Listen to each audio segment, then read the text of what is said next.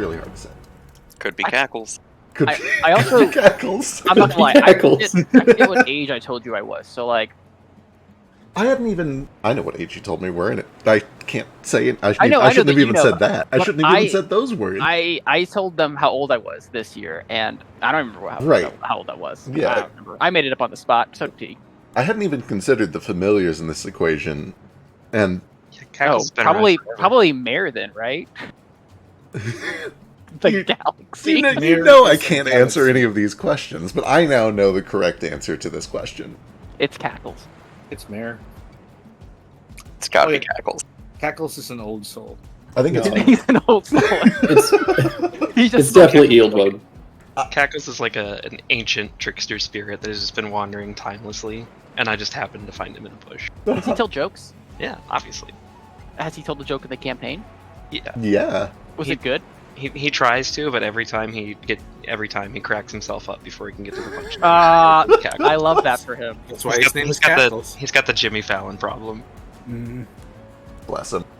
Also, Has he done the... Hello, we're live. Welcome to Wildfolk. Live right now. We're live right now. Actually, most of us are live. True. Oscar's still undead. It is fair to say, based on continuing this conversation, the timelines are a little fucky for like half of this party. Half of this party has like weird how do we count your age problems. It's a very fucky group. Time is an illusion. True-ish. Anyway, hello. We still got a few people on the way. That's fine. Today is our big regroup session, which means it's going to be kind of... I want to say kind of chill, but that's not true. It's just going to be very talky. The drama group needs to meet with the friendly group if we can make drama happen. Which one's the... Okay, alright, yeah. The one with the murder. The one with the murder. Yeah, that makes sense. Yeah, we only had an attempted murder. Yeah, exactly. The The one with attempted murder gaslighting group and murder. meets the actual murder group. As the others are showing up, I'm just going to do kind of a brief recap. You guys have each gone out on separate missions. One of you down to Zulakar to fetch some Zephyrhawk down so that you can get the Murmury back online and do long-range communication rituals. The other group stayed in Eden, near Famador at the Landfall campus, and helped a crew to basically sweep through the rest of the campus and make sure that none of the remaining facilities had monsters hiding in them. And as part of that process, you've got a few of those facilities back online, including the Necrothecary, where a lot of undead stuff is taken care of, and the library, where a lot of research is taken care of. These missions all went successfully, with some asterisks. There was a murder. There was an attempted murder. A couple people almost fucking died. But we'll let you guys talk about that in character. The long and short of this is that the Zulakara group finishes their quest after, I want to say 7 or 8 days. I'll double check that later to make sure it's right. And then they teleport back. They are able to get the teleportation working momentarily, just long enough to show up in the Gateway House, and then walk back to the campus. The other group is... yep. Don't we have something that we... I guess we need to wait for Jane, but what do we do with Drifter? That's up to you guys. I assume that you're bringing Drifter with you, but you tell me. Yeah, I mean, if need be, I can put him in my suit, and he can just be a creep. I mean, it wouldn't be that weird to just see baby boy crawling on all fours. Oh, I guess we boy. We need to wait for Jane to come back to fully talk about that, but I'm in team hide that shit. Team hide that shit? Okay. Yeah, the plan has always been to hide that shit. Okay. Yeah. I know you said hide him in your suit. I heard hide him in your soup, and I think that's a great idea. He's a robot. Yeah. The hot one. Look, what's the problem with soup? You have to stir it. If you put your Drifter in there, he can just kind of paddle around. I like your thinking. Wonderful. Jane should be here very shortly, and then you guys can sort out what you do for sure with Drifter. For now, I'll assume that he is probably, air quotes, disguised-ish, covered with something at least. Either way, you kind of have the lay of the place because you show up in the empty, abandoned Gateway building. I don't know if I've actually shown you guys this map. I don't know if you've seen this yet because you didn't do this mission. Hang on, let me go pull it out. Let me see it. Landfall. Gateway. Ruins. Activate. Go. It's dark. How do I make it not dark? Darwin's not light. baby boy. Oh, I'm baby boy.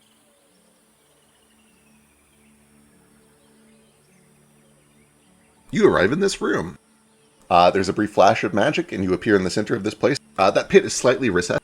It's kind of like one of those 70s, 80s discussion lounges with like the sunken couch. But there's a little staircase that leads up to it, and a hallway leading out into the room. Are you? Oh, you're right. You're in your fox form, of course. Let me see if I can no. activate it and then see if it'll change me. I think you have to like drag the effect onto yourself, and it'll change your size.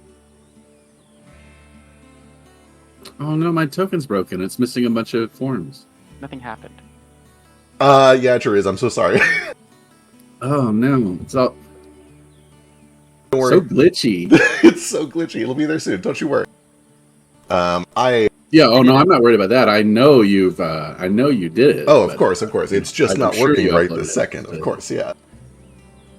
I still owe people a lot of things on this level up. It was a bigger level up than I was expecting, and there was a lot of research done. I was like, oh, cool, they're doing some research. I'll just grab stuff off of the wiki and paste it, and it ended up being like, oh, I have to write for 8 hours. They're researching. So I spent 8 hours writing instead of drawing your cool token. But pretend you have them. It's cool. Anyway, you arrive here. Okay. You can assume that you're probably on the Landfall campus, but feel free to pop around and explore. As that is all going on, the other group down to the southwest, you basically just spend another week or so sweeping through the different parts of the academy and the sanctuary, making sure there are no monsters. There are probably some fun little events and things that happen along the way. You earn your pay. It's a long job, but we will fast forward through all of that because, you know, we need to get the group reunited, and also because there are other groups helping out. Man, that door's loud. I thought I fixed this. Did it reset? It's not very loud for me. Weird. Just find all the doors and open them. Gets funnier every time. As you take a look around, you realize that there's like a little sky dock harbor thing out back here that appears to be what in is that? ruins. No, it's the door you see. It's so loud. Out back there's a sky harbor that appears to be damaged. Anyway, I'm sorry. What'd you say? well, there's a harbor in the sky. Yeah. Sorry, the door again. If we could just. There we go. I'm pulling you all back to the camp. Hello, welcome back. Should lock all of them inside. Yeah, I should. I am going to turn back to myself before getting to the camp. I'm not gonna let people know the truth. Understood, and we will sort out Wait, whether. can I pet you first? Oh, I'm still a tiny little baby.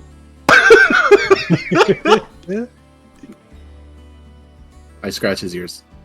Yes. This is everything I wanted. Time passes. Eventually, all of you are able to regroup and reunite at the camp. Where is it? Here it is. Before that happens, though, while the other group is still doing their work, I know some people were doing some research, mostly Jane. But Foster was joining for some things at the library. Where's my music? There it is. Kill. But Jane's not here yet, so we can't do that. So we'll skip forward for now, and we can jump back later when we get to it. I guess when Jane finally fucks off, if no one else has anything to do, I will head on over to Fetch and Sketch. Be like, so you know what to do with this? And pull out like 2 carrot weed seeds bag. Is it come in a little Ziploc baggie? It sure doesn't. No, it's kind of just like a dried leaf that is stored between little sheafs of parchment. It's kind of folded up, and then they would probably tie that up with twine. Yeah. I got these from your buddies back in Sir Chun. They gave me the remaining supplies. Yeah, you need to grind it first. If it's a little bit too sticky, you need to bake it a little bit and then pack it into a pipe. Can you make brownies with that, maybe? Cookies? I think you can. Those Those have the would same be- effect? The grossest brownies that have ever existed. Maybe it's like zucchini bread, and No. like you can't taste the carrot. Can you make carrot weed You cake?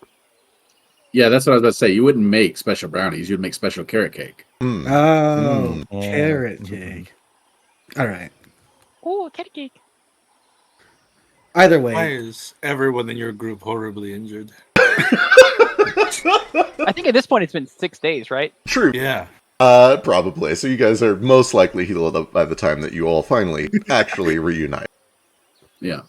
But the real answer is massive incompetence. Pretty sure you guys have a healer. What's going on? Whew. True, Sketch would have been able to heal everybody up over the course of like 2 hours. We have to find so many berries. Oh wait, no, it makes berries now. It makes berries again. and Still can't find me berries. baby boy's so tiny. I know. I'm gonna stay small forever now.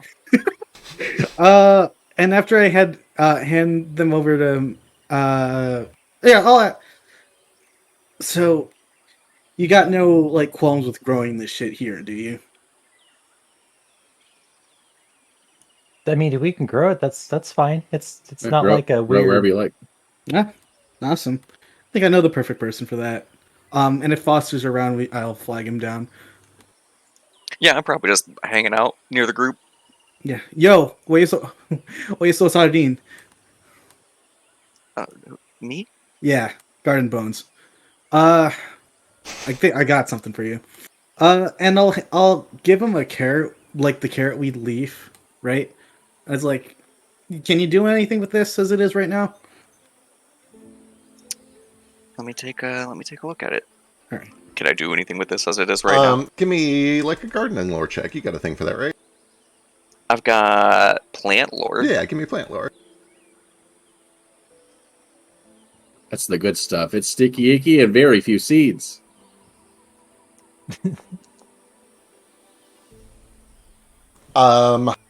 Boy. With the dried leaves, it's not like you can start a new shoot of it. If you were to get some actual proper seeds, or maybe a shoot, you could work with that. And you also know what it is. You recognize it as carrot weed. It actually grew natively up by where you were from. It's probably maybe a little weird to you that somebody would want to grow this. It is kind of considered a nuisance up there. Or at least it was at the time. I'm sure if I can't do much with just the leaf, but I mean, I know how to grow it if I could get some proper starters. So it's useless to you now? Do I know that it's used for like a drug, or is it literally just a weed to me? With a 21 on a lore scale, that's effectively a 26. You would know that people from far, far away would occasionally come by it. You knew that like there was apparently some ritual that involved it, but it was like rare and uncommon. It's the only thing you can think of. So I mean, apparently he must be talking about whatever that ritual is, but you don't know what the ritual was or like how exactly it worked. Sorry, I think you cut out a little bit there. Oh shit! Oh no. You. Nope, it was you. I Okay. would say it might just be me. Yeah. Gotcha. Either way, you're aware that like occasionally wanderers would come from far away to buy it for a ritual, but you're not entirely sure like how that works or what purpose it serves. As far as you're concerned, it is just a weed that every now and then people would come harvest and buy. Okay. It'd be like if somebody traveled from overseas to pick up dandelions. I mean, as it is now, it's just a weed as far as I know. Well, man, if you find any like out there, might as well. It'd be very useful for you if we could just grow it. Maybe keep that on you for now. Yeah. It'll help with your memory problems, right? I always did find weeding relaxing. Sorry, can you repeat that? I always did find weeding relaxing. Oh yeah, when you like reach down and you pull that shit out of the ground with all your strength, knowing that it's not gonna come back. That's the most satisfying shit in the world, right? It is pretty nice. Yeah. I kind of didn't expect to see you here, still here when we came back, kicking around and all that. Like alive or here at the camp? here at the camp.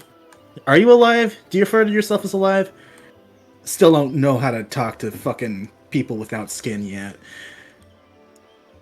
I feel alive. Or I feel here at least. That's enough.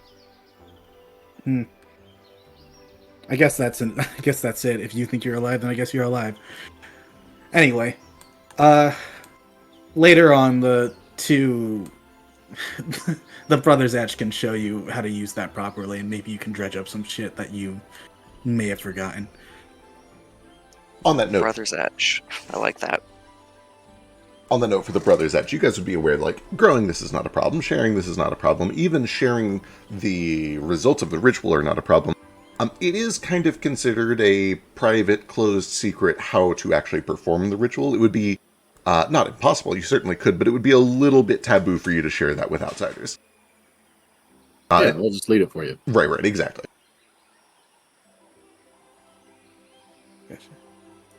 Easy enough. Meanwhile, over here, as you head back over, they look over. Oh, good, your group made it back. I think that's the last one. I think we're all together. How did everything go? I know we got small reports along the way, and Bill in particular. Our group made it back. I was there. Bill in particular. That's right. Good. How did the library go? Is everything all right there? Pretty well. And then he just gives them a sheaf of papers as a full report. This is. I've already collected reports from the other squads as well. He looks down and looks up at you and blinks a couple times. You just did this of your own. Who else is going to do it? I mean, normally, we would take shifts, but this is great. Thank you. Oh my god, you put even evaluations of. Did you? You know what?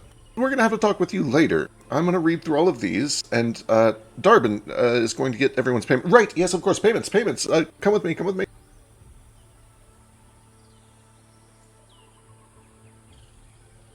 And Darbin will go through. He'll dig through his lockbox, and he will hand each and every one of you, I believe. Let me double check this number before I say it out loud. Quite a bit. I think it was 125. It is. Every one of you can add 125 gold to your inventory. Is it 125? 125. Oh, when he comes over to pay us, so, about a little extra for expediting the order. Give me a diplomacy check. I might pause this and come back to it once we have Jane, because she also got the window online, and I imagine she might try to press that angle too. Narafi, while here, is just I did train these scrubs to not die. I think that warrants a bonus. You can also give me a diplomacy check.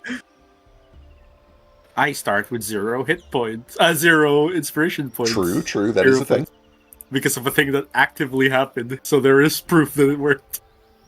Darvin, I don't deserve extra payment, but I would like it. Thank you. Oh my god, those outfits are amazing. Did you you stopped at Sir Chun, you found her. I did. We got on top. Oh, how is the old girl? She's great. She's doing great. That's great. Not really. She tripped and fell, apparently. Sir Chun tripped and fell. Well, that's unheard of. Is she alright? People must have... Is everything okay? That cannot have been good. They're back up and going again. There were some losses, but... Oh, that's not good at all. Well, I'm glad you guys are alright. Did it happen while you were there? No, it was before we got there. I don't know how much longer before. Huh. Strange. Well, We're going to make an army of Sirtunes. You're going to make an army of them? Yeah, that way if one falls, there's 6 more. Oh, that'd be pretty great. How are you going to do it? I was thinking more like 60. 60? Oh, we're not sure yet. But we've determined it's an elemental, so, can't be that hard. I like your ambition. That's actually kind of a great idea. I'm sure the people would love to have more of them. She has always been the rock and the cornerstone of everything that we've tried to do, especially since the raid started. Anyway, Let me know if there's anything I can do to help within my power. Money would help. Of course. And on the topic of money, I will wait until Jane is here to see if she also wants to throw in some sort of a diplomacy check. And then we'll come back and see if you can haggle for a better pay. Wonderful.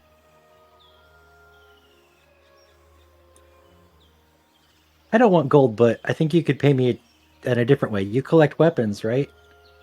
I have one that I really like and a few others that I've gathered over the years, yes? Okay. Oh, I thought you had like a big collection. I'm sorry. Oh, I've got a few, don't get me wrong, but mostly I've just got the one, and kind of like hefts the halberd that is strapped over his back. Could I look at them sometime? I'm trying to Oh, of course, I'd love craft that. a little bit. Oh, you make weapons? Kind of. I'm not super great at it yet. Oh my goodness, yes, of course. No, I'll show you mine, and we should also have you talk with Gigi. I'm sure he would love to see what you've been working on. Watch for their bones. You can show me your sword if you want. Well, it's a halberd, actually. It's kind of like a sword, except it's at the end of a long shaft. It's very wide blade. Darwin, a word. Yes. Oh, I've be never right seen back. one of those before. Wait, Pulls him aside. come back, you little... Do not let them talk to you like that. Like what? You're not aware. Aware of what? He just takes a deep breath. I need to talk to an adult. I'm going to go talk to Finn. Understood. Oh. Anyway, this is Hal. Hal's wonderful. Hal's been with me for decades. Very sharp. Hi, Hal. Hello. Did Hal talk back to me? Sure Oh. did. Yes. The weapon himself, or is this Darwin putting on a voice? No, it is actually, you hear a voice in your head that seems, you hear Oh. kind of like a metallic woo woo as it speaks. What the... Who's in there? I am Hal. It's good to meet you. Why are you in there? I am not so much in here as I am what you're looking at. I am the weapon. How are you talking, though? I am capable of a great many things. I can see, I can talk, I can cut. And Has the to be whole a time, nightmarish existence. Darwin is just like beaming. And he's like nodding, like,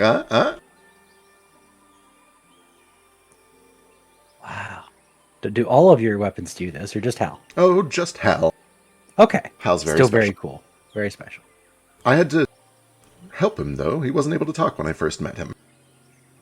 And I'm curious, did you name him Hal or did he come up with that? Oh, I did. And Of course. Hal kind of in your voices. It's a suitable name. The least that I can do for his help in freeing me. From what? Oh, I had been trapped in this blade, unable to speak for a very long time. It was boring and lonely. He came along and treated me well, and eventually discovered that I was trapped in here and fixed me.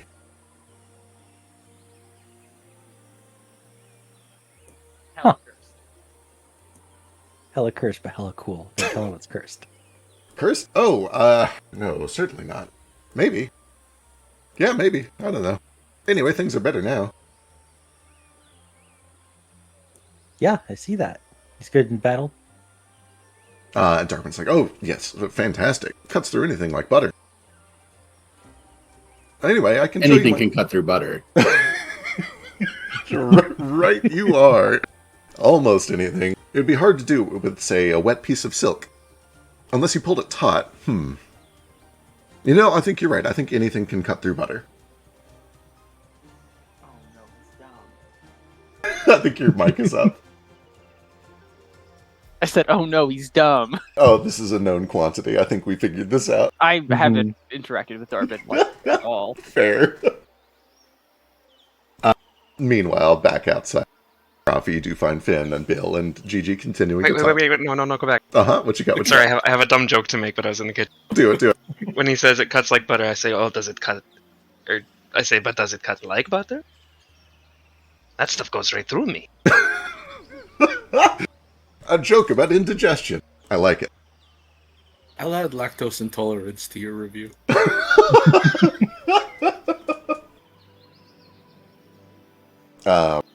Bill, at this point, has basically finished reading all of your reports.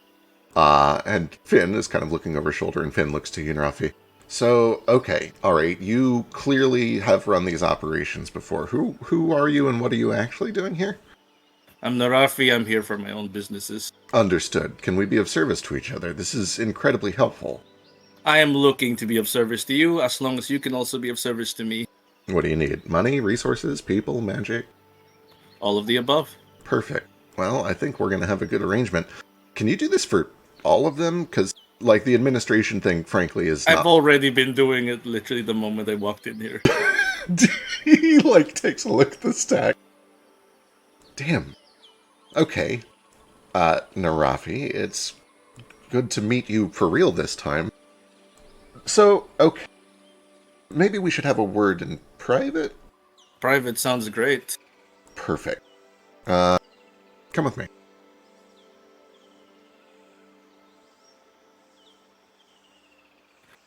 I'm here like, a tent is hardly private. I have an office. You have an... Wait, you have an office? Makeshift, but it'll do. Where? Necrothecary. You have an office in the necrothecary? Yeah. Is that what you were doing while you were out there? Oh, we cleaned it up and then, yeah, I made reviews. You know But what? I did one for every team. Listen, it's been a few weeks. No, I get it. You guys were out... Okay, sure. There was really nothing to do. I'll tell you what then. Why don't we stick around here for dinner, and after dinner we'll go to the necrothecary, and you can tell me more about yourself. Just nods. Please tell me something about Darwin. You want... Wait, something... What about Darwin? He's a hard read. He can be, yeah. Usually it's very easy. I thought he was putting up a, facade. Oh, Be nice, be good, be friendly for all the new people. Makes it easier he gets that to from talk to. his dad, yeah. Ah, it's genetic. I don't know if genetic is the right word for it, so much as he really looked up to him and tries to emulate him. The jokes, the laughter, the stories, Yeah, it's, no, that I get. The, forgive me, the thickness. Oh, are you calling him stupid? No, I'm calling him not very perceptive. I imagine that's what you're for. Are you referring to the twins hitting on him all the time? And him being completely oblivious. Yes, it's insubordination. At such a high level, it is making me angry. He laughs and he kind of puts a hand on your shoulder and he quietly says, he knows, he just... Let it happen. This is the easiest way to deal with it, I think. And Really? besides, Instead of saying, hey, no, do not do that. Clear communication. to quote him, where's the fun in that? Oh. No, I get it. What, no admirers from all of your bureaucratic pensions? None of them accepted. Oh, turning down suitors left and right. That's classy, I like it. I Anyway. don't have time for pussy nowadays. Ah, boy, feel that. Listen, Darwin can handle himself, and he knows what he's doing. I trust him. All right. But I appreciate your concern. As long as it's his choice, I suppose. I'm glad that he knows this is easy for him.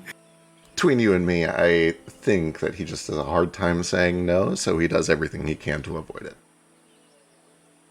Would he like it if someone said no for him?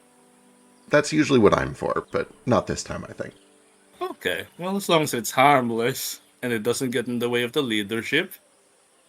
Nowadays? What do you mean nowadays? No time for pussy. Nowadays, all these things happening. You've heard the news? Oh wait, you probably haven't heard the news. Which news? Page 64. On that, I wrote down the news as written by your He bold paper friend. He flips through all the papers. What's on page 64? That's the news that was recent. Oh, just all of the... The Moonstone. the games. Oh, we're in here. That's cool. I thought that would be interesting to you. Yeah, it kind of is. I mean, we got used to it. Yeah, okay, there is kind of a lot going on, I guess. Is it true? Is what true? How much of that is true? They're mentioned a few in the news. Let me go read how that article was worded. Just a second. I'm sure there's more nuance to it than that. Probably. They never did get it quite right. I'd like to find out more. I'll just read it aloud for the sake of it. Landfall disbanded Mercenary Guild, once renowned for its protection and contributions to a Dendric society. During the ascension of Ra, that's all true. It's reportedly reopened its doors. That's kind of true. A spokesman for the guild is seen in Famador's Orchard District, referring to Gigi. That's true. Recruiting sellswords. True. Reductive, but true. To its former campus in Landfall Promontory. True. Outside city bounds. True. Landfall was a subject of controversy 6 years ago. True. When several of its most powerful mercenaries accepted a protection contract for Eden City at Mount Avalon. That is true. Leaving only scant forces behind in Famador to protect its campus. Yeah, that's true. The company severed their contract with the Adendric government. True. After a deadly monster attack on the campus resulted in the near total destruction of the campus and its population. Yeah. No, true. That's all true. Witherwing, they called it. Big, nasty Witherwing. Yeah. Apparently it's... Still around? Not sure. We tried to hunt it down, didn't find it. I mean, there weren't a lot of us left. That's gonna be a problem later. He just writes down the name Witherwing and you research it later. 3 months later, the company declared bankruptcy and officially dissolved. That's true-ish. Technically, we dissolved the next morning, but it wasn't until 3 months later that the paperwork was done. Darbin Timpo, the guild's former administrator, true, couldn't be reached for comment. True. Guild has not been officially registered with Cyrillian's Guild Registry. True. Yeah, no, that's all true. So we're not super registered right now. No, what we're doing right now is off the books. Not necessarily because we don't want to be on the books, but because right now the books are in the hands of Cyrillin, and we don't know if we want to be in those books. Yeah. Is there any way this is going to bite us in the ass?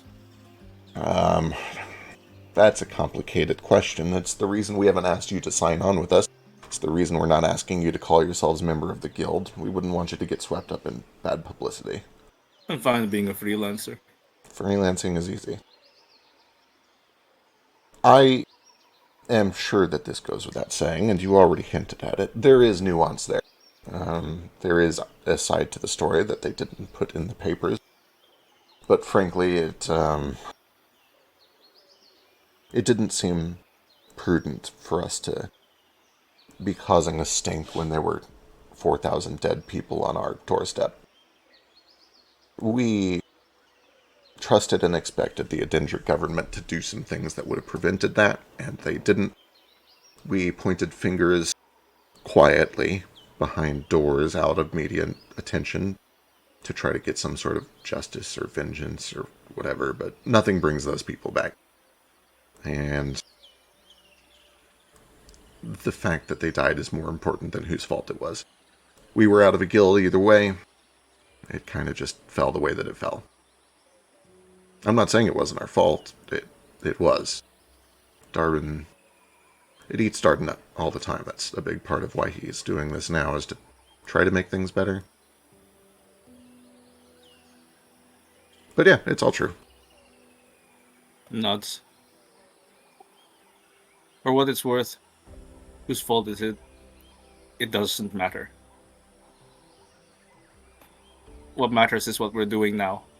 I can see that this might do good. And I trust you've learned from your mistakes. That's what they're for. Yeah. No, I like to think so. I think your friend, though, is, and he looks over your shoulder through the flap at Brant. He's one of many who are still very mad at us for what happened. Can't say I blame him. He was, exactly the sort of person that I was hoping to help with this guild.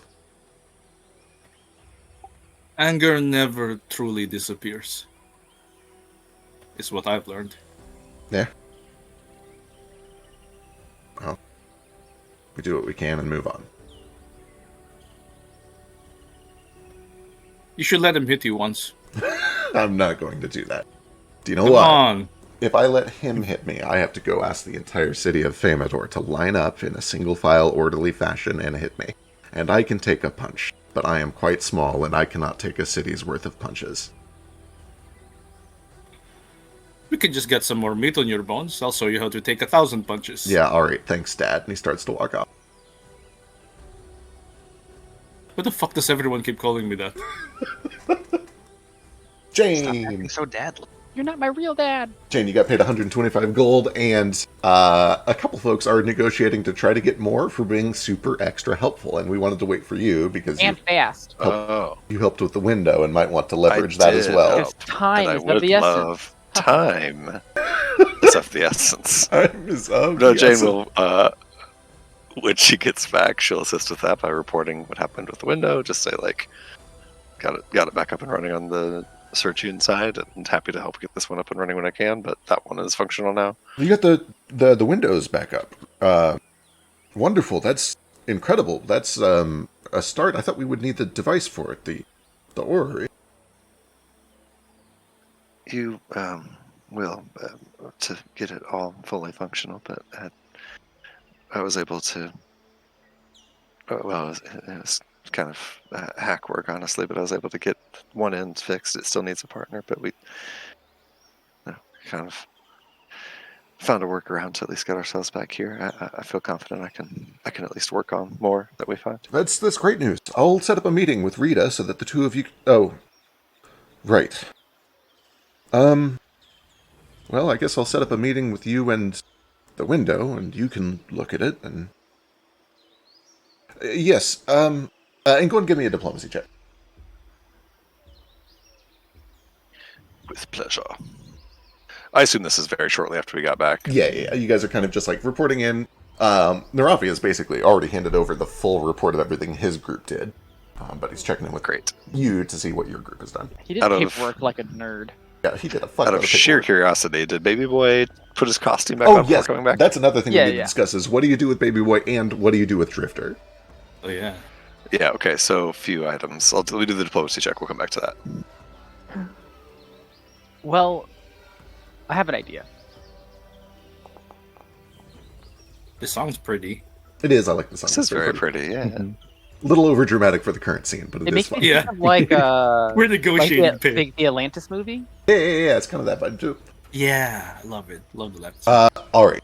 He is willing to pay each of your groups an additional 10 gold per person. You guys can each add an extra 10 gold. Nice. So 135? 135 total. Everyone? Holy shit, that's so much money. I can buy something. I am the richest I've ever been. Hell yeah. I don't understand the concept of money. Okay, and then I mean, it's up to Baby Boy what we do with Baby Boy. I don't have any say in that. So but my idea was we could put Drifter into my fursuit and have him walk to my tent, and then I just walk over there as just a little kitsune. Love that we're just openly calling it a fursuit now. That's what it is. I mean, it's clearly what it is. Basically, yeah. What are you that going was to the call only it? one I had. It's my wee Hora. Yeah, I don't have a better plan than that. Actually, can I fit in the fursuit with him? No, certainly not. How big is he? He is the size of a pretty large dog, like an. So is he a medium-sized creature? He's a medium-sized creature. He's about the size of a very large dog. Importantly, he's heavy as fuck. He's 10 times heavier than Flesh. I didn't say I was going to carry him. Can he even, like, I don't know, would he be able to even, like, walk around in that fursuit? Like, he's quadruped. He's a dog, yeah. Like, hypothetically, it wouldn't be Baby glamorous. Boy's arms and legs are long enough that he walks around kind of quadruped at times. It would be goofy. It would look silly. It's not going to be a good fit. But in yeah, theory, but like yeah. if you saw Baby Boy walking around all goofy, you gonna say anything? Yeah. What Fair the point. fuck happened? Narafi would immediately like, yo, that's not normal. What's going on? Howdy, I am Baby Boy. True. Yeah, I mean, What happened so to like, your legs? I was gonna say, Jane doesn't have a better option than this. I don't have any way to hide him. My plan was like throw a sheet over him. So like, This is better than that, I guess. I have one thing to suggest. I feel Back- like Ashid is less conspicuous. Back in the Alcazar, it's got a lot of good places for him to stay and hide if he really wanted to. You say this thing is as dangerous as it is, I wouldn't risk bringing it back to camp where there's a bunch of like hot shit sellswords ready to see and report what they saw here. I'm not really willing to let him out of my hands. That was the problem. I'm fine keeping him under wraps at camp. I can just keep him in my tent or whatever. But and I frankly need to find somebody who knows more about crafting than me to look at him. But the issue is just I want to get him back to camp without anybody seeing him in the process. Just something to keep him covered up long enough to get to my tent is all.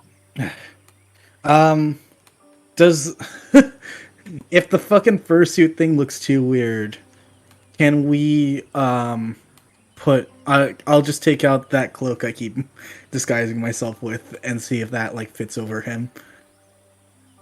It's a big cloak. Yeah. Yeah, it's easy enough if you're just trying to literally cover him with a cloak or something. That's very doable. It looks like a weird dog running around under a blanket, basically, but...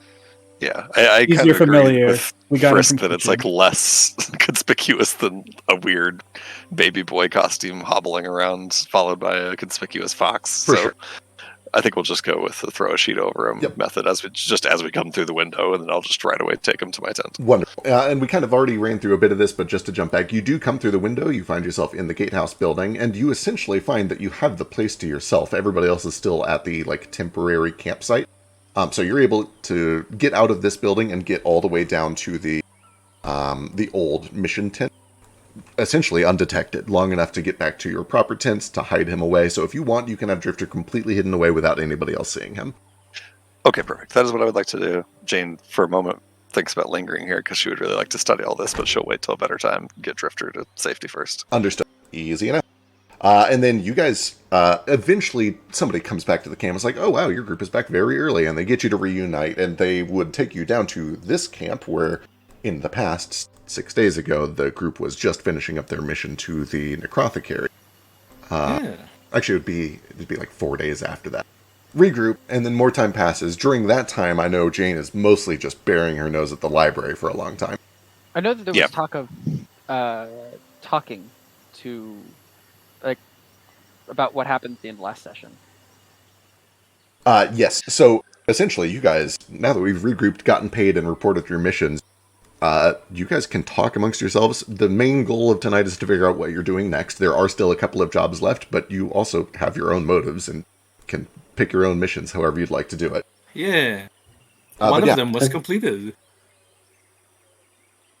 But yeah, you guys can like pair off and talk as much as you need. As far as the baby boy thing, like, Jane is, actively not pressing it. Like, she truly is, like, she doesn't even say this, but her attitude is like, if baby boy wants to talk about that, we can talk about it, but, like, I'm not going to press him on it, at least right then, day one. Maybe at some point in this downtime she'd bring it up, but if other people are like, hey, baby boy, what the fuck, why are you walking around in a costume? They can. That's not what Jane does. Right. It's your business. What's the energy of the group as you come in? I mean, is it Jane walks in suddenly here. more awkward than normal? Is it they're like, oh, we had a fight, we're not talking, kind of thing? Yeah, I assume that the vibe is not great. Jane looks like she's seen some shit this week, and I assume nearly everybody else does too. I'm fine. Everyone's fine. Yeah, it's especially easy to read under the mask. Mm-hmm. At some point... Oh. Go Drake. Yeah, I was going to go over to Branch, and Ruko would see me taking off. Say, hey, detective, I got a thing to show you. Again? Yeah. Do I look like your open research fucking detective agency? I was just going to show you something because you asked to see it. Sure, I'll see it. All right. And I'll try and go with Branch into Famador. Oh shit. Hey, Hold on. before you head off, Branch, I got you some what the kids are calling it drip. Drip. And he gives him like the jaw robes and mask they got for him. What's this? It's a little costume you can wear so you don't get caught. I'll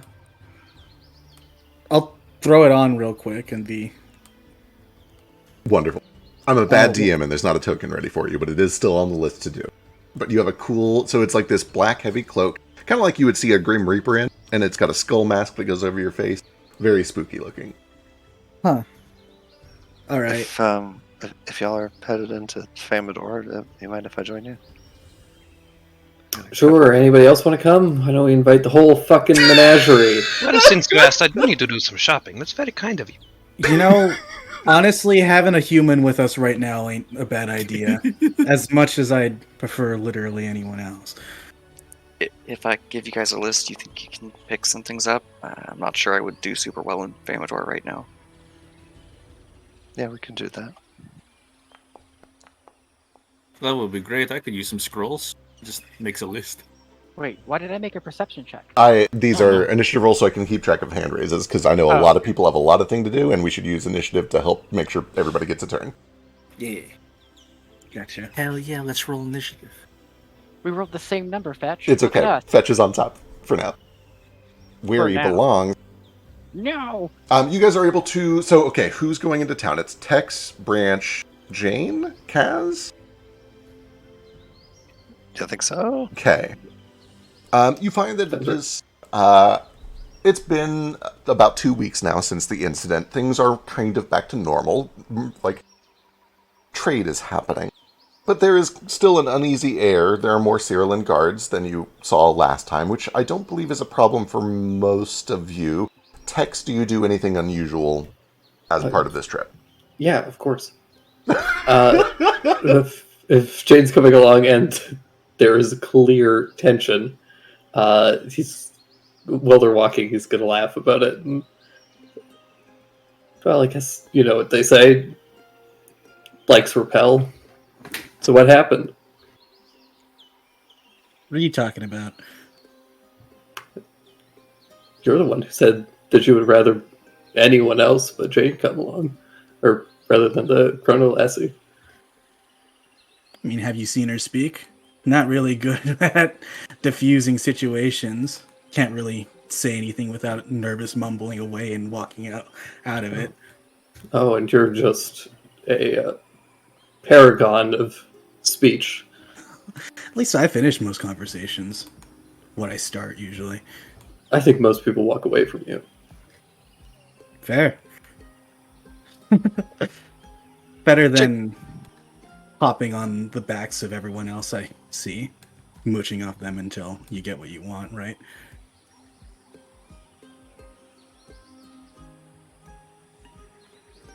Who's that directed at? At Tex. Okay, just double check.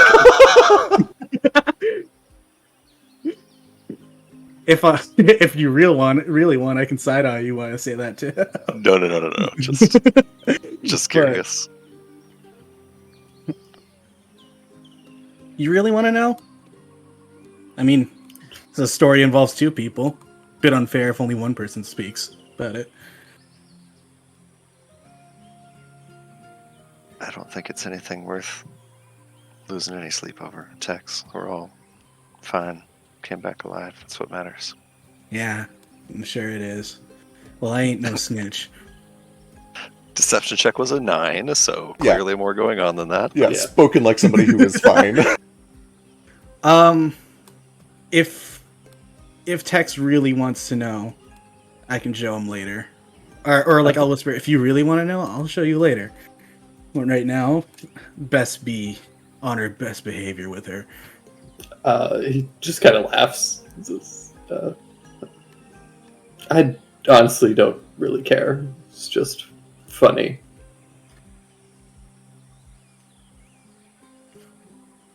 I've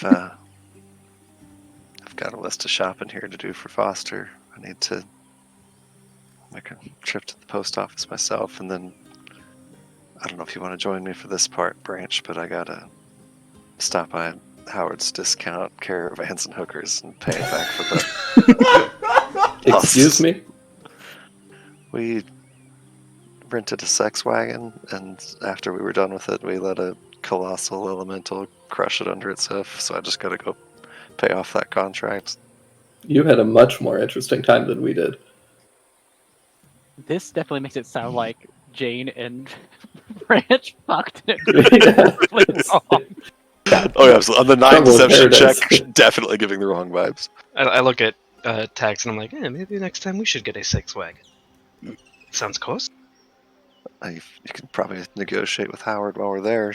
I gotta give him back this mirror. She's carrying under her arm a giant fucking ceiling mirror. Yeah, carrying You're out of the very arm- strong. Yeah, she is very strong. It is a big mirror. It's like the size of one of those folding tables. Oh my god. Really glad about that prestidigitation now, aren't you? Yep. Matter of fact, I am, as it's rubbing on the side of her pants and my skirt. Boy. I'm gonna take the group before we go into Famador, like the main Famador. Sure, I'm gonna take them up towards Lady Cadiz. Oh, wonderful. Assuming that like Jane and Kaz don't have to come along for this if they don't want to, but Yes, I'll probably go So run what? my own errands. Perfect.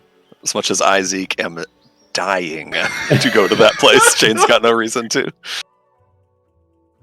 I don't know, maybe Jane likes horses. Maybe there's a talking horse she can. She does like horses. She does like animals. Hold on, let me Yeah, make a, there's talking I animals. want to go here. Yeah, if you mention there are talking animals, Kaz is like, oh, I have to see this. I'm gonna make a am I gonna be sensible or do the fun thing check. Aw. Let's call this Yeah. a DC You get in, force. and everyone 15 is will save. wearing black and crying, and there's a big mound in the ground with the Oh. little tombstone. No! Don't you dare, Feck. I was about Alright. to say top He just popcorn. I he just said got hi. he just got sick one day. He's just On a- asleep. On a 26, I have the good sense to go do my fucking errands. Coward. I know. Then, Branch, have you been here? Yeah, text. Well, first off, I was familiar with it beforehand. That's right. Yeah, you definitely knew. Well, Okay, And, wait. If Branch is um, coming here, then I'll go because I need him to go with me to Howard's. We're good. I got my okay, reason. perfect. Then, And yeah, and Tex took me here to get popcorn, and yeah. perfect. Then Kaz and Jane, for the first time, as you step up to this nice little quiet manor, you find that there's just a bunch of animals. There's a monkey hanging from a tree. There's a big fish that's swimming around in the pond, and there's a duck. And several of them turn. Hello. Hello. Hello. This swarm of bees buzzes past you. Hello. What's up, popcorn? Hello. Hi. Welcome back. Yeah. Fucking Honey Millions, I forgot. Oh my God. Cackles, jumps up, screams, and Wait. and runs behind Kaz's legs and said, "Oh my God, they can talk!" The Hello. fucking duck named after the halberd? His name is also just Hal for no reason. Okay. Or is it? The Or other is half it? of the halberd soul is Yes. trapped in this duck. It's- only it's- has like 6 fake names. It's Is it Halberd? it's a Halberd the bird. duck? He's a duck, and a duck is a bird. Halibird. He's Hal, a bird. A bird. He's, Oh my god, Philo Halberd the duck. am I lying? Who knows? Go talk to him. Please don't. Please don't talk to Hal. Hal, We don't tell talk me to Hal. I'm gonna go up to. I guess I'll go up to Honey Millions because there's a lot of them. Hi. Hey, where's half and half? Oh, half and half. Who's half and half? Badger. Oh, Weiss. Yes. Weiss, I think, is in the dining room. Tex visibly twitches when I say the name. You be nice, darling. I think he's having a bit of a hard time lately. I need to know for reasons if these bees speak in unison They as do. a cloud of bees, or if they're They their do. own I people could- individually. I could never do this with my one human mouth, but they speak in unison and sort of like a Valley Girl sort of thing. It's like a chorus Oh of my god, Valley I Girls. love that. Yeah. These Honey Millions are a bunch of mean girls. I love this so much. yeah. You can't do 100 Batmans. I can't do 100 Batmans. This is the most wonderful place I've ever been. Can I do a check about what the fuck are these talking animals? Sure, if you want. Just Arcana, I guess. So I think that's my angle. Like, are these all fucking familiars? Or? Sure. You're in a party with nothing but talking animals. There's like a variety of different one talking animal in this party. With a 31, you would know that there are so many explanations for how talking animals come to be. Familiars is definitely one of them. That's one of the ones that you're most familiar with for certain. But there are also some that just kind of are... Wait, oh, yeah. Words, familiar. But yeah, there's lots. You could permanently awaken them, especially with primal magic. That's a thing that happens sometimes. There are some that just awaken on their own, especially up in Blimidil, near Feywild portals. It's more common. There are magical mishaps gone wrong. Those are kind of like the main ways. Awakened, naturally talking because of proximity to the Feywild, and familiar. Polymorph is another option. A lot of people have... in fact, with the 31, you've probably actually known a wizard or two. Maybe even one of the students at Tada, who, like, a polymorph spell goes wrong and they get turned into a cat and have trouble turning it back. Like, that's absolutely a thing that happens. Is Jane willing to, like, actually go talk to these animals, or is she just kind of, like, judging from a distance? This is just kind of her first impression. Like, what does she think this place is about? Okay. But she's not going to start prying just yet. She'll kind of just hang back for a moment and observe. Sure. And it is worth mentioning, I didn't mention it this time, but when you enter over the archway, there is a nice little sign carved out of wood and painted that reads Lady Kata's Home for Talking Animals. It appears to be a whole home for talking animals. So crazy. So wild. So, like, I don't know, this is maybe more insight than Arcana, but do they seem to be just, like, acting independently, living their own lives, or do they... I don't get the impression these are all somebody's familiars. Yeah, they each appear to kind of have their own thing going on. Some of them are kind of just playing. A few of them are, like, reading newspapers. You can see that the monkey has a book, and he's just kind of, like, in a tree, kicked back, reading it upside down. No, he does not. Popcorn is just kind of rolling around on the grass, enjoying the sunlight. Yeah, they've each just kind of got their own thing going on. There, you can tell immediately walking in here, there are cliques, there are friendships and rivalries. It's kind of like a nursing home, where all of these, like, snappy old folk kind of... It's like high school all over again. Is Honey Millions part of a clique, or is Honey Millions a clique?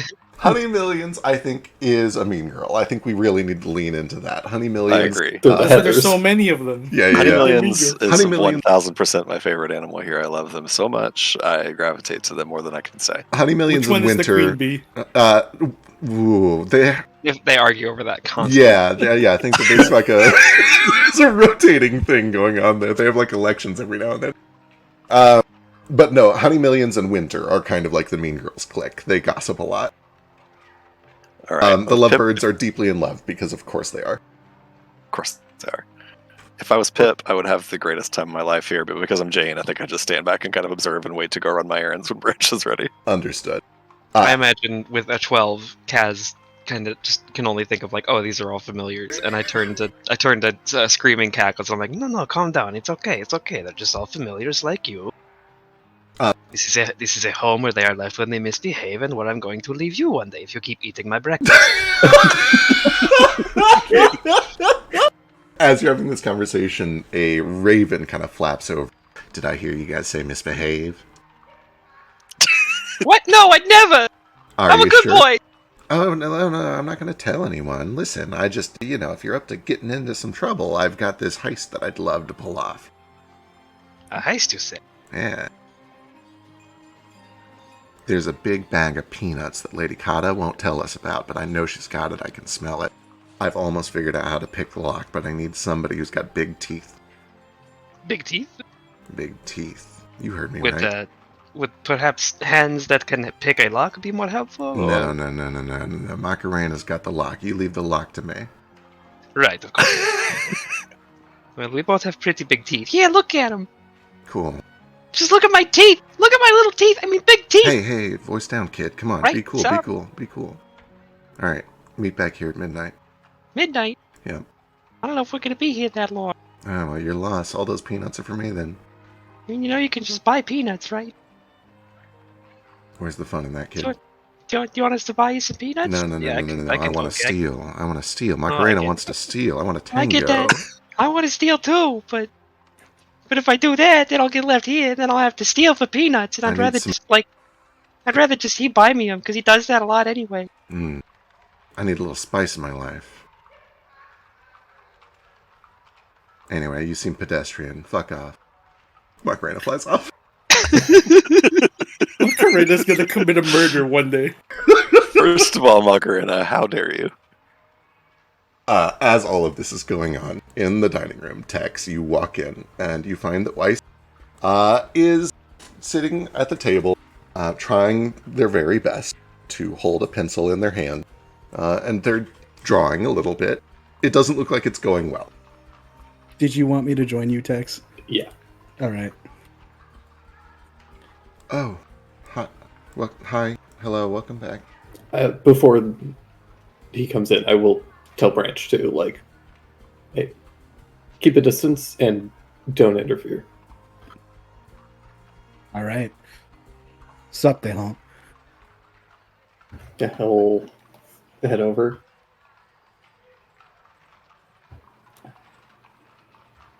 Oh. Hey, half and half. Hi, Textoris. Is it okay that I call you that? You can do whatever you want. Did you come to talk? I came to prove something. Okay. You want to prove to me that you are who you say you are? I'd like to do that, yes. All right. I think I have a way you can do it. I'm listening. And they put down the pencil. All right. Just do your best. And Tex slices open his own throat. What? And forcibly enters his resurgence form. Oh, okay. You do see that as you reach up and slice, the badger, like, no, don't! Oh, what? Tex, is this? And this is all that's left.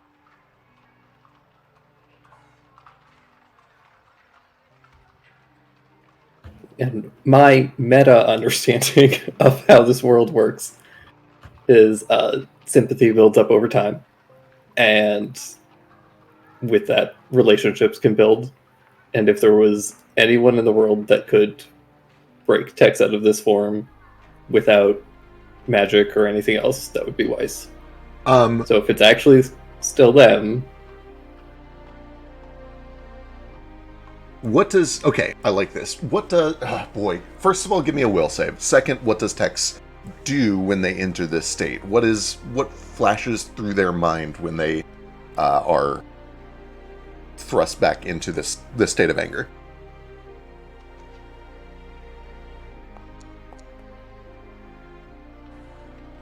I think the initial flashes are all of the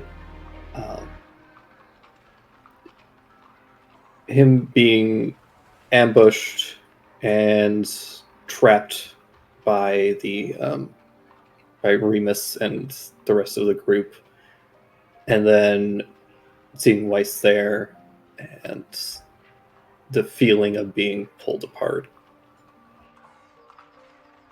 Where is Tex's totem? Or what part you have of it?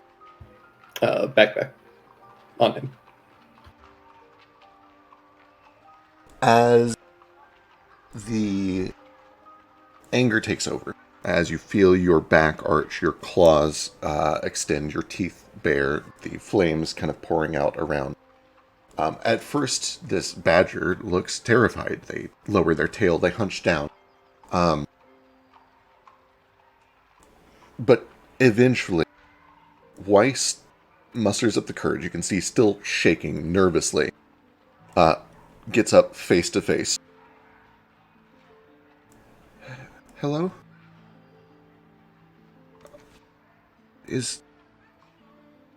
Are you okay?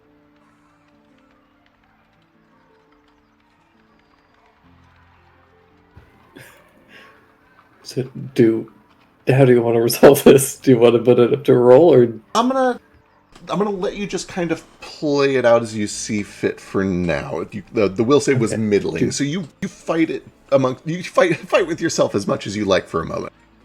Right. I guess more.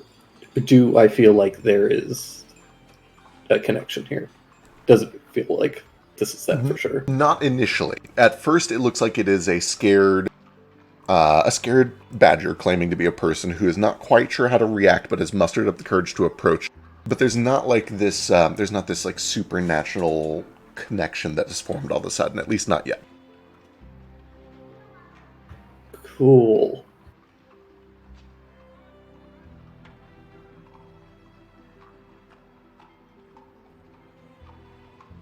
I'm gonna use my new stuff.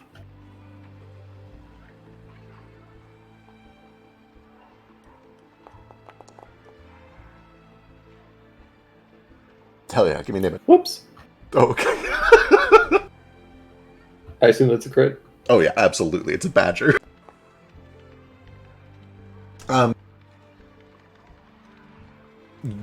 Effortlessly, you were able to do whatever you like. I don't know if you reach out and bite at the neck, or what do you do with this attack? How do you attack? I think he leaps off the table and just like tackles them to the ground and begins to bite. At first, there is an instinctive flinching, an instinctive animalistic, I am in pain and I want to get away. But after a few moments of that, you feel the badger goes limp, and then kind of closes their eye, and you see there is a tear that kind of runs out the outside. And very quietly, you hear a voice say, please, Tex, can I stay? Can I stay?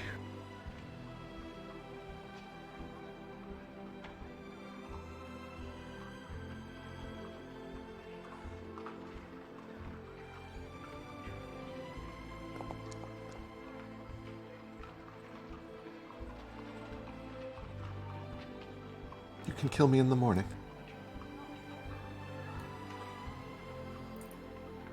Yeah, I think there is probably a point at this, as Branch is watching this, where it looks like Tex is just like goes and like snaps Weiss's neck. But the flames fade and his form kind of slowly begins to revert. He just starts like looking at the bite.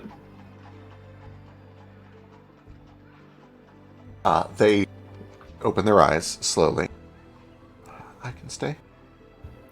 Who did this to you? Me. Kind of. Not directly, of course, but it was because of actions that I took and mistakes that I made.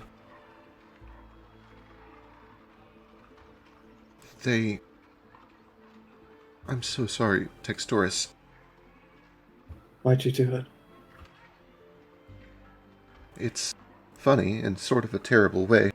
I was afraid that they might do something bad to me if I didn't do it. And then I did it, but not quite all the way, so they did something bad to me. I suppose it's not actually that funny. It's more tragic and sad and manipulative, but it's easier to think of it as funny. Who? Do you trust him? If you turn back to look at Branch, he's holding a gun. He, at some point while you clamp down on Weiss's neck, pulled out his piece and aimed it directly at you. He'll just kind of do the shaft head tilt. And say, you wanted to see the monster, kid. Yeah, you almost killed a wild animal. Half your size, or about the same size as you. Congrats. And I'll holster it again. I know this. So you're in control again? I know this may be a little confusing, but I'm actually not a wild animal. I think I could assume that from where you are right now. You're a freak show. Yeah. Well, carry on. Don't let me ruin the moment. Tex will shoot like a very serious glare at you when you always a freak show. Cyrillin, right? If I could assume what he told me about 6 days ago was true. This is now Weiss's turn to shoot a glare, and then to Tech. What have you told him?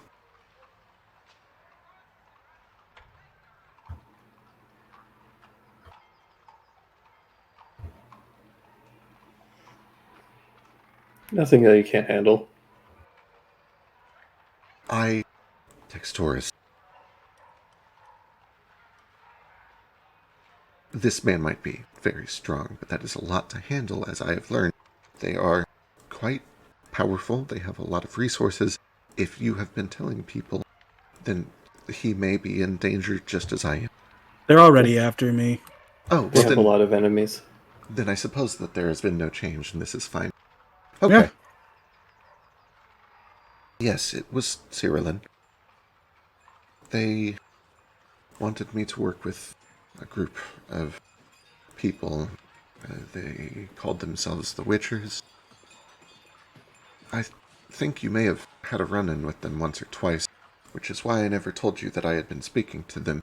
Frankly, I think that some of what they're doing is barbaric, but I do understand that their end goal is to protect lives, and so I cooperated under the impression that they would work at my pace, and I learned quickly that that was not what they had in mind. When I was not working fast enough and not getting the results that they wanted, they asked me instead to, well, and kind of looks at you.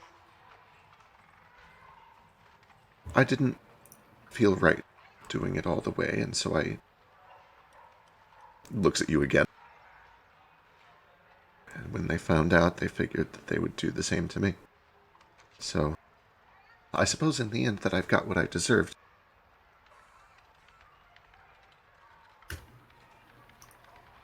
What did they want with it? With you? Yeah. They wanted you gone. They're smart enough to understand that they can't just kill you. That's silly. Of course. Everybody knows that that's silly.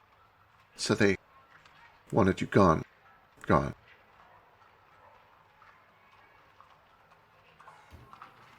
Where did they take the totems? That I couldn't say for sure. I delivered them back, and as far as I know, they still have them.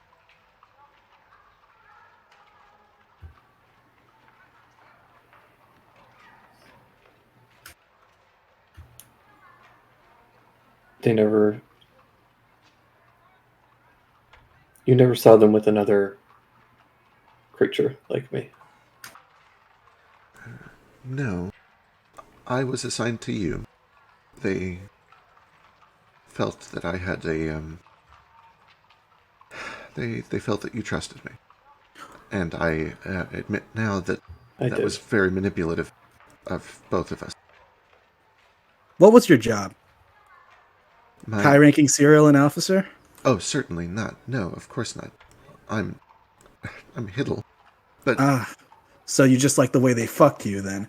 No, it's not like that. I had family that was, I had an interest in helping to soothe the spirits of Blimadil. We'll put it like that. I understand that there are many that are a danger. Many people die all the time. And I thought that I might be able to pursue a technique that I had learned about. Apparently there's a group of people that is able to broker peace with monsters, and I did some learning and some reading and some research to try to figure out how they did it. And I practiced, and I even had some success with the smaller one. And then they found out and asked me if I would try it with the bigger one. And then I met you, and I was scared, but I tried to just, well, garner trust. And I tried some things that I had read about, and they didn't seem to work. But I kept trying new things, and they didn't seem to work either. But you didn't kill me, at least, and that was better than I perhaps had expected. But then they decided that it wasn't moving quickly enough, so instead of letting me try to do these techniques that I had read about, they asked me to simply contain you. Can I make a quick insight check on like he's making it sound like he started working for them like casually. It was just a job opportunity, right? Yeah, give me a perception check. Yeah.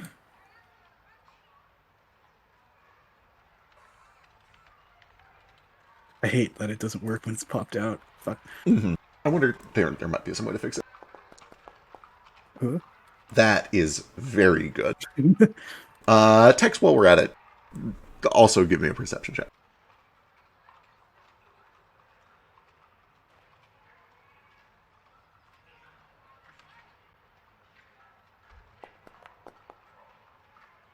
It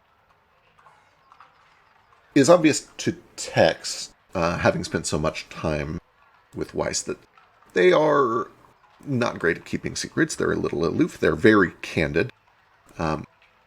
This is one of the first times that you've seen them openly try to lie. It's difficult for them. It's very difficult for them. And so you read it pretty easily. Branch, you also have a tremendous read on what's happening here. It seems pertinent to you that they started to talk about some sort of like a personal investment in this, and then simply stepped back and said, oh, a lot of people have been hurt. You can tell that there is at least a little bit of a personal investment going on here. Hard to say what it is, but this was not just like, oh, I'm doing a job for money because I'm a contractor. There's like an ideological motivation here that they are unwilling or reluctant to talk about. Right. Yeah. Wandered into the monster's cave just because it was a opportunistic fucking job, right? The job was appealing, yes, but I was more interested in helping to save lives. No, you ain't. Cyril don't make anyone do anything if they don't got an upper hand on them.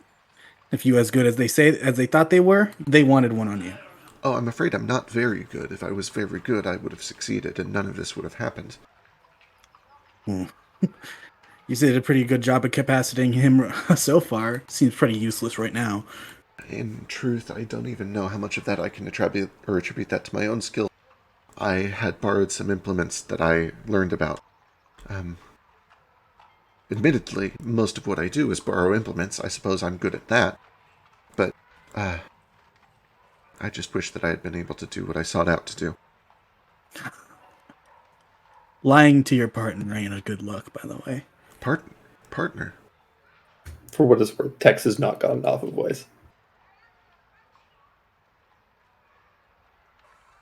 Weiss kind of looks back and forth to Branch and then like down at their neck towards Tex. Partner? Branch is like put his feet up on the table and is lighting a cigarette, trying to have casual after saying that. But yeah. You can ignore him. Right, of course, I will do so. Tex, I think that I may be able to undo what has happened, but we would need to go get those implements. I know where one is. Wonderful.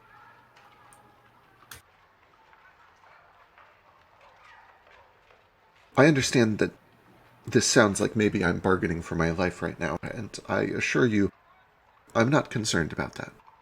Or rather, it's not a factor in my offer to help you. I would just like to undo the damage that I've done.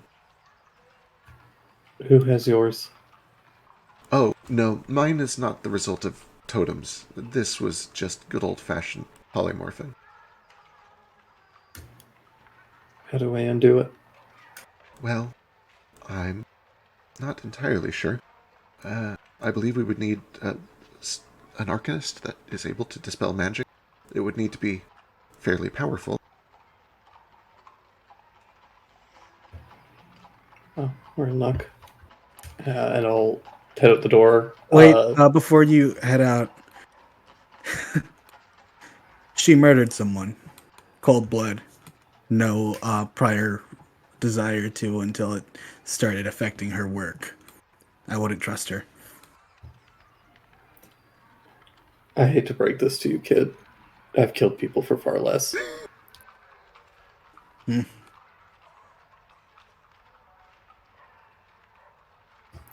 Oi, Chrono Lassie!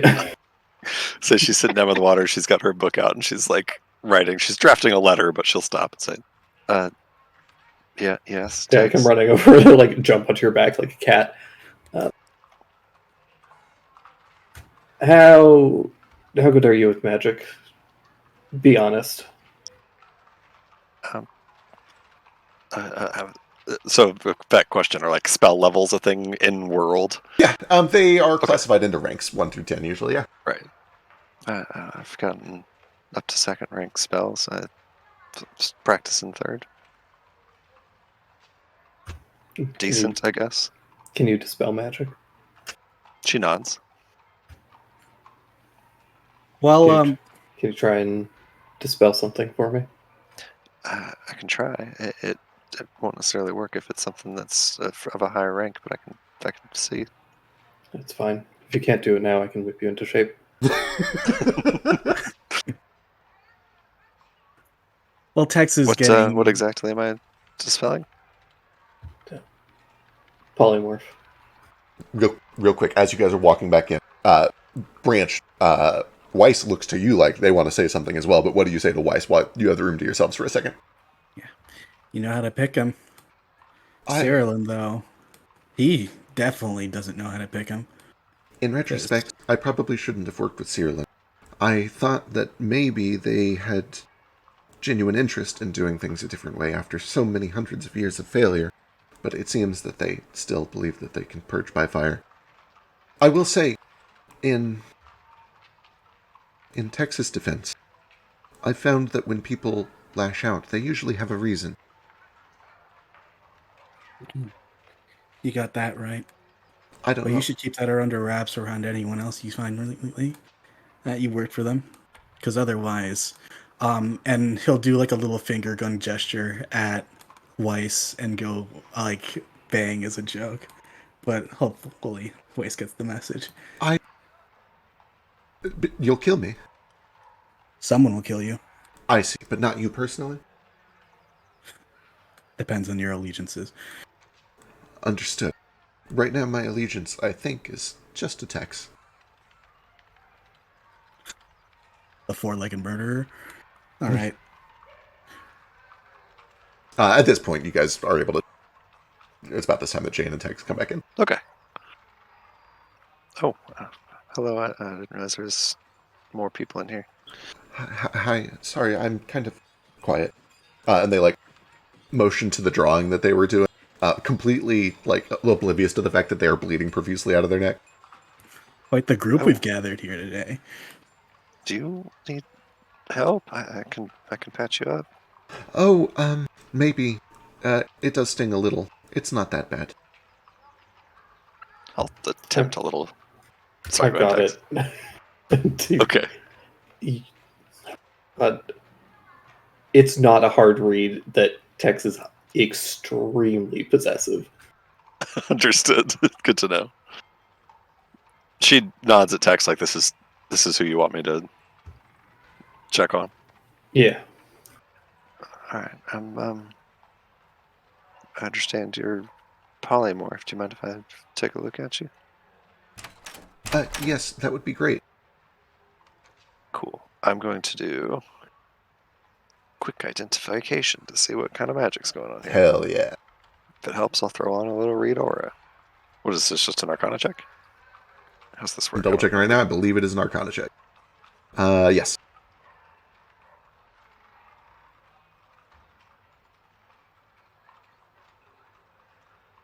It is certainly some sort of a polymorph spell. I am double checking. I don't know if that's high enough to get the exact spell, which is enough of an indicator to you that it's a pretty high level one. Right. Checking level. What are you? What are you?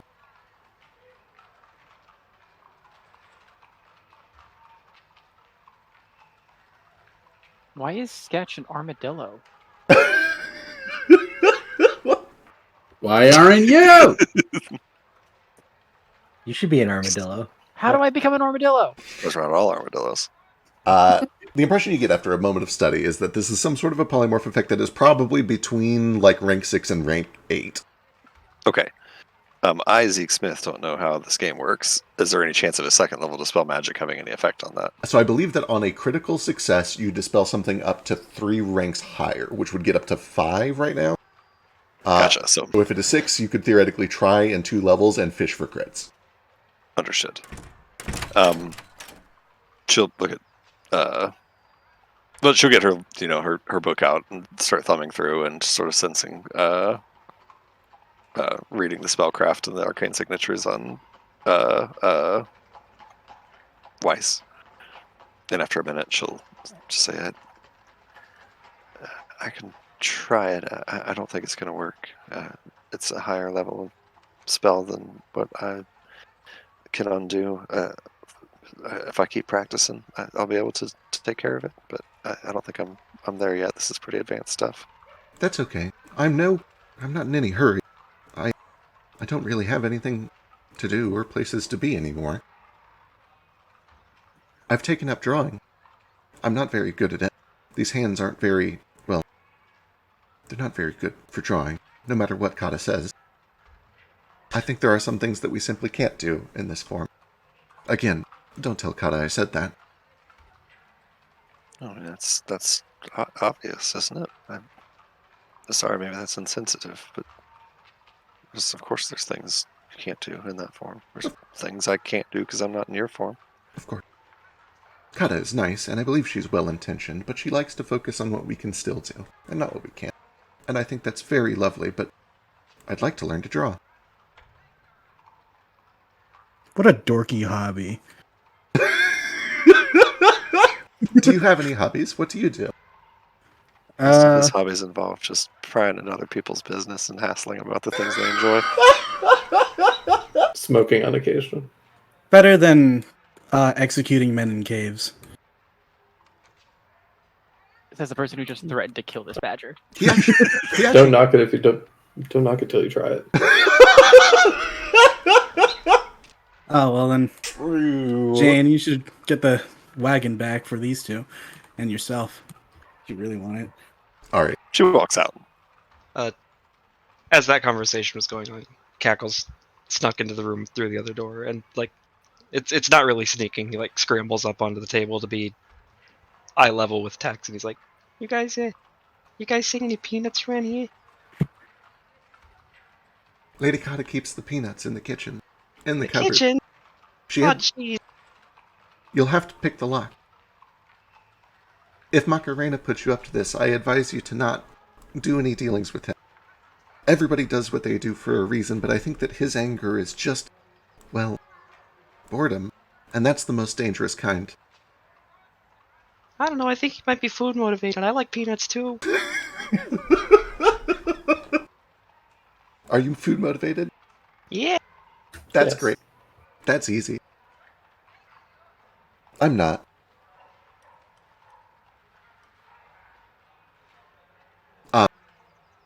Is there any other business you would like to do here at Kata's before you go shopping?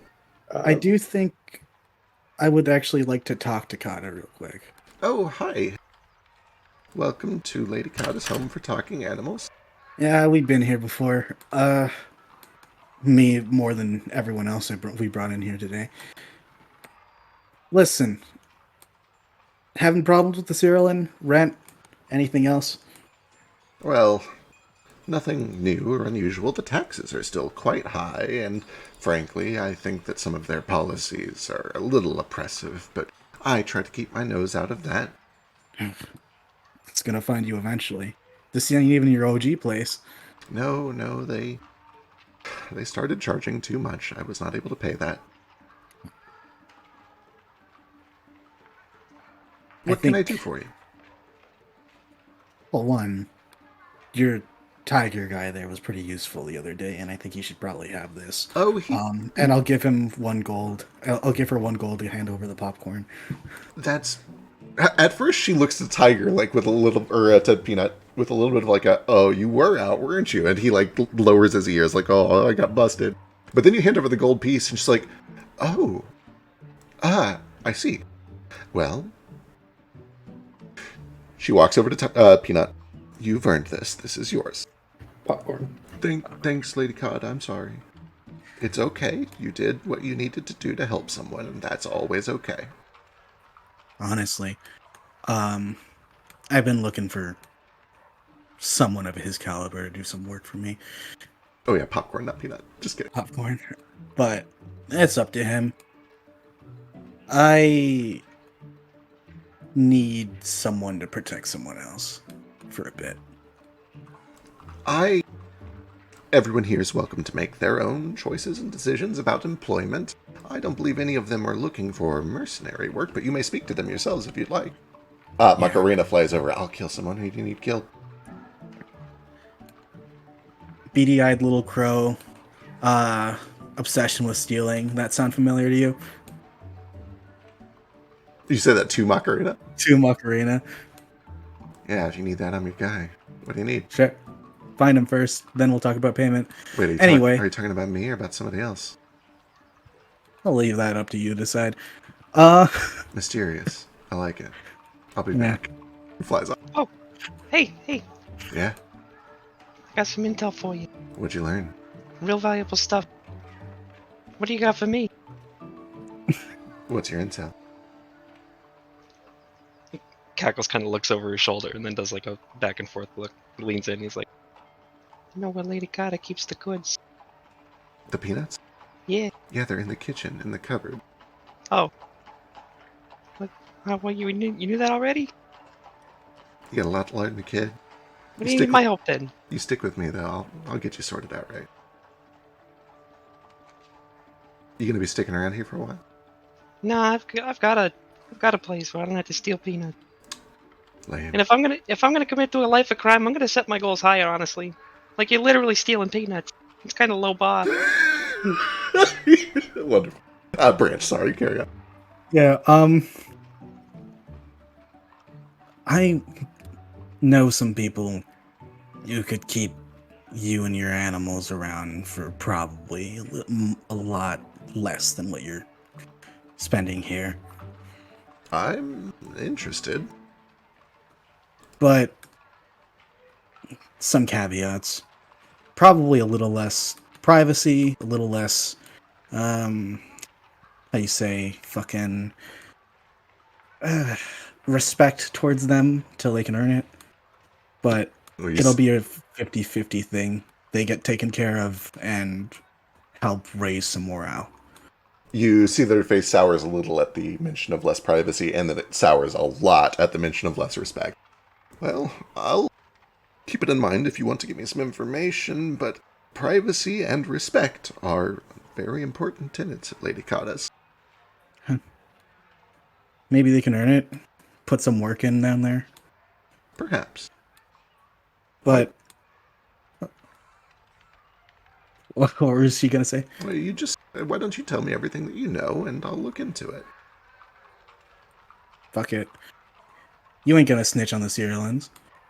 Highly doubt it, considering the business you run. Landfall reopened. Right? You heard that in the news? I've heard it, yes. Outskirts of Famador. Got a kind of cozy place. One where, like, I can't imagine a lot of people are going to trek there to bother them until they start making some real moves. A lot of space down there for some animals, if they like the whole, like, living in the wild shit. And, honestly, it's safer down there than it is here, with all them yellow coats running around.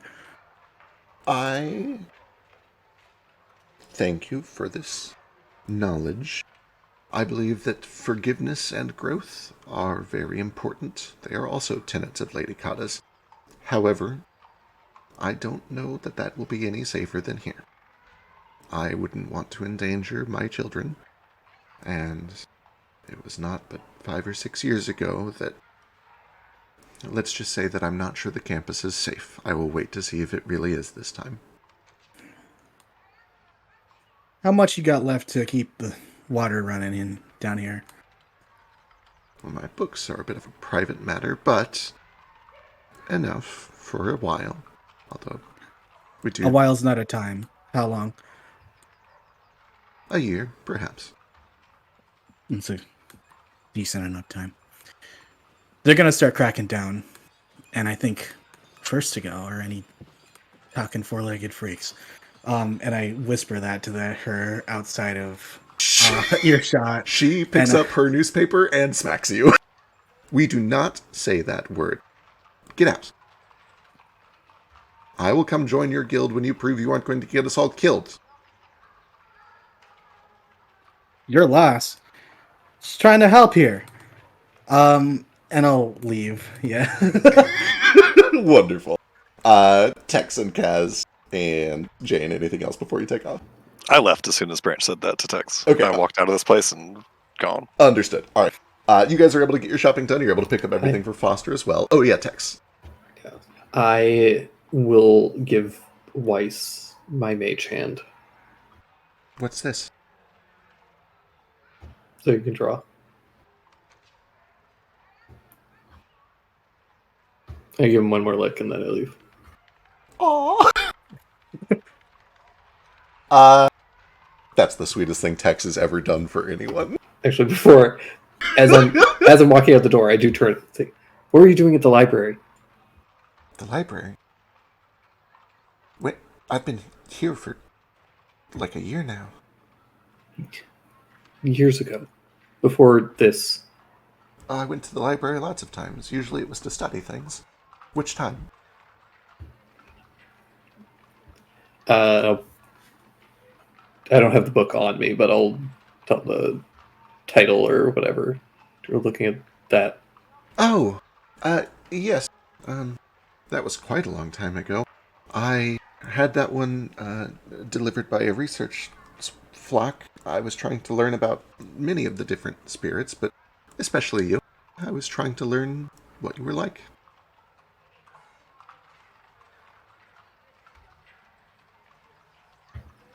And this was before we met? Yes, it was a little bit before we met, yes.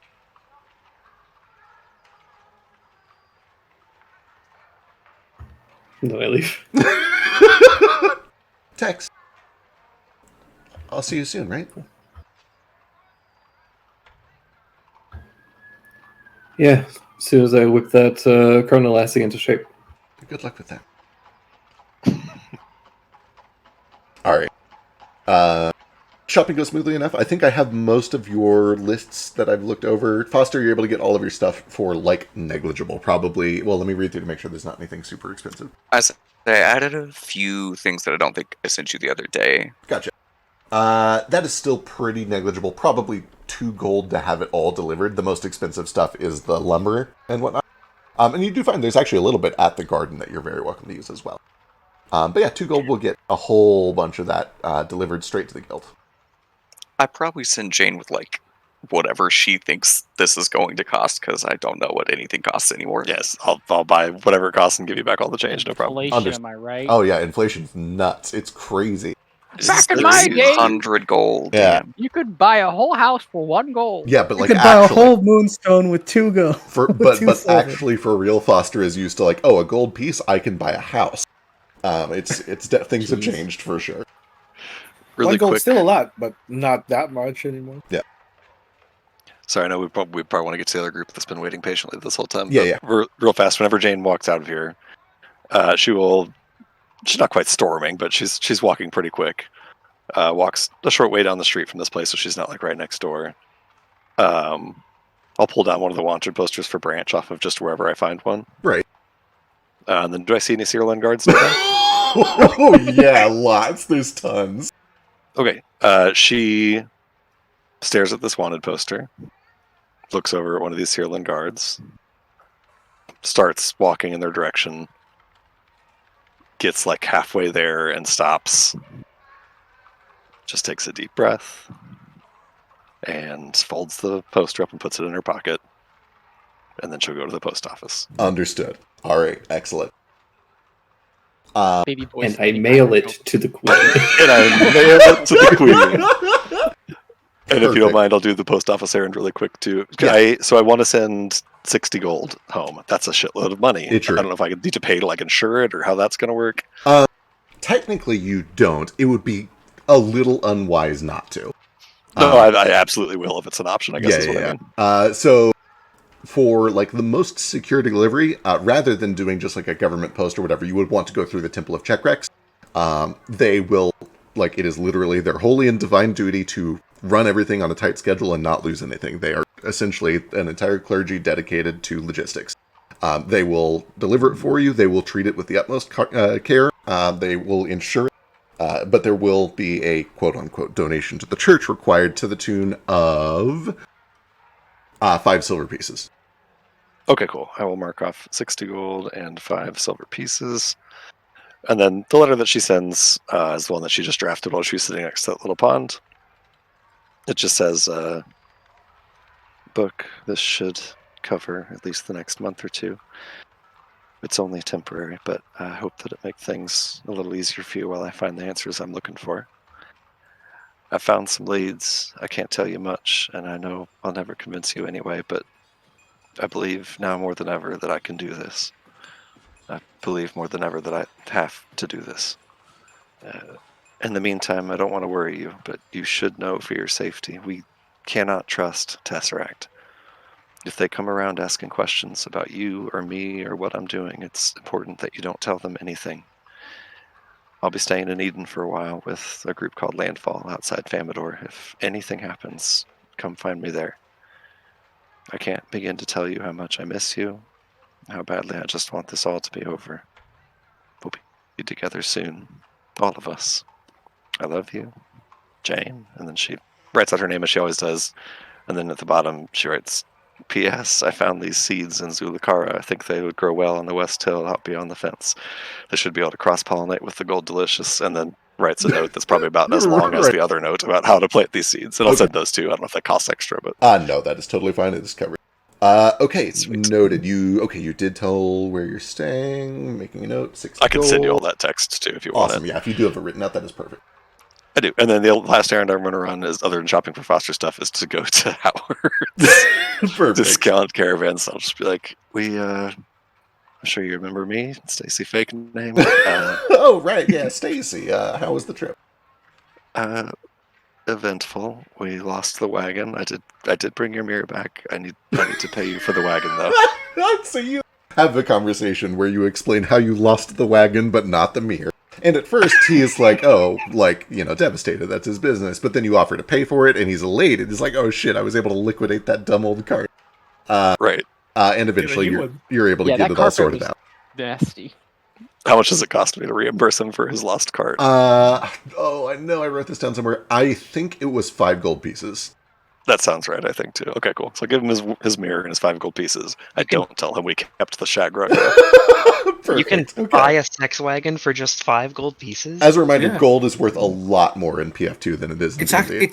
It's 3. A cart is 3. Gotcha. Oh, well, this is not just a cart. It is it's a whole wagon. It's a whole wagon. Oh, yeah, it's a special sex wagon. Yeah. It's not even necessarily special. It's just a wagon and not just a cart. Oh, like, it's got the full cover and everything. It has glass panes, which are actually quite expensive. Oh, a wagon is 25. A wagon is 25 gold? Yeah. There's no way that's right. It's true. I'll double check afterwards. Anyway, for now. So if it's 25, I'll pay him 25. That's fine. I don't want this guy on my back. So. Understood. You pay whatever is necessary to get him off your back, and you find that, like, once he determines you're willing to pay for it, he's totally cool with it. Happy to do business. A carriage is 100. That's wild. That's too much gold. That's 50,000 US dollars. A carriage is a limo. Okay, let's jump back to the other group. If anybody had any other shopping they do, we can deal with that in a moment or between sessions, but I want to make sure everybody gets a little bit of time because there's a lot to talk about. I just want to. I want to prod for cool, unique like magic items and stuff that they might have, but we can like roll for that. The only thing I really wanted to make sure I got was a bag of holding. Absolutely, and I believe I sent a price for that over in Discord. You're able to find it for sale easily enough if you'd like. Back. Oh yeah, do you want your scrap? My scrap? I'm carrying scrap for you in my bag of holding. Oh sure. Yeah, your glaive shoddy and your half plate shoddy. Oh yeah, can I sell those over in town? Yes, and shoot me a list of what you'd like to sell, and we will handle that one between sessions for sure. Oh, they're only... Well, the half-plate is 9 GP. I think that's for everyone. And the glaive shoddy is 5 SP. Alright, back at camp, Fetch. You had a hand raise a million years ago. What's up? What's Fetch up to? I just wanted to talk to Kaz and give him his uniform, and then I was going to talk to Jane and give her. I bought everybody clothes in Cheeky. That's about it. Wonderful. I don't think now's a good moment for it, to be clear. That's fair.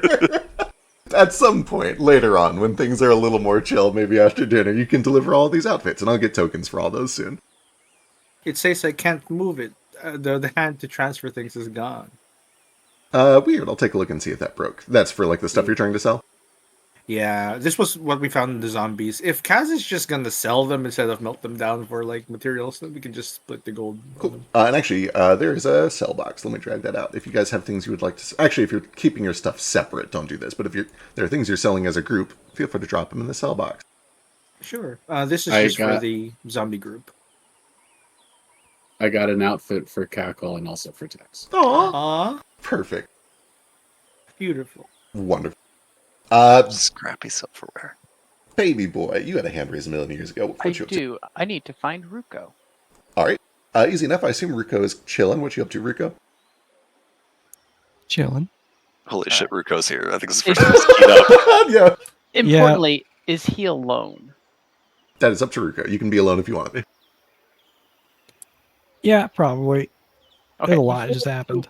Probably whenever the group is first there, I'll find you alone after this. He's going to walk up to you and kind of whisper to you, "Cute or scary?" My dress? Scary? Scary? What? Cute or scary? Why not both? Why? I cannot do both. I've never seen you do cute, though. Why? All right. And then I'll probably wait like an hour or two, and hopefully he forget this. And I'm going to find him when he's all alone. And you, where am I at? Probably like off to the side somewhere in a tent or somewhere. I don't know where you're at. And a little kitsune comes, a little fox comes out of the bushes, and it's like sniffing sheepishly and looks up at you. Oh, let me make him small. That's a big fox. Kind of sniffing cautiously and looks up at you. Whoa. Who are you? Kind of sniffs and approaches slowly. Sniffs you and gives your little fingertips a little lick. Why is he so cute? Where did you come from? He's gonna put his hand out like to pat him, just to see if he's about to lose his hand or not. Yeah, he like rubs his head up on you. Aw. Rook was happy. Yes. He looks really happy too. He looks like big smile on his face. His tails. He also has like 9 tails. Yeah, important note. Not a normal fox, not a regular fox for sure. Another thing you probably notice is that, and this is other people would notice this too in the last session, is that like he has extremely well maintained fur, very silky, very smooth, very good teeth, like very good hygiene, which is probably really strange for a fox. Yeah, Ruko's trying to scan the tree line to see if there's like some ominous presence about to murder me or something. Like, whose fox is this? Where did you come from, little one? He kind of sits down and stares into your eyes.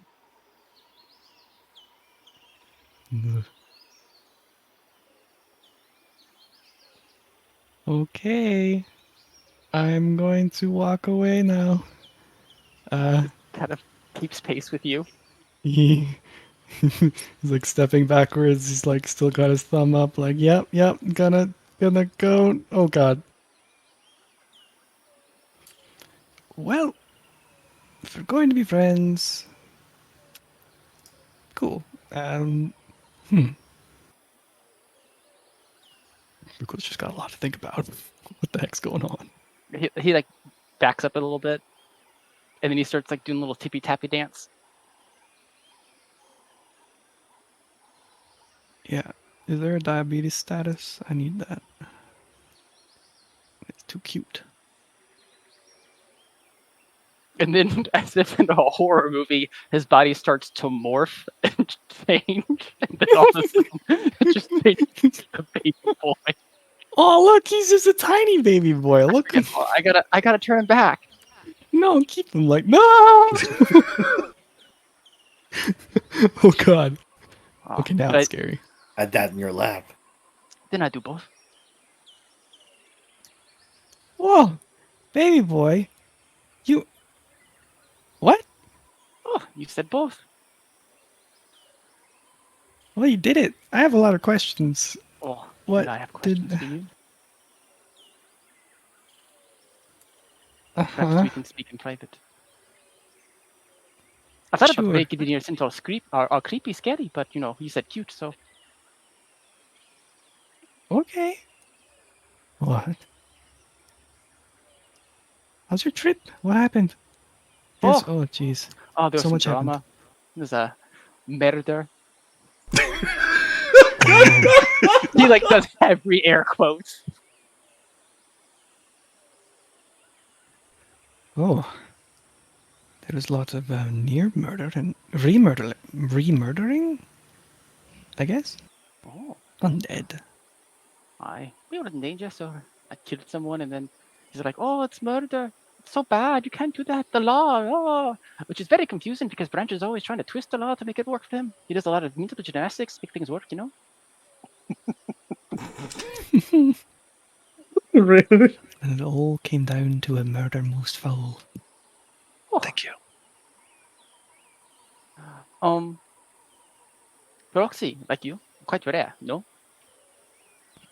Yeah. Unfortunately. This may seem naive, but they are no most proxy. I didn't know how rare you are.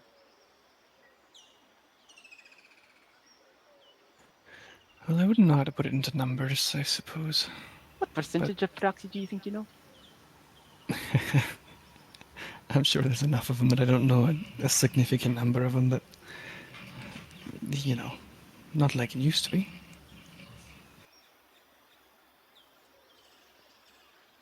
I come across some proxy, and I was hoping you could shed some light on it. First off, We came across some you recently. know about Spirit Weaver, no? Yeah? You know about the Foxglove Pact. More suspicious, yeah. And what do you know of it? Little. But I know there's a connection.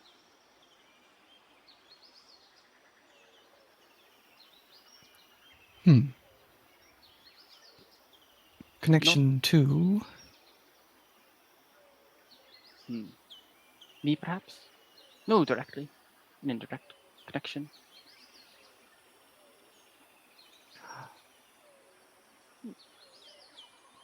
Rook was considering showing something. I wish to show you something. Perhaps someone that you can. Sure, who do you know? This may tickle. He like holds up a tentacle and touches it to your forehead. I'm going to use my. Hold on. I will cast this spell. Finger in a bug zapper. Bzz.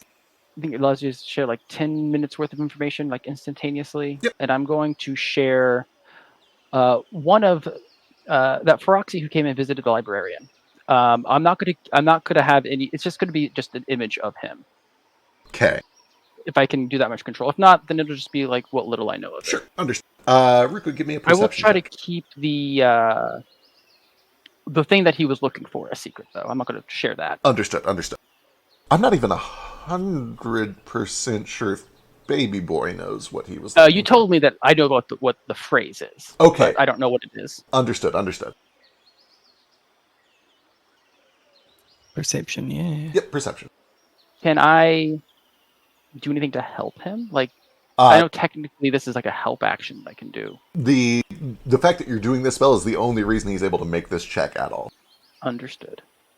So when I made preparations, I do have a aid. plus 10. Oh, Ooh, targets. I might have. I know I've changed some of it, so I might need to like. I think it's called Okay. Rico, you can. You don't recognize this person. Pretty confidently, you've never seen them before. Follow that up with a society check. Kind of a low DC. okay.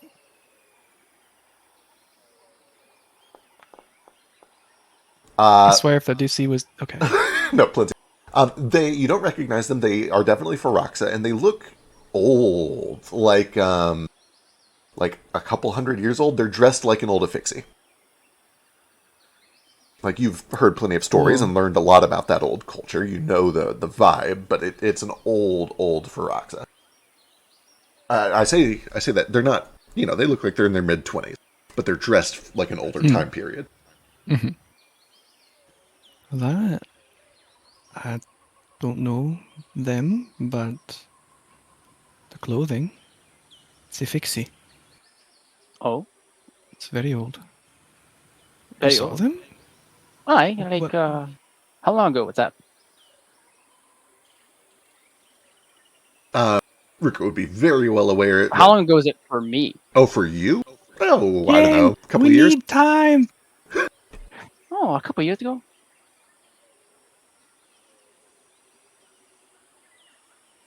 Did I see anything in it? Was it just the face, the figure?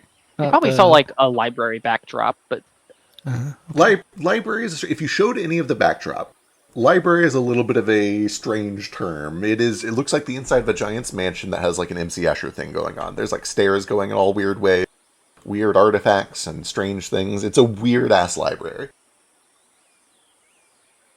Huh.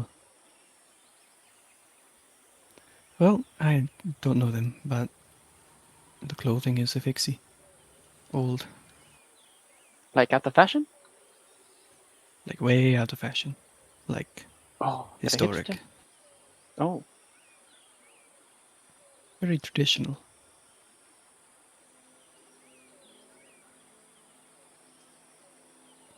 And you knew this person somehow?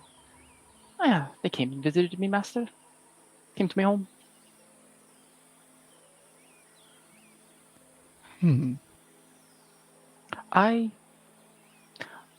What do you know about the sickness that affects the spirit weavers? He gives this like pained look, like, somebody close probably. He knows about it. It's... Wait, DM, do I know anything different than what's been told to the other party? You have a lot of information. I believe you have the most information out of anyone here, although Meta Jane is about to come very close. There's a whole Reddit that I sent you on Telegram, but I believe you know more than Baby Boy, and it's up to you to decide how much you want to let on that you know. See, I know about the Foxglove pack, but maybe not necessarily the sickness. That is... you are aware of it because you received the letter from Amar, reminding you that Asha's succumbing to it. You would definitely know everything that the other group knows, and probably a little bit more, although I would need to... Give me an occultism check. Mm-hmm. Oh, wow.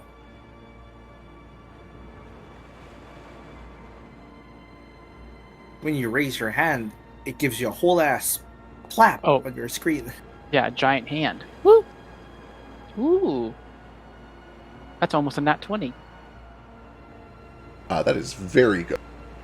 You are aware of everything that the other group knows. You would also be able to confirm some very specific details about the dreams that are happening. The dreams are progressive, and this is information that's probably not important to you yet, but might be important to other party members later if you choose to reveal it. they start as like subtle little nightmares, and then the nightmares grow and grow, and they get creepier and more spooky until they become like all-encompassing things that you can't stop thinking about in every waking moment of your life. It is a insidious and kind of growing horror that spreads out from your dreams until it consumes your waking hours as well. The eyes turn gray, you start to babble, you kind of have trouble focusing and communicating, until eventually you essentially just go comatose and babble for the rest of your days.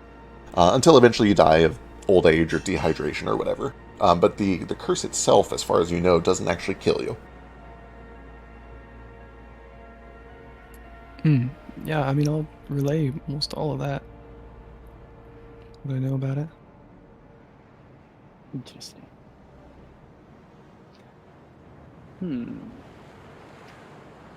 Is there a significance with the number 13 in the Foxglove Pact? There is, I know it. Jane knows everything. Rico would also Well, know she that, yeah, did. there is. Hmm. But it's, again, up to you if you choose to reveal it.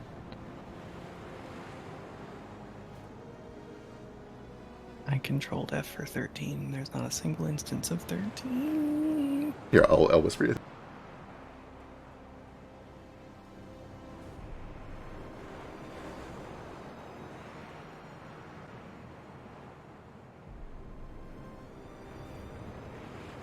You hear that? It's whispers.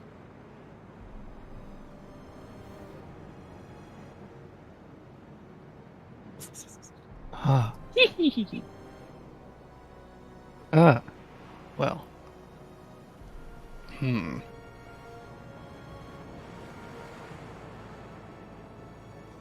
mean, numbers have bunches that have significance across, different lores, tales. Why? What? I just know that, well, I have an inkling that 13 might be significant based on something else that I saw. But if it means nothing to you, Well, what did you see? 13 Spirit Weavers holding Foxglove. A large majority of them proxy. Curious. Alright, with Baby Boy being his only person that seems to know about this so far, and him being absurdly secretive, I guess Ruko will say some. Well, there are said to be 13 different locations, the sites of power, that is maintained through the or they're used throughout the Foxglove Pact as part of the actual origins are a bit mixed. But there are 13 locations. Fascinating. This would be, if you want, a good time to cut back to Jane's research for reasons, but if you have other Yeah, things... I wasn't sure if the research happened before or after this. It had. So Jane's group got back about 5 days ago, and has spent most of those 5 days, Jane has been in the library just doing a fuckload of research on a ton of different topics. Oh yeah, notably. Yeah, sorry, I did not realize that was before. Yeah, my hand was raised because yes. as soon as they got back, I would have asked them what happened. Reports, you see. But we got back before you, didn't we? They did get back before you. You did have your hand raised first. I am going to... Yeah, that's fine. Let's do Narafi's report real quick, and then we'll cut to the research. Okay. Yeah. Also, this got... But before that, this got mentioned briefly in text, but I want to say it out loud. The wall is up. It is... To call it a wall is a little strong. There is a shimmering field of force that they say will help kind of repel smaller monsters and alert you when larger monsters approach. It is not a full force field or anything like that, and those functions can come online later. But there is at least primitive protection. And you see that Gigi is kind of relaxed. He doesn't have to watch the wall anymore. He says he plans on heading over to the Alcazar and getting the smithy up and running. Yeah, we have an early warning system, basically. Exactly. And a little bit of a bug zapper for smaller monsters. Huh, nice. All right. Does it hurt me to pass through it? It does not. You get the idea that it is keyed to, like, there's somebody at the gate that lets people in or out. And they see you approaching, like, oh yeah, they can come in. Monstrosities, not monsters. Monsters are people, Feck. True. That's true. You've caught me on my own terminology. Got him. This is why you shouldn't got use him, that guys. word for people. It's true. I warned you. Yeah. No, that is very legit. It is a little rude. But no, they reclaimed that term apparently. Sure. They prefer to use monstrosity when referring to, like, you know, Actual big, monsters. angry, dangerous monsters. Why is it showing the wrong map here? I don't know. Weird. I see the camp. You see the camp? Yeah, it's Yeah, I'm on the camp. Weird. Yeah. I'll try doing a hard refresh. Anyway, you guys are back at camp. This is after all the research and stuff. Nirafi, the other group, your group gets back from doing all the sanctuary stuff, and you see that the other group is already here. Yeah. This Guess we is were before more we went efficient than shopping? you this time. This would have been right before you went shopping. Yeah. Okay, cool. Good to know. Sorry, I know we're Yeah, jumping so- around through time a whole lot, but a lot to catch Hey, up on. that's what I do, dog. He loves it. He loves time. I He love loves it. I time. love time. Or maybe Jane hates time. We haven't really. It's a love-hate relationship. I have She's a love-hate never- relationship with time. Zeke has said, "I love time," in Jane's voice, but Jane has never canonically said, "I love time." Jane has never said she loves time canonically. No, I'll just have me. the record show. I don't think Zeke has either. I think it is only Lush as baby boy was like, "Oh, I'm Jane. I love No, time." I've said it a bunch. Have you? Yeah, Okay, Zeke okay. said it because it's funny. All right, Because gotcha. of the lulls of it all, you see. It's true. Anyway, Nirafi. Oh yeah, he just would have got. He probably would have started with like, fetch and sketch. You know, like, hey, they went to Zulakara. How was that? Productive, I guess. We got the down a lot of it, and then we sold I a saw. lot of it. We found out where our parents are roughly. Your parents. Yeah, our You're looking for your parents, yeah? yeah.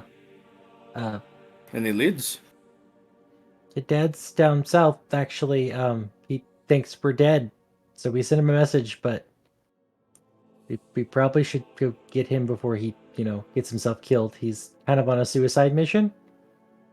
That's not good. Dad's fighting pirates and slavers in the sea, which is where I should be. Do you want to be there right now? Let me I almost said capture it. Let me find my mother first. Okay, your mother before your father. What's her location? He's free, she is not. According to the dreams that I've been having, which so far have been prophetic, she's in a lot of trouble and time's a factor. What's the nature of your dreams? Oh, I've come down with whatever spirit weaver disease they've got. Apparently there's a timer on my life. I'll go insane fairly soon. I look over to Sketch to confirm, like, okay, is this true? The maddening, yeah. They think he's got it. We're good. This name is familiar to you. That's what I Asha's assume got. Ruko's nearby. Yeah, I assume Ruko's nearby. Watch the color of my eyes. If they turn white, kill me. Okay. It was gray. It was gray, not white. I know, but I don't want him to kill. Look, You- just let out! Right. Jane. I just flick my eye toward you and then write gray. But yeah, Mom, somewhere to the west, like in his cell-like room. A cell. Any Yeah. features? It wasn't really. It was not super detailed. No. Has she been seen with anyone around her and the uniforms? You mentioned My she's being visions tortured. weren't that clear. Tortured by whom? Forgive me for being so blunt. We can talk about The, something else if this is rough. The gun that he hangs over his shoulder all the time clacks as he pulls it off aggressively and shoves it forward in the air to show it to you. I inspect it. Can I tell its make where it's from? Sure. Give me a. If you have crafting, that would be best. Society would be useful. If you don't, Bro, you know it's esoteric lore. yeah, of course, yeah, esoteric. My understanding is that it is an exquisite, like high-quality mastercraft, very powerful gun that currently can never be fired because it's been spiked. Correct. All of that is true. With an 18, it looks to be pretty advanced. It's very nice. It's very well made. It is of high craftsmanship. It seems to have an unusual breech load system that you're not super familiar with. But it's not unusual for Narafi to be stumbling across unfamiliar technology. This is new. Perhaps Kaz knows where it's from. Teehee. Teehee. I've already Yeah, asked good. him. He He doesn't doesn't know know? anything. Nope. By the way, I brought you some clothes from Ziki. I hope it's your size. I think it is. I'm pretty good judge of that. It's 2X's, 1L. Yeah, you guys have It's not tried quite that. how sizes work in Cheeky. Well, I appreciate that you eyeballed my size at least. I'll give it a try later. Yeah, you are size double bear. Yeah, double bear, okay. Yeah, I speak cheeky, it's fine, nice tail. See there on the tag, the two bear shake. Yeah, it's like they're shaking hands. I like it. I'll try it later. I just assume like the tokens aren't available. Right, yeah. You've also been together for a mission now. How's that like? Meeting your twin again after so long. It's like nothing. It was like something being without him. Now it's normal. Things did just kind of go back to normal. Things feel good now. We haven't nearly died. You haven't? No, we did. Yeah, okay. I imagine it takes a bit of getting used to fight again together. Well, I hadn't fought on a cliff before, so I stood next to it, not thinking about it, and then I was on a cliff. But So- you do fight, eh? We've been together before. I've seen you with the dagger. Yeah, I'm not too bad in a fight, just not around cliffs. I saved his life with a boomerang, and that lost the boomerang. I couldn't find it. We can get you another boomerang. I'll get that acquisition for you. He'll just make a note. And the next weapon acquisition thing, please get one Zulakaran boomerang. Actually, kind of think about out of character. I think I could. I'm pretty sure I could turn my burnet weapon into a boomerang if I wanted to. You probably Anyway. could if you wanted to, You yeah. probably, yeah, but if you want to lose it, True. I would recommend you get a returning rune on it. If it's a very important weapon to you. That way, even if you do hit, it will come back. My bonking phase is over. Now it's my bleeding phase. Alright, well, I don't know what that means. That sounds good. I'm just You're trying to be worried. edgy. Oh, yep, you are at that age. That's why I used the word bonk. Yeah. All So edgy you sentences mentioned, contain the word bonk. yeah. You mentioned I said trying. the maddening. Does that mean you're a spirit weaver? I've always been a spirit weaver. I was born one. What do you mean? You too? He just looks at Sketch. We both are. Yeah. Do you have the maddening? No, nothing yet. I've had some visions while we were gone, but those were drug-induced, so... Yeah. What do I know about the maddening? Occultism or esoteric lore. Sure. I've got occultism. Want it secret? Let's go secret. Sure. Here. Lie to me, baby. We drink after each other all the time, so it doesn't pass through spit. Okay. It's not a blood thing. It's not fluid based.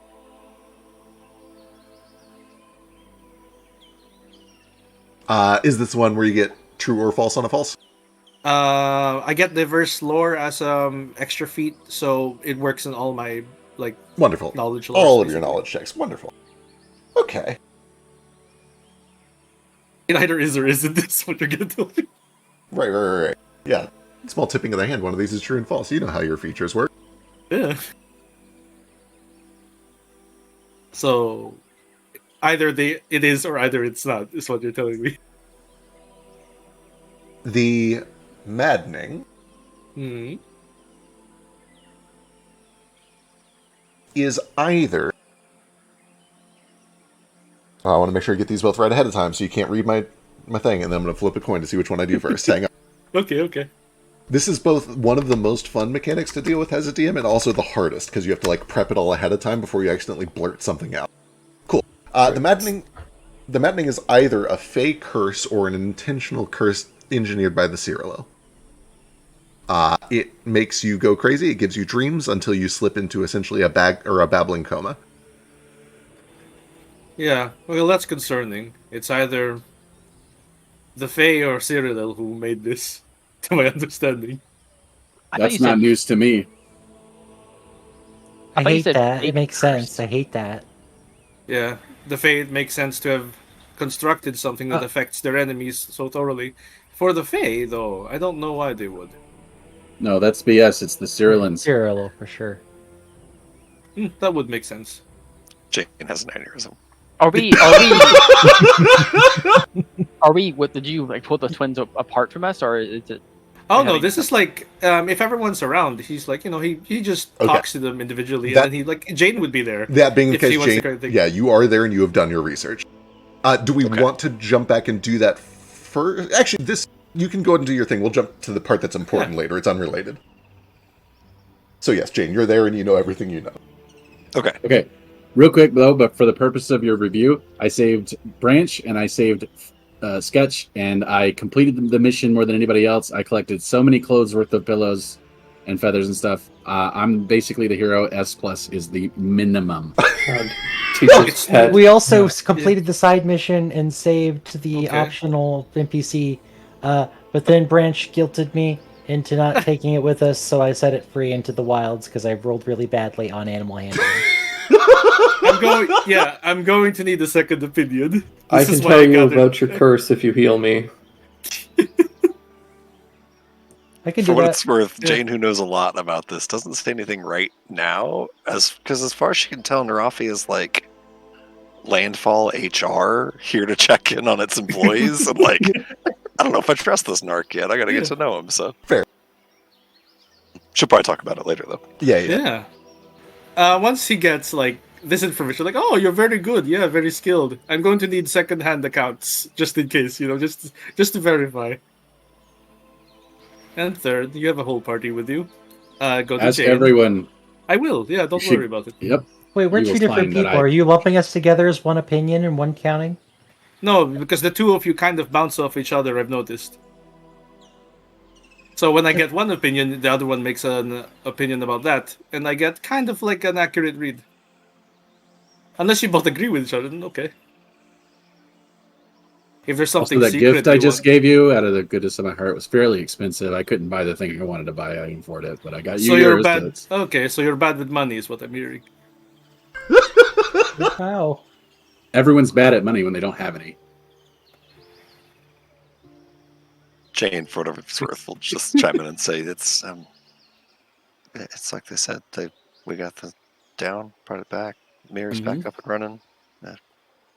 You got the Is mirrors that- running, I hear. That was you. As much as I could. It's still a work in progress, but That's impressive. You're skilled with mechanics. somewhat. Not quite as much as I'd like to be. I'm sorry. Have you met Kaz? You were Narafi, right? Narafi, yeah, sorry. What is Jancha, yeah? Jancha. She kind of like winces a Difficult little bit. name. Says, you can just call me Jane. Jane, huh? Nobody's called me Auntie since my parents a long time ago. It's not. Jane, Miss Jane, alright. But yeah, it's all. You're just checking in on the job, right? I'm just making a report on how it went. Yeah. Mostly to see how it went, and if there's any improvements needed, if anyone needs help. I appreciate your concern, but I don't know if I'm really like a member of Landfall. I don't know if this is like a Landfall thing. But... No, it's a Landfall. I'm not a member of Landfall. We are all freelancers here. I'm just making sure no one dies, yeah? Sure. No, I think we're good. I think for the most part we worked well together. Branch has an aneurysm. If you'll excuse me, though, I still got to get my stuff unpacked, and Of course. she'll So kind we of make can her way out. We can talk later. I want to talk to you about the gates. Sure. Well, We'll yeah. catch up in a bit. I got a bit of shopping to do maybe later tonight. Yeah. At the moment, she has to shuffle Drifter under a sheet back to her tent. So Yeah. So that's still going on at this juncture. I'm pretty sure, Jane, that we got here like days before they. yeah, you did got that. here before. Yes. Yeah, this has been days. Oh, right. I'm sorry. Yeah. The timeline's all fucky. It is. That's what you're here for, though, right? That's what I'm here for. Fucky Yeah, timeline. Jane's fucky. glitching out, experiencing multiple timelines at the same time. You guys want to make the timeline more fucky and jump back like 4 days to the library? Let's do it. Sure. Hell yeah, go. Let's do everything that was in the past so we can just be at the current time. All right, would be great. Okay, let's do it. Oh, there you go, Jane, policing the timeline. And when we get That's back, right. if Narafi wanted to do more interviews, we'll do more of those. And I still wanted to finish my combo with Ruko. Oh, was there more? Yeah. Yeah. Oh, yeah, that's right, because we interrupted this to have Jane possibly interrupt. Okay, yeah. Okay, all right. Let's do Jane Triple. stuff. Yeah, let's unpack it. Let's get up to the future. Let's get back to the future. I think both of those conversations had reached points of talking about the maddening, Yeah. which Right. is what Yeah. Jane has been researching. Okay, so let's go ahead and Back flashback. to the Future. Back to the future. Let's flash- Famous time travel show. What? I don't think it's a secret that there's time travel themes in this campaign. Thanks, Jane. I was just saying it was a good Oh, okay, I gotcha. little callback. Let's see. Let's kill the rain. Let's add a Why are there all little these light. corpses everywhere, guys? I know. Where are Those these- corpses have been cleaned up. What's this thing? Is this an origami dragon? Oh wait, no. It's an origami Okay. kobold. Okay, cool. Let's see. Here we go. Jungle, chill. Perfect. Jane You're has in the Zach. spent most of the past few days at the library exploring. I don't hear any music. Music? There's no music playing right now. Oh. Do you want there to be music playing? Is that what you're saying? Yeah, you said music. Said So I music, assume yeah. Library music. You said. No, Yeah. there's music. What you said? You said. Oh, I must have been talking about ambient audio. I'm sorry. Talking is hard, guys. Words are. Okay. We do a little montage of Jane researching a bajillion different topics, and I forgot to do my announcements at the start of the session. There is a fuck ton of lore that I have given a couple people, but especially Jane, out of character between sessions. Too much for us to sit here and me just narrate it all. So I'm going to do a little video, kind of like I did for the Aldermorn Palace Museum.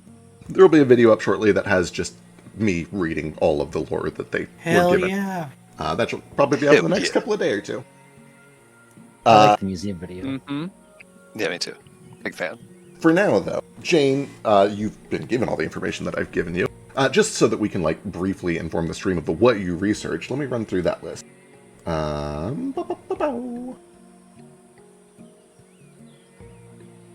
First of all, you helped foster research House Vesper, and we're going to cut to that in a second, too, but let's do Jane first. Yeah, not that Jane needed it, but I would have helped her if she wanted the help. For sure. So good. I think I got all my rolls in. Let's see. So here are all the things that Jane researched, or helped research. First, House Vesper with Foster, and we'll have a little scene for that here in a second, but we'll come back to it. Next, Landfall, and possible ulterior motives, and Finn and Darbin, and what they've been up to, and what the whole deal is with the guild, accident, and disbanding, and rebanding, and possible motives, and all of that. Looking into Drifter, and more broadly the state of machine intelligence and artificial intelligence, which again was kind of brought over from Immer in the Emmerich War 40 years ago. It's still very new, and people are still trying to figure it all out. You did a bunch of research on that. Research on the Foxglove Pact, which I'm sure will come up shortly. Research on chronomancy and time travel, and specifically past attempts. What went wrong? What are the limiting factors? Why doesn't it work? How could it work? Research on the Whisperers, which I have to be so careful with this one. I don't remember how much you guys do and don't know, but there is a group of people called the Whisperers that you did research on, which you now know a decent amount about. Oh, so Jane knows about the Whispers. I don't know. I know I've never mentioned them around her. They've been mentioned around me a couple times. Real quick, Have they? The biggest way that she knows about it is overhearing P. Dickey talking about the map to Diana, I believe was her name. Oh. Yeah, P. Dickey mentioned it. Maybe I for sure mentioned it once. If I mentioned it, around. it's only telepathically to Bill. I asked you at the time if I heard it. Either way, I heard it. Either way, Dickey, you've heard it doesn't from really P. matter, Dickey. And yeah. By the way, Fecky, I do not have a research note in my stuff about the Whisperers. I don't know if you meant to send me one. Shit, let me make sure. I might not have dropped that in. I know I wrote it, so I must have just not put it in your inventory. Anyway, carrying down the list, the librarian did some research on that. Research on ancient draconic rituals, possibly related to Bill's old research, and research on the weird thing inside your stopwatch, that weird bit of like rock that you saw in the vision using the Cinderstone. Also, I'm going to say this out loud. You guys have 2 more uses of the Cinderstone, that thing at the Athenaeum that can show you the origins of an object and like where it came from and who sent it. If you have objects that you'd like to learn more about their origins, you can do that right now. I believe that Fetch and Kaz split the price of that, so you each have 1 use of it. We reactivated the Murmury now, right? With all that Zephyrhawk down, so we can use the Yes. Murmury to contact people. Absolutely. Oh, yeah. That is another thing too. The deeper we get into the session, the more I think that we might need 1 more session at camp before we split back up and do missions again, because there's so much to do. And that's fine. We'll figure it out. There does seem to be a lot. There's a lot. We got a lot. We've unlocked GG now? We've unlocked GG. Let me make sure I got this note. And then there's a thing that happens while you're researching, and then there's another thing that happens while you're researching. Here we go. Oh, you're right. I never dragged it over. There you go. It's in there now. Blessings, thank you. I just realized how much of that is redacted. Good luck. So much of it. As all of this is going on, a lot of your research involved digging around for like the books on the high shelf, and it eventually became clear to you that there is a hidden room in here that has even more books in it, and you kind of figure out pretty quickly, oh yeah, that's where the good stuff is at. And as you're digging around in there, you find a little compartment that has a note in Rita Connor's handwriting addressed to Bill Grimm on Tesseract Archinovation's stationery. Let's see, how do I drop this into chat? I have my own secret library with secret notes.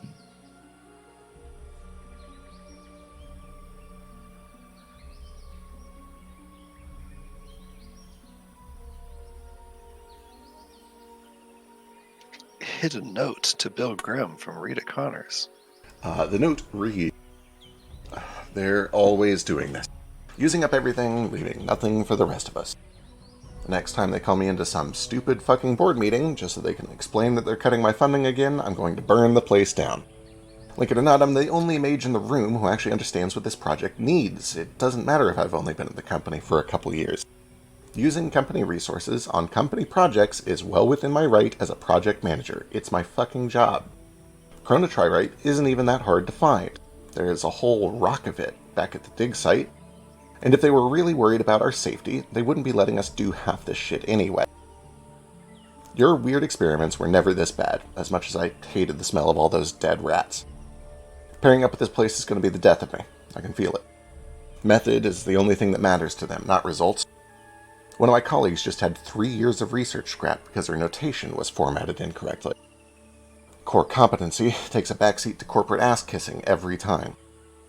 One day, I'm just going to quit and come do monster hunting work again. Daemon, zombie, dragon, mythical sea beast, I don't give a shit anymore. Divorce my husband over less. From where I'm standing, I'm guessing they'll probably end up firing me to cut costs pretty soon anyway.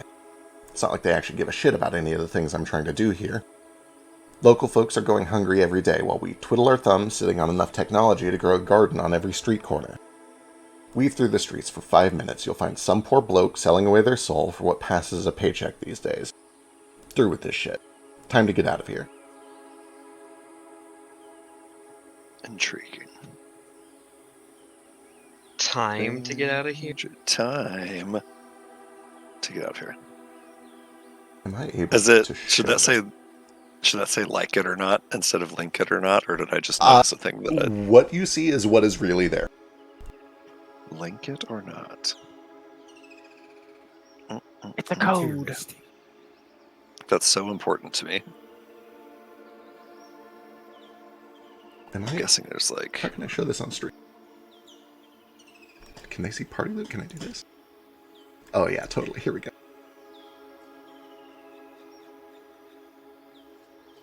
They're using the link using Chronotyrite and your pairing method One core, one daemon, divorced from its local weave through time. Boy, that was fast.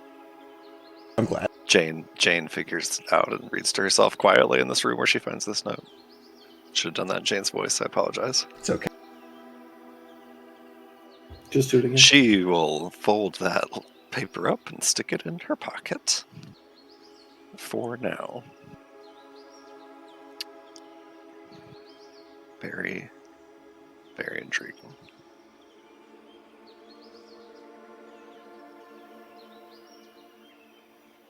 There is one other thing that happens as all of this research is going on. There's a point where you're helping Foster to learn as much as he can about House Vesper and Cyrillin and everything that had happened there. Let me pull those notes up. Oh, and the seed was an important part. Again, there's a whole lot to go through here. So most of it will just be on the video, but the important bit is at the very end.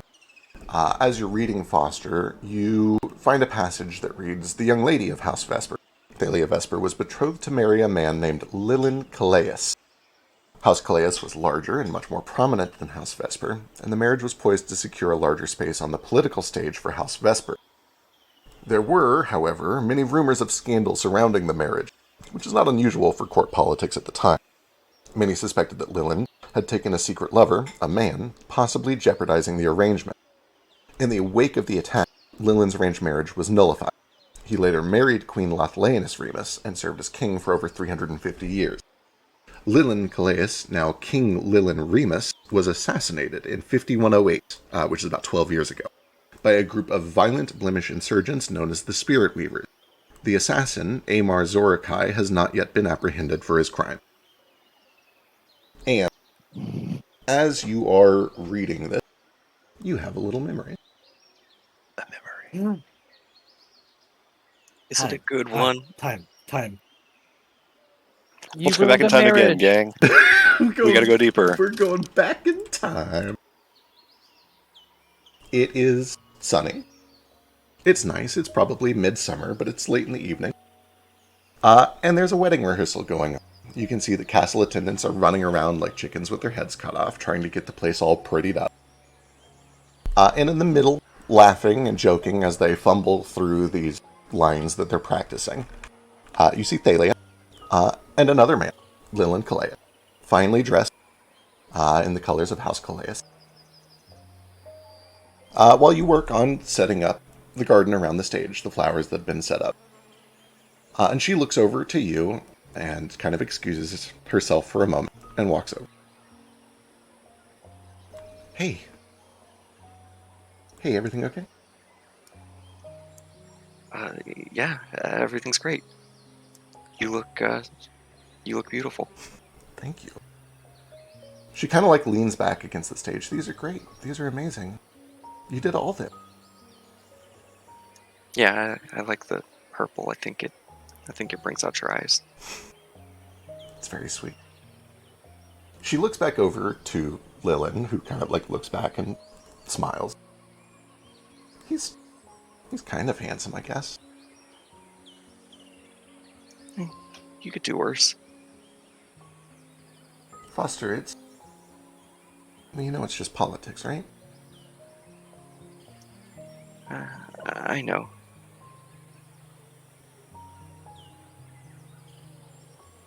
I don't like it either. We'll figure something out. It's just part of being a lady, I guess. I guess so. Sometimes it could be easier if we could just run off, but... Sometimes I do too.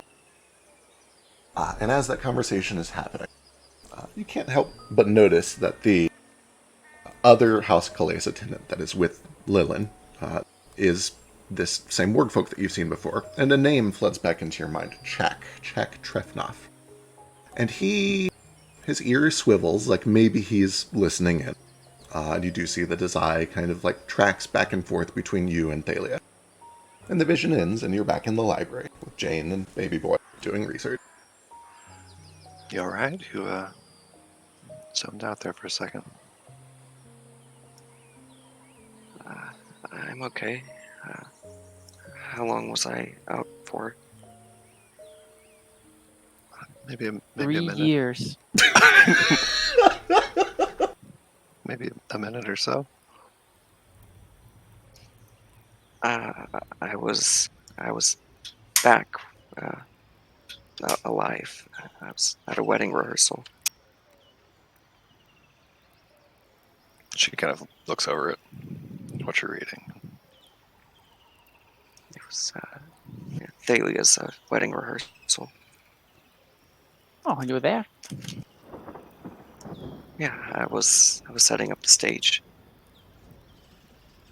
You were part of House Vesper then? Is that why you're reading about him?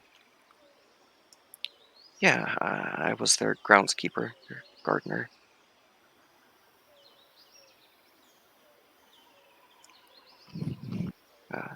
Thalia and I were, well,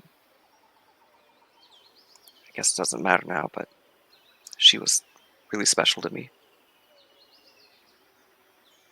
You're in love? Yeah, I was.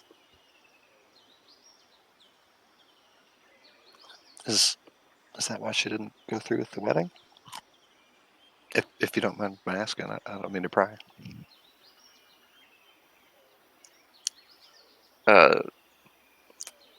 Foster goes quiet for a second as another more recent and darker memory passes through the last time they saw Thalia. No, I don't know why the wedding didn't happen.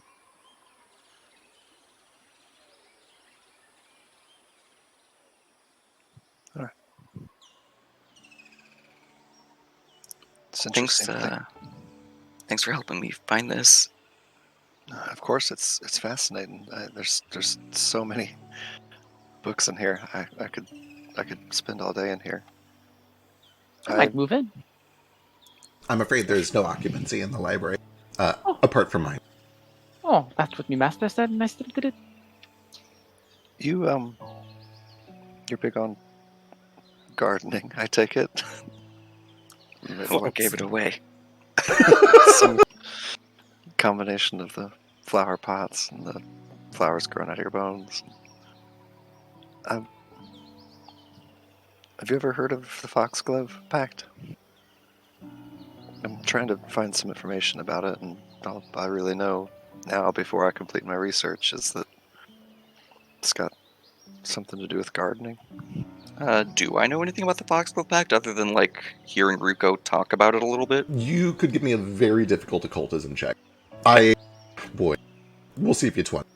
Even on the 20, I'd have to figure out how I justify it, but we'll see what happens.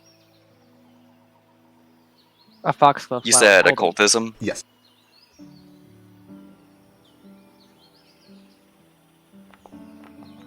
Oh, that was almost a 20 on my screen. It was close. Yeah.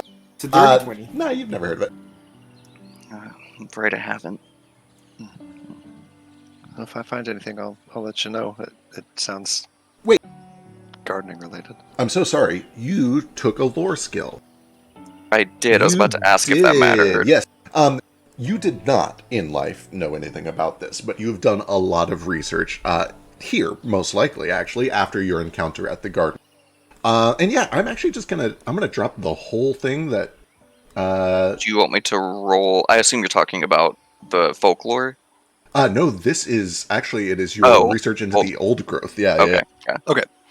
I'm just gonna drop a copy of what I sent to Zeke. You know all of it now. Okay, sweet. I was kind of mostly just flavoring here, like me having a reason to talk to Foster about this after I find it out. So this works out great. We both kind of find this information together, probably. Absolutely. Yeah, that makes a lot more sense than me knowing it right off the bat. Sweet. I guess the rest of that day, me and Foster learn about the Foxglove Pact. Absolutely. You guys talk about it while I'm around? I wouldn't avoid talking about it. We're reading about it and stuff, but just for the sake of not having this conversation 50 times, maybe we'll wait till we're all together to have it. Why don't we cut back to the future? Real quick, sorry. Just one little flavor thing. We're like an hour away from the garden, right? Correct, yes. Okay, at some point as we're wrapping up research for the day. Miss Jane, I have another favor to ask you. Of course. I overheard that you might know something about apple trees.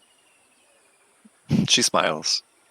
Because, yeah, me and my husband, we run an orchard over in Wexasass, in Applebend, or in Adderrock. Would you be willing to come to the garden with me before we go back to the camp?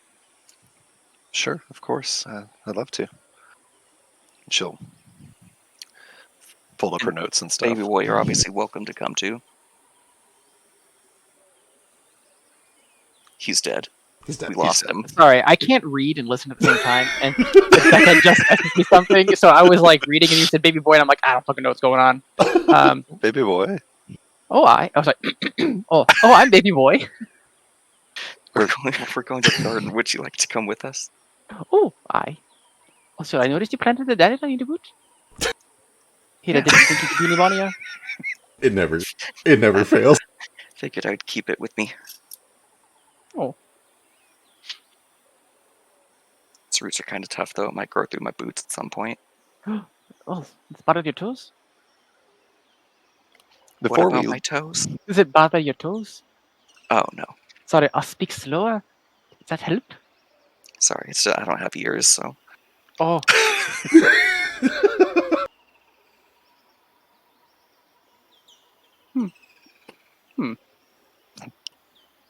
Super minor thing. Before we depart from the library, yeah. I assume this is not like, a modern public library where you take the books home with you.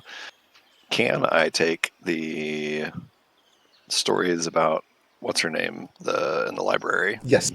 As long as you take those with me. If you can take them throughout the rest of the campus, please do not leave the guild campus with them. Okay, I won't leave the guild campus with them. Appreciate it. My new home. All right, cool. Then I'll follow Foster off to the garden. Perfect. Short little trip. You make your way over to the garden. I'm going to move into that library. That's just the fact. He said no. People have told me no in the past, and it's still worked out. Baby needs to understand no means no. What are they going to do? Kick you out? You're just baby boy. But I'm baby boy. No means no, even for babies, boy. There's this. I'll send it into the wiki. There's like this thing where it's like your cat gets on the counter. It was last time we guys promised. I promised last time. This place is beautiful. What is? Did it have a I don't know, a purpose for the guild, or is it just a garden? That's complicated, I guess. I think it was just a garden. It needs a lot of work, but I was hoping... Do you know where I could grow an apple tree here? I've She'll look never around. grown one.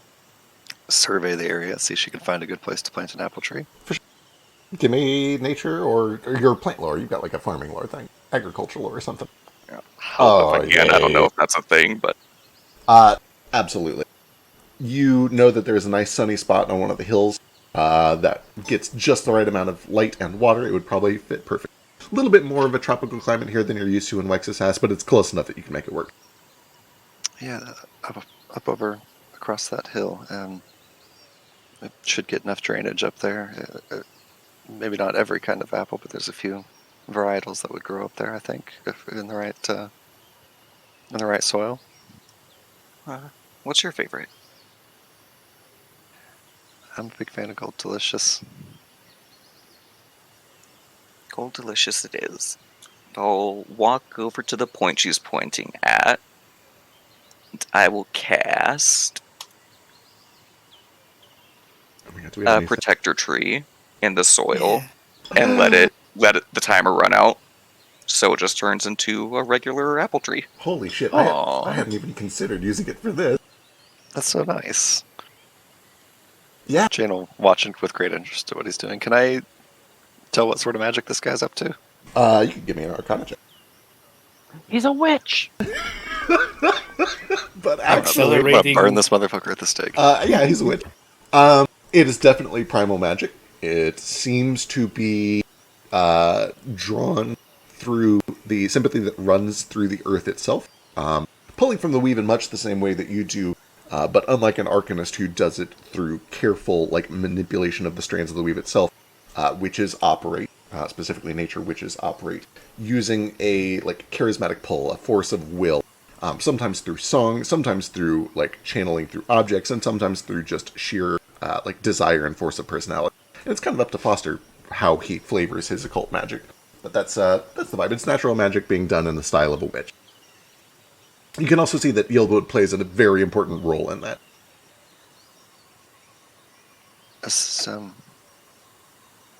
You're a lot more than just a gardener, clearly. I'm mostly a gardener, but and while we're kind of talking, I'll re-prepare some spells and grow another apple tree so that this guy can get pollinated, as is being pointed out. That way those trees can fuck. We gotta get those bees. We gotta get those bees. We gotta bring Honey Millions over here. Jane will. I assume that magic takes place here and produces a apple tree with apples on it. So Jane will, when it's done, reach up and pluck an apple off the tree and take a big bite of it. Yeah, and I'll re-prepare, grow just another apple tree so they can cross-pollinate, and some elderberry trees, which grow pretty well mostly anywhere. But while we're walking around, I woke up and, well, I guess there's no reason to beat around the bush, so to speak. Being called the Old Growth reached out to me, gave me my magics. The Old Growth. The Old Growth, you say? So we read about that earlier, right? Yeah, actually. Behind that waterfall over there, and I'll point over, there was I don't know what you call it, one of the Old Growth's sanctuaries, a way to get to its realm. Really? Here? What's its realm called? I didn't ask its name. I didn't really think to. We can go look at it if you want. Not everybody could get through last time, and I don't know if it's still open, but... If you don't mind, I'd love to take a look if I can. Yeah, of course. I'll walk them over. Easy enough, you're able to walk over. He leads you to a little trickling stream that runs over. Calling it a waterfall is kind of generous, but there's a little 5 or 6 foot drop, just tall enough for a person to theoretically fit under. And Foster, presumably, just walks right through the rock. Cool. Can you guys make it through there? I'll try to walk through the rock. You try to walk through the rock, and it's solid stone. Can I make a barrier arcane security check? Absolutely. You have a lore skill. Give it to me. I'm going to burn my hero point. Understood.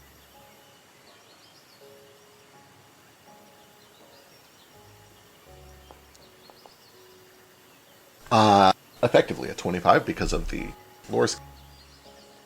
You learn that this is powerful and old primal magic that nonetheless was delivered by a human caster.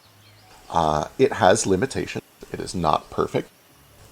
You can tell that it is key to just immediately and instantly allow specific people who were chosen for a role to pass through with no work or difficulty required at all.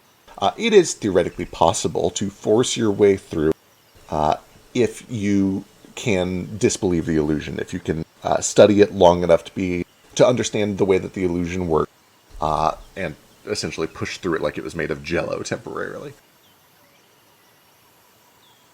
Intriguing. I guess I'll spend time studying it while the other people try to go through it. Perfect. I assume that the same thing happens to me if I try to pass through. Yes, you also are just met with cold, wet rock. What happens if I take Mare off my head and I just try to push him through the You find that Mare does not go through either. What happens if I get a running start and then run through? No, tunnel on it first. Full cheetah speed. Yes, Sketch takes a running start and just smacks into the rock. It goes exactly as you would expect, and it's not fun. Oh. What happens if I take just I'll describe a stick and try to poke the rock? Does the stick pass through? No. Okay, now I want to take the same stick. There's no reason for me to do this, but I'm Jane. And I'm going to cast Magic Aura on it, and I don't know if I can attune its aura to match the aura required to make it through this thing, or if that's way outside of my grasp, but that's what I try to do. Alter the appearance of an item's magical aura. You can choose of a common magic item, twice magical, register being under the effects of a spell of your choice, yada yada yada. The target is magical, non-magical, blah blah blah blah blah. I like it. I'm going to put a check to it. You're definitely trying to stretch what it does, but it's the right flavor, so give me an Arcana check. We'll see if you can stretch the limits of it. I believe in you. Thank you. Your belief means everything to me. Sure can't, no. Unfortunately, for the last time. What makes it difficult is Baby Boy is able to identify pretty thoroughly that it's keyed to like a specific chosen group of people, but without really understanding how they were chosen or how they're marked, it's hard to reproduce that. So you're not able to make the rock marked. Makes sense. Oh, that doesn't seem like we can come in. It's fascinating, though. I'm not convinced. I think I could do it. I'm not trying to like put anyone down, but Tex could do it, so. Well, I can't let say him something beat about me. Tex. And Kaz. And Kaz. I mean, it's just a rock. Maybe I can get the rock to open.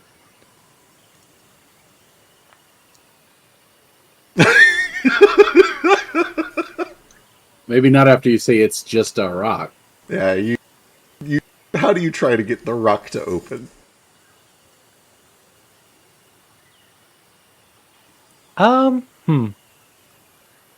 Maybe it just like slides sideways. Or maybe I can punch a hole in the middle of it. Do you try to punch a hole in the middle of it? Maybe. You said if I like believe I can get through the rock, I can get through it, right? That was probably Sketch's takeaway. Baby Boy and Jane would both know that disbelieving an illusion is like an actual specific process where you have to... It's kind of like doing one of those cross-eye diagrams, but with your whole brain, where you kind of have to like really focus on something for a while until you can eventually start to see the edges of it in a different way. And once it all kind of mentally clicks, then you can treat it as an illusion. In other words, it's not just that, like, oh, if you believe hard enough, you can walk through it. It is actually a process that you have to do. That's kind of hard. Oh, okay. Then I won't punch it. That sounded like a good idea, but... I will stare at it and try to, I don't know, bend space. Are you effectively trying to disbelieve it? Yeah. Fetch is already inside. No, I stayed in the library. There's a cutie in there. Did you see that little kobold? Yeah, I made a paper kobold. Anybody who wants to sit down and cross their eyes and try to disbelieve this illusion can give me a perception check. Could I sell you on Barry? Or does that have to be perception? I like barrier. Ooh, I need to be careful not to let this become an everything skill. Yeah. I think I'm it's gonna have to be perception. No. Yeah. Okay. Yeah, I'm gonna go with no for now. I also like no because I want to be able to do it when it's like fun and cool. Right. Yep. Wait, I'm gonna do the thing. I'm gonna have Mare help. Can Gary give me the help Sketch is action? getting in for sure. Unfortunately, because disbelieving is like all in your own head, I don't think you could help each other with it. Can he make his own? So Absolutely. Yeah, Mare can try to disbelieve it for sure.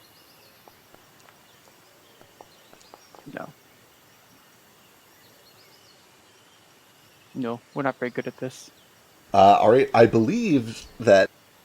Yeah, Sketch. You have a moment where it all just kind of clicks, and you see vroom, the rock kind of goes semi-translucent, like you're looking through stained glass, and you see Foster on the other side. Oh, now I can definitely punch my way through it. Punch at the invisible rock and go through. Yeah. You find yourself inside a little... Oop, there's still old tokens. Let's get these old tokens out of here. Oh, Kaz. Ooh.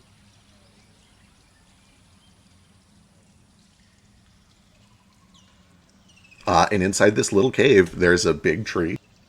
And in the trunk of that tree, there's colorful emerging from a crack, a seam. Whoa. Have I Yeah. seen anything like that before? Heard of anything like that? Boy. Same scenario. You can give me a nature check. This is kind of the same scenario as Foster, where you're really fishing for a nat 20 here. It's kind of adjacent to some things that you've done, but it is not quite stuff you're privy to. That's high, but I still can't justify it. You've probably I'll heard... use my hero point. When else am I going to use it? All right, good luck. Oh, almost did it for me. Almost. Yeah, unfortunately, you've heard lots of stories and fables and rumors and legends, but you've never seen anything like this in firsthand. Wow, this is. I don't know what this is. Did you do this? I don't think so. I just planted some trees, and then this tree sprouted, and the crack was already in it, the portal. I didn't cast any magic about it or anything. Oh, so this is the portal that you took to the old growth, you said? Yeah, Tex tried to touch it, and I think it almost killed him, but I don't know. Oh. I was able to pass through fine. Well, I probably shouldn't die without Fetch being here. I agree. So it's pretty though. I'll look at it for a minute if that's okay. Of course. Sketch, as you are kind of just basking in it and looking at it and enjoying the color, you feel kind of like an itchy scratch on your right calf. It's kind of been on and off all day. It's been bugging you. Ooh. I'll scratch it. You scratch and scratch, and 30 or 40 more seconds go by, and then you feel it again. There's something... You feel like there's something deep under the fur that is, there. Oh no, a tick. Mange. I hope it's not a bug. Can I look under the fur and see if there's anything there? Yeah, give me a perception check. Okay. I hope it's mange. Better not be mange.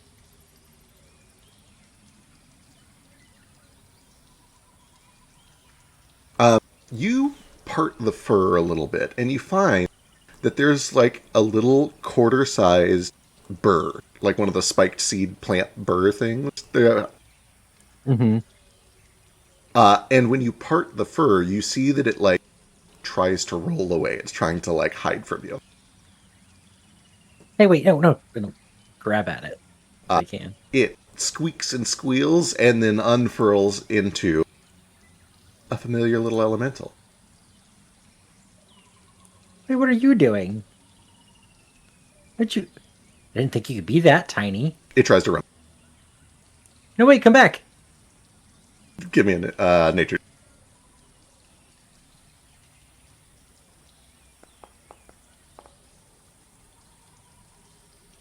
It pauses a good distance from you, and it turns around and looks.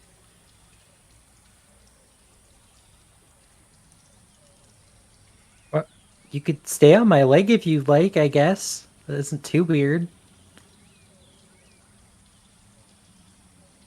It kind of sniffs and wiggles its nose a little bit. And as it approaches, its vision drifts over to the tree, and it just immediately forgets about you and loses focus and starts staring at the tree instead. Huh. Yeah, who's this little guy? This was the elemental we saved from the Zephyrhawks. I thought I left him there, but he apparently hitched a ride. A world traveler. It sniffs the colorful light a little bit, and and he Oh, poor baby. Oh no! Don't hurt yourself. Are you okay? It stays close to you for a little while.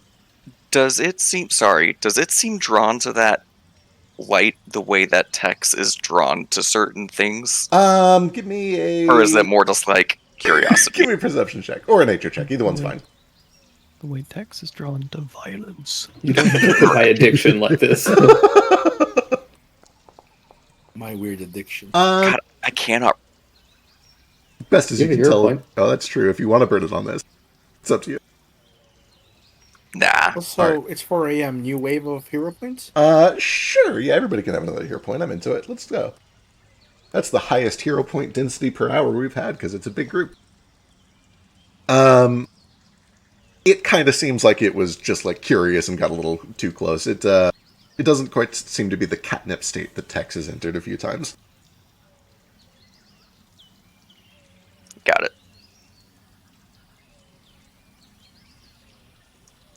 Yeah, I don't know what the parameters are for going in there, but I just would hate to go in there and not be able to come back out. I haven't run into that issue yet. But I'll try it. You try to step through.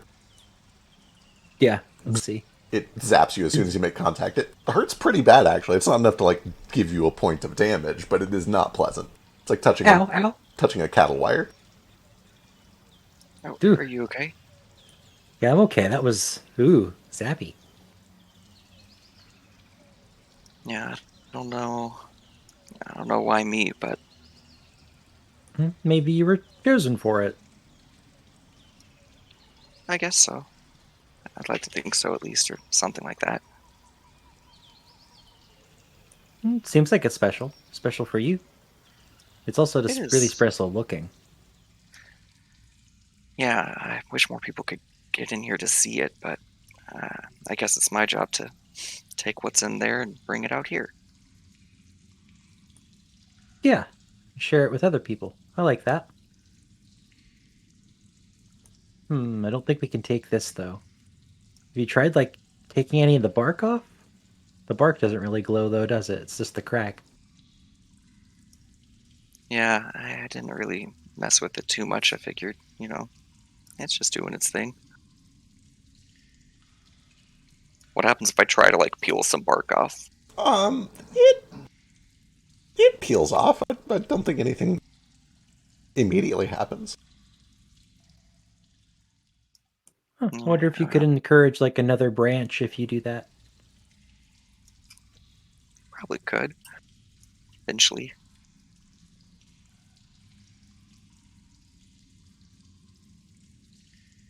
Guess we should head back out.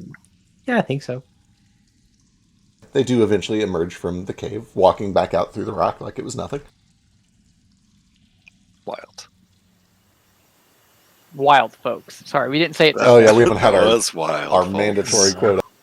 Guys, don't worry. Anything else here at the garden? Just a very minor.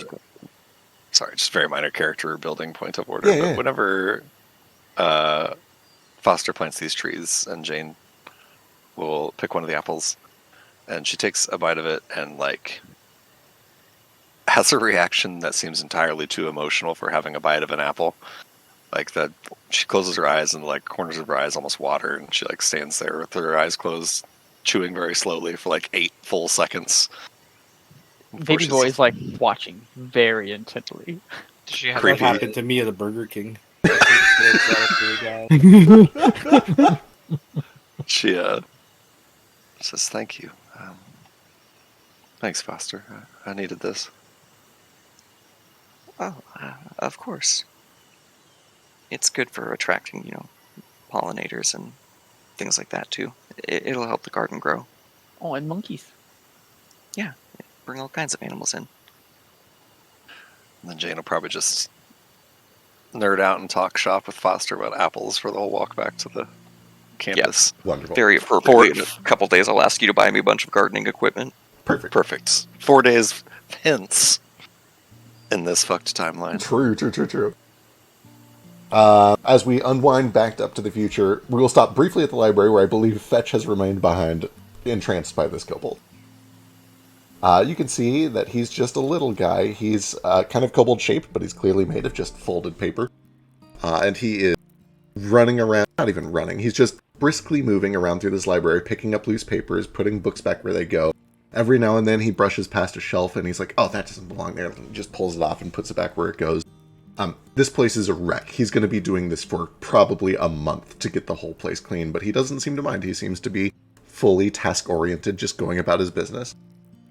I pull a book off a shelf and ask him where it goes.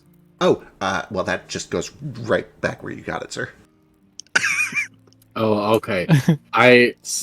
While he's not looking, I pull one off the shelf, and then I ask him where it goes. Oh, certainly. I can take that. Oh, no, I want to help. Oh, well, then come with me. It'll be right around this corner here. You see this? But he reached the high shelf. Oh, like this. May I? And he puts a hand out for the book. He takes the book, and then you watch as his whole body kind of shifts around it and envelops it. And then a couple of wings like sprout out. His entire shape just changes, so that he's essentially a flying book. He's got the book encased in paper and then paper wings. And he flaps up to where it goes, stuffs it in, and then re-lands and changes back into his kobold form. I clap. Thank you. My name is Diurna Zax. I tell the news, and I help people find things in the library. If there's anything at all that I can do for you, I would be happy to assist. Little Twilight. I give him a pat. Little Twilight? I'm afraid we don't have that one. Oh, you must have it. It's the short story version of the vampire romance. Yeah, that's my translation of Diurna Zax. It's probably totally wrong. It's not too terribly off, but oh yes, well you can call me however you like. Mr. Darbin calls me Newsy, Dr. Newsy. Is he? Is he okay? I know that this is not part of my job, but I haven't seen him in quite some time, and I must admit I am a little concerned. Who, Darbin? Yes. Yeah, he's doing great. He's fine. Good. Yeah, he showed me his spear. Oh, wonderful. Is Hal doing okay? I mean, how would it not be? I'm not sure. It's not rusted. Oh, well, that's great. That's wonderful. He's entertained, though? He's having a nice time? Probably. More so than you are. Why should you come into existence in order to... And the only thing you do is work all the time? Oh, this is hardly work for me. I enjoy it very much. What is written on you? Mostly the news from the past few days. I replace my papers from time to time so that they stay clean. Can you replace yourself with something other than paper? I have, several times. In fact, if you were to look in that pile, you would find piles and piles of papers that were at one time me and are no longer. Why are you like the way you are? In truth, I don't know. I know that I was created for this purpose, and I know that I enjoy this purpose quite a lot. Why are you the way that you are? Well, I'm a living being, given a soul by the forces of reality and the existence of the gods. I think you're a trapped spirit put to slave labor. What's the difference? The way I am is right, and the way you are is wrong. I see. Well, if there's anything that I can help you with, I would be happy to help. In the meantime, I'm going to continue to clean this place up. It is quite a wreck. Go read about air spirits and their desire to be free, and meditate on it. Be free. Understood. I will be free. I'll do exactly what I wish to do. And he walks over and starts picking up papers. God, I hate Arcanists. What are they doing? Pulling all the way back to the future, we're at the camp, and Baby Boy is having a conversation with Ruko. Oh, before we do that, what Foxglove information has been shared? Because that really does determine this conversation. You would have seen everything that Jane and Foster have seen in the library, plus anything that you already knew, so let me drop a copy of the Foxglove notes into your inventory as well. Thank you. Well, while Lush takes 45 minutes to read this Foxglove notes, I also can't read, so like... The last thing I need to do before we're back to the future is either on the way back or when we get back from our errands in Cyrillin. In Famador. I will find Branch. I don't know if we even all walk back together or not. I'll just run into him later at camp later. What do you want? She will walk up, holding in her hands the wanted poster for you, and hold it up. Say, I know that it's difficult for you to not voice every single thought that comes through your mind out loud for anyone who's patient enough to listen. So just to be very clear here, you keep your mouth shut about me, and I keep my mouth shut about you.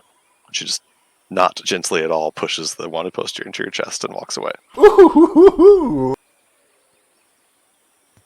I don't even respond to that. I take it out and rip it up and just leave it on the ground. Understood. But yeah. Perfect. I mend it and take it to the guards. He's gonna blame me. Once again, while Branch and Jane are like hissing at each other, somebody else does the real crime and gets away with it scot-free. Right. Baby boy, who has Baby received boy, no heat for the murder. who's I really, honestly, I think I got bad boy, bad literally dog. and actually got away with murder, and also made 2 other people mad at each other about it. That wasn't my goal. My goal was just to kill the guy.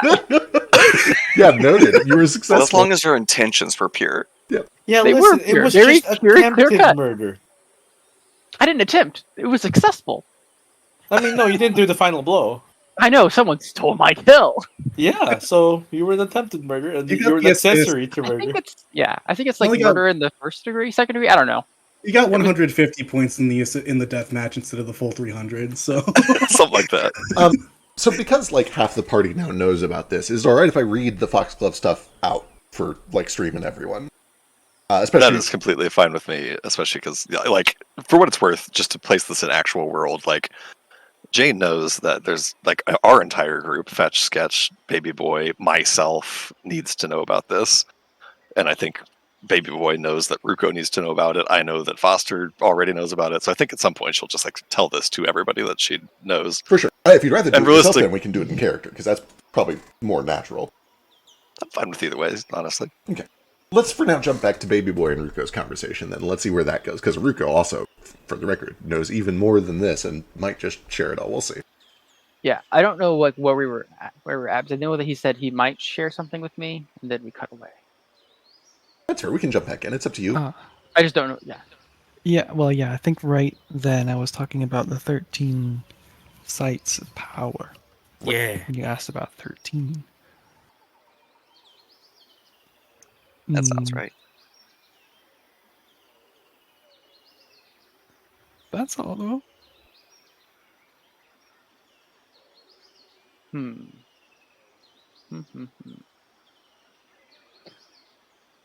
have another vision I wanted to share with you. Perhaps you might know some people in it. Sure. And this time I will just share the whole thing with them. I will share the vision that I got with the librarian talking to the 13. Wonderful. Since we have people that didn't see that out of character, I'm going to do a very brief recap. The vision that he shares, you're using the magic again to like show him an actual through your eyes vision. Okay, perfect. The vision that you see is in this room. There's probably going to be old tokens on this. That's fine. It's me sleeping. Oh, baby boy, you're so smart and beautiful. My good little baby boy. In this room, this enormous... Actually, no, he wouldn't be in this form. He would be in itty-bitty form. Anyway, a creature. A creature made of star is at a table. Baby boy is watching. The creature... I didn't think I was here for this. This is the vision I got from the campfire. Yes, correct. A creature made of stars is talking to 13 other creatures made of stars. Each of those other 13 creatures made of stars is accompanied by a mortal who look to you to be old spirit weavers. You hardly even recognize them except for the fact that they have symbols, which are similar to the ones that you wear even to this day. Their clothes is different. Their clothing is not even like a fixie old. It is older than that. We're talking like ancient old here. These 13 spirit weavers, each accompanied by a creature made of stars, are each holding a foxglove in their hands. Most of them are Feroxa, not all of them. There's a couple Tabaxi. I believe there was a lizard folk. And there's a conversation, which I'm pulling up right now. You should meet my baby boy. He's so good. That's the conversation. The conversation is mostly the big creature made of stars that is talking. I don't know if this will work, but I hope that it does, and I will monitor it carefully. If it doesn't work, we know what will or must happen. It is unavoidable. My information is not insurance against the inevitable. All things that are not must not be. And we know what that means. And then the vision ends. Very cryptic conversation. Did I recognize any of them?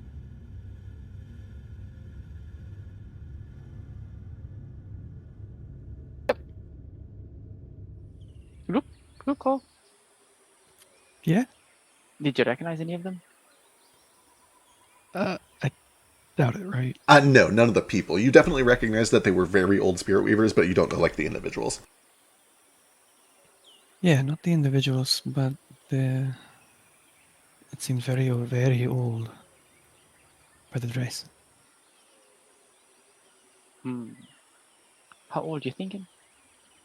Did they say there was 13 of them? 13 of them, yep. Were they in distress? No, they actually seem to be pretty, I don't know if calm is the right word for it, You but said that the people were holding foxglove too. correct, yes. Each of them is holding a sprig of foxglove. But no, they appeared to be paying attention. They were reverent is probably the best word for it. What's reverent mean? They were being respectful. They were paying close attention. They were treating the situation very seriously. Like if you were having a meeting with the president, you would ideally be reverent. I'm about to say. But, maybe not. Who knows?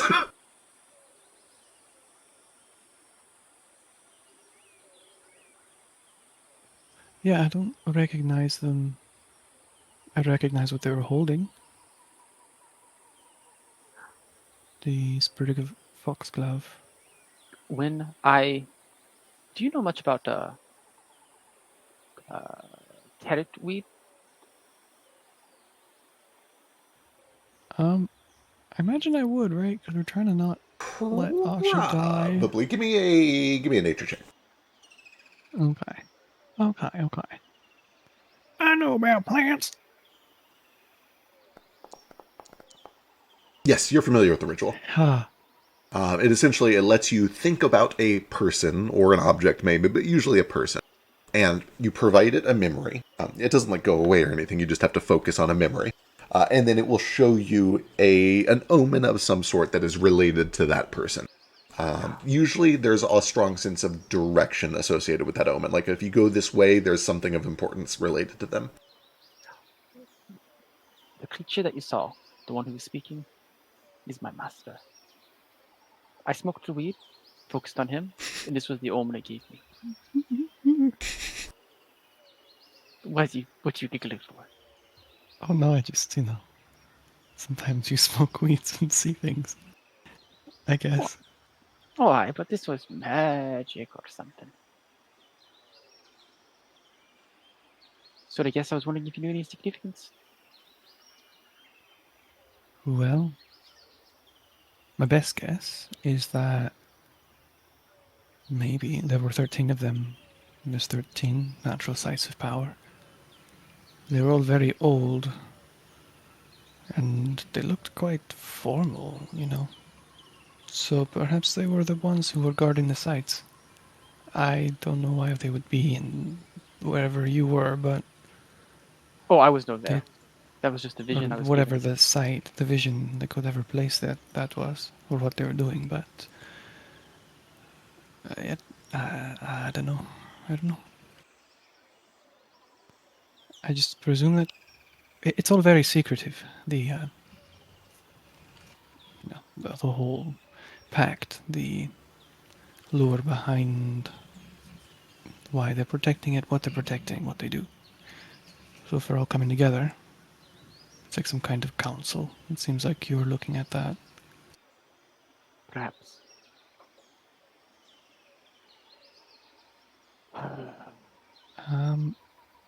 However, I do have something it looks like they were holding. Oh?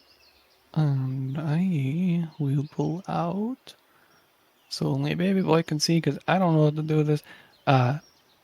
the cold iron foxglove sprig of it. I think Beck said he's being our being, so I will stare at it and nod for now. It jingles.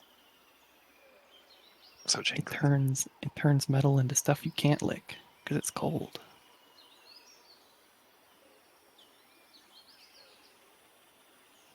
And I'll throw it in the chat.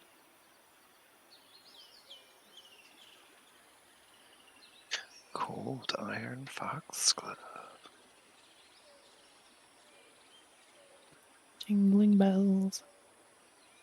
Okay, two things. Yes. Feck. Number one, the 13 starry figures Yes. that were in that vision, were any of them the 4 that I saw when I got the day I got my collar? What a great question. Give me a perception check.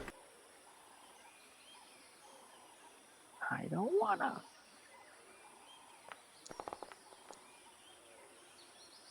You didn't recognize any of those shapes now. Okay, second, he pulled out the cold iron foxglove and showed it to me. Wonderful. It is what it looks like. You don't experience anything like crazy when he pulls it out. It appears to be a sprig of foxglove that is made of cold iron. It's kind of this like dark steel color. It jingles with sort of a dull jingle as he shakes it. This means nothing to me. I don't think it does. Yeah, it's not like you have any weird reactions to it or anything like that. I don't think you've seen anything like these, except, of course, the foxgloves that those 13 people in your vision were holding. It looks like that, but made of metal. Interesting. Ruko. I must ask you not to tell anyone about me being a fox. I plan to have fun. I didn't really think they'd even believe me if I told them. Oh, they might. Though I was expecting to get more pets from you. I was. Oh. Well, you can always give me more pets if you want. I miss them. Oh. Okay. Just don't make it weird, I guess. That was fine. But yeah. Oh, I don't plan to make it weird.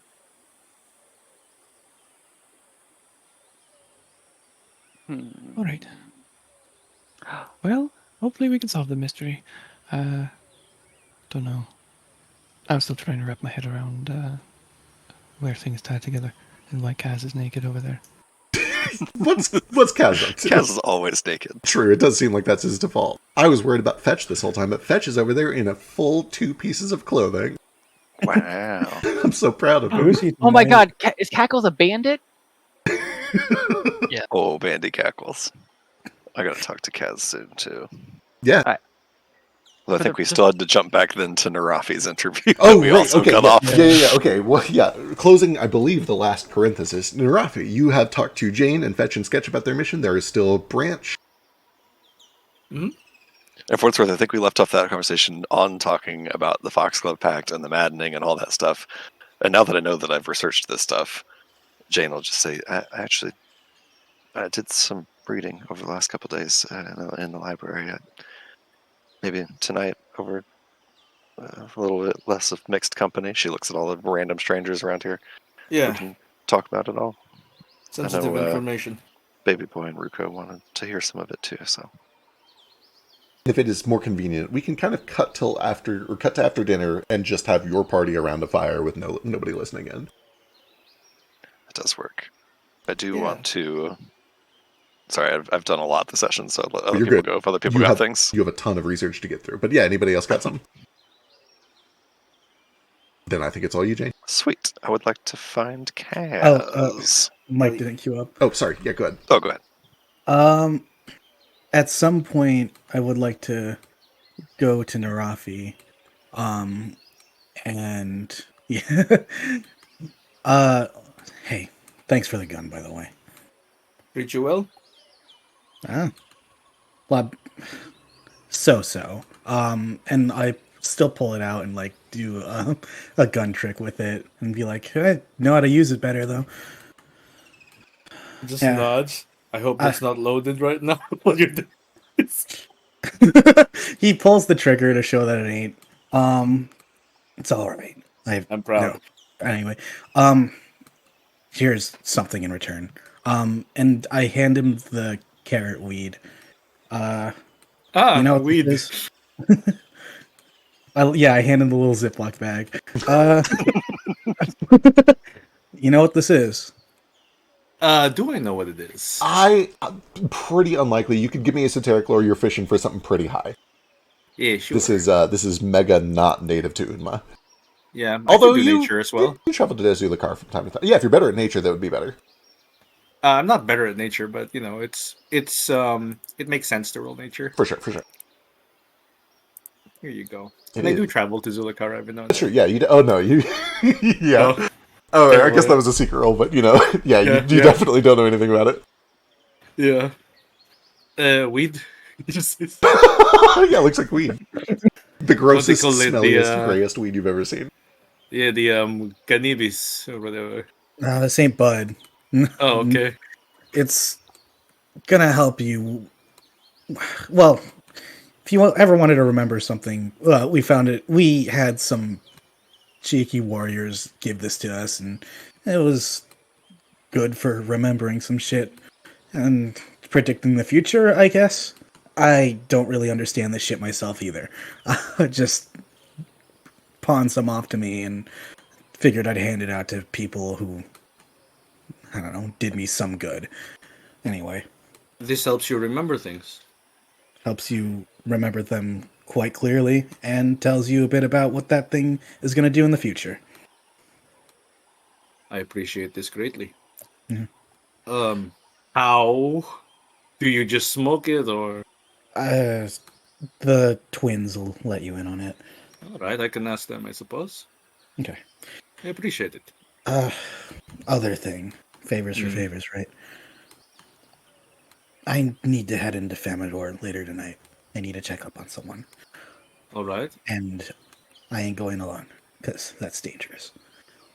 And I don't want any of these chuckle fucks knowing what I'm doing, considering I can't see. Most of them seem to already have a few bodies buried under their closets.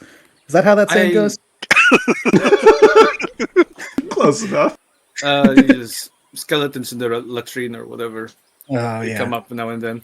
You're saying you're going into Famador. Yeah. What time? 10 p.m., midnight, whatever's the best. Less guards around. Okay. First things first. Shopping peanuts, aren't you? Shopping happened already, right? Yes, and we can sort through all of that between session, but you guys will be able to buy a lot of things what you need. Yeah. I think I paid Bill for the normal stuff for this one, so I think I have it. I'll just subtract 4 from my gold, and I'll give myself some stuff. Perfect. Because Bill had time to make them in the weeks. But yeah, tell you what, I'll go with you to the gates.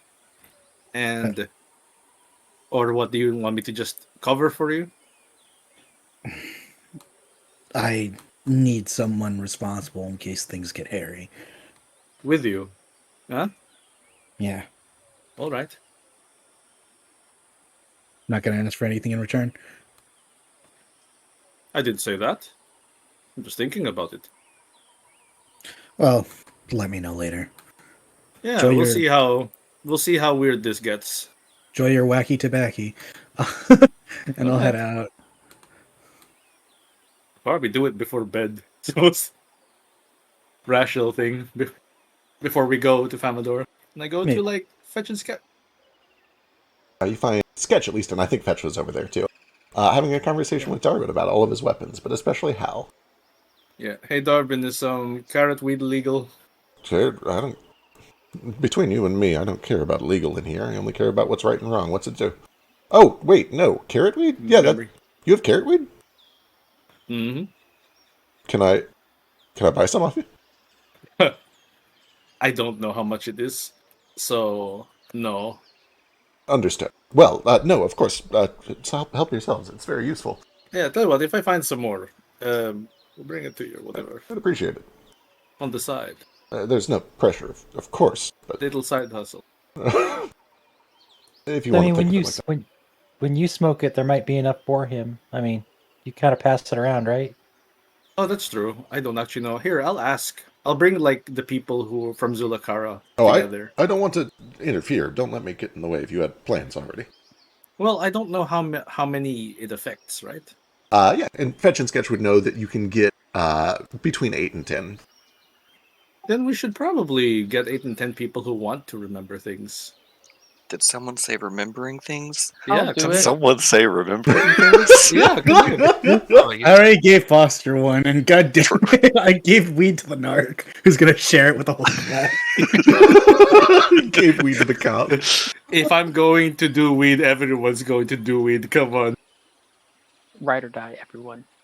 Oh, Cackles, get some. Yield mode.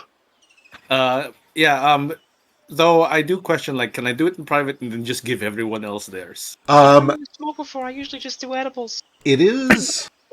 So, like, in theory, you could take your hit really quick, make everyone turn around, or, like, run off to a different place. But it is like a communal ritual, and it is all done around the same fire. That's an important part of the ritual. Yeah.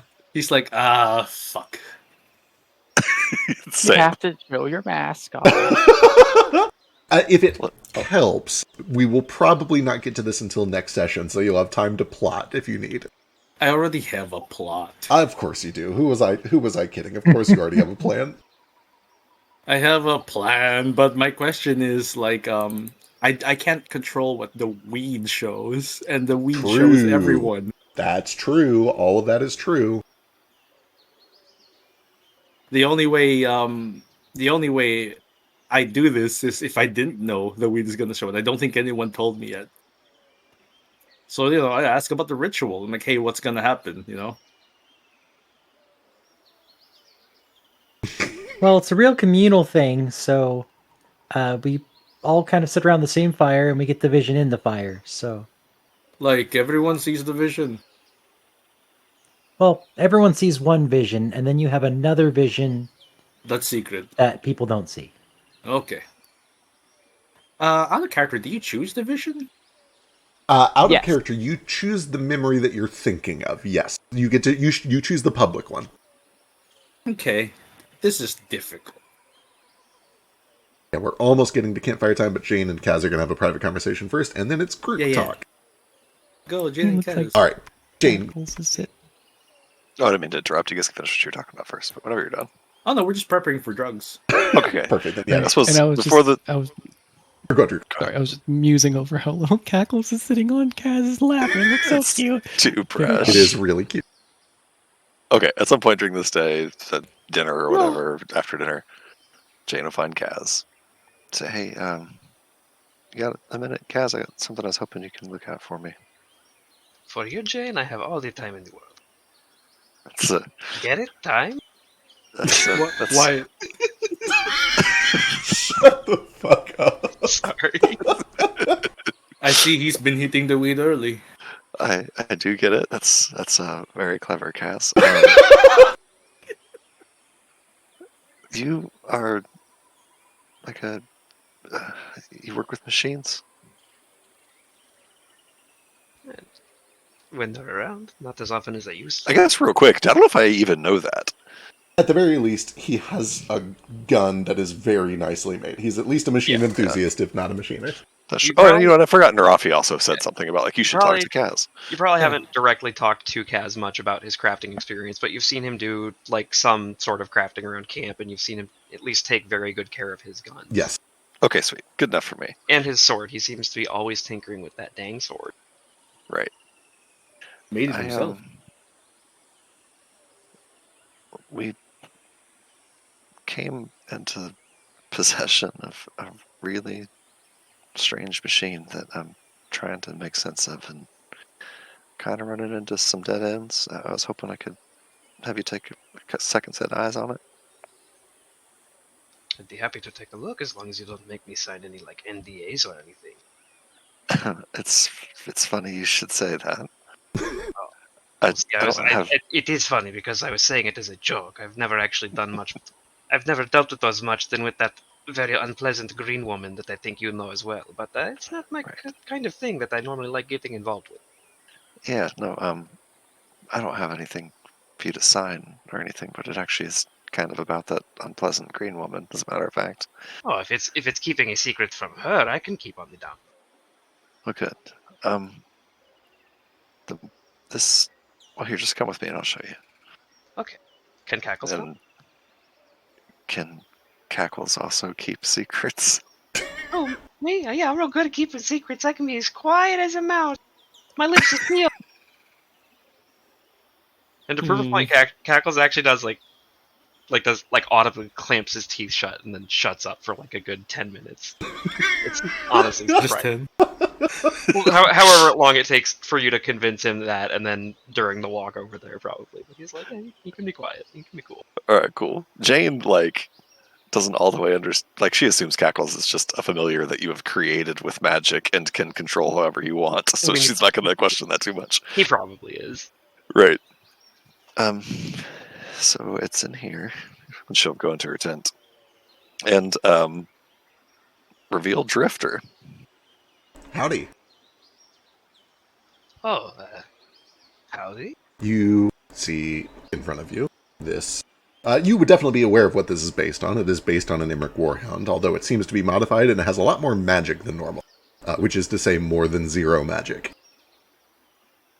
And I should note that he's got a little bit of red schmutz on his face.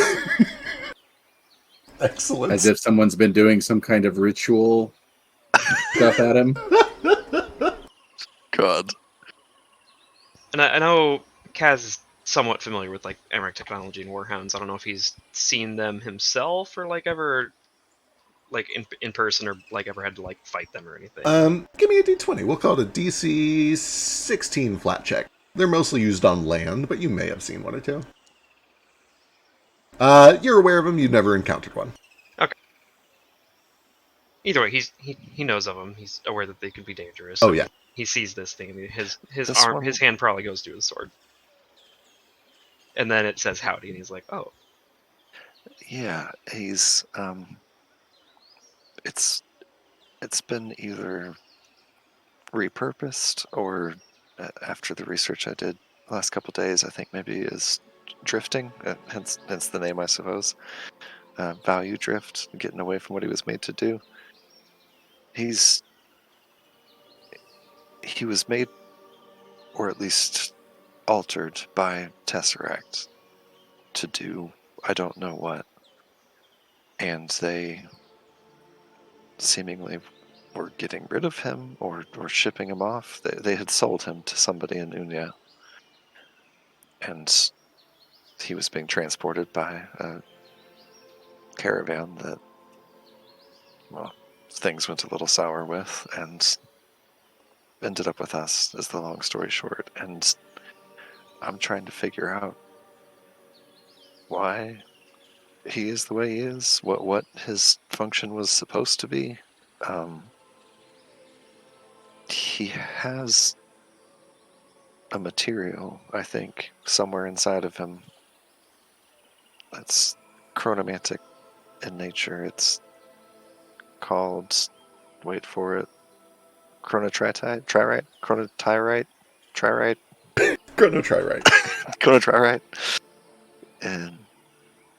But I can't seem to get to it, to get it out of him. And there's just been a couple of other strange things with him. He did this odd pulse of magic, or he had received too much power at one point, and it coincided with me and Fetch having a dream at the same time, just like we did on your ship. Anyway, I'm talking too much. Maybe you could take a look?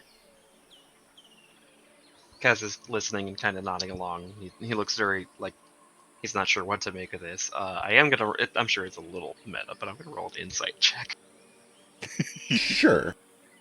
On Jane? Yeah. Sure. On that, the story in general. Understood, yeah. That's just perception, right? Yep, just perception against the DC, or the deception DC, which looks like a 17. She's certainly withholding details. She definitely she speaks very thoroughly about what she's found with Drifter, and I, Zeke, don't know a bunch of technical jargon to spit at you, but she gives you a lot of details about what she's found while searching this thing, and then gives you no detail about how she came into the possession of it. Right. Again, I knew it was meta, but I was kind of fishing for that, and especially when you said she oh, flatly things skips went all the sour. details. Things went a little sour with the caravan. That's the part that Kaz probably presses a little bit after. Yep. Good for a second. He's like, so where did you get him exactly again? Things went sour with a caravan. Did you buy them off of him? Buy him off of them? No, a lot more sour than that, I'm afraid. You don't have to mince words with me, lady. I know about piracy and the things that come along with that. Drifter So you was stole being him? not quite exactly. He was being transported by a courier, a delivery man, who had a vendetta against Branch for something that happened in Famador that I won't air out Branch's dirty laundry here, but suffice it to say that he tried to ambush Branch and kill him, and we intervened and ended up killing the courier. And this is what he was transporting, so that's how he ended up with us. Like I said, the courier was given Drifter by Tesseract to take to Unyo, to an address that I've got written down. I don't quite know why. I kind of buried the lead with Drifter. The main thing is that he has started becoming militantly pacifist, anti-violence. He tried to stop the fight that took place with the courier. He, and by tried I mean by forcefully stopped people and told them that we don't fight, we don't kill. He'll talk to you about himself if you want him to. I don't mean to talk for you, Drifter. Just trying to get all the information out. That sounds very nice and idealist, but admittedly surprising for a presumably repurposed warhound. Drifter, tell me about yourself. Howdy. I am Howdy. Drifter. Hi, I'm Cackles. howdy, Cackles. Howdy. I am, as best as I can tell, a repurposed Imric Warhound. I do not like the sound of that. We do not harm.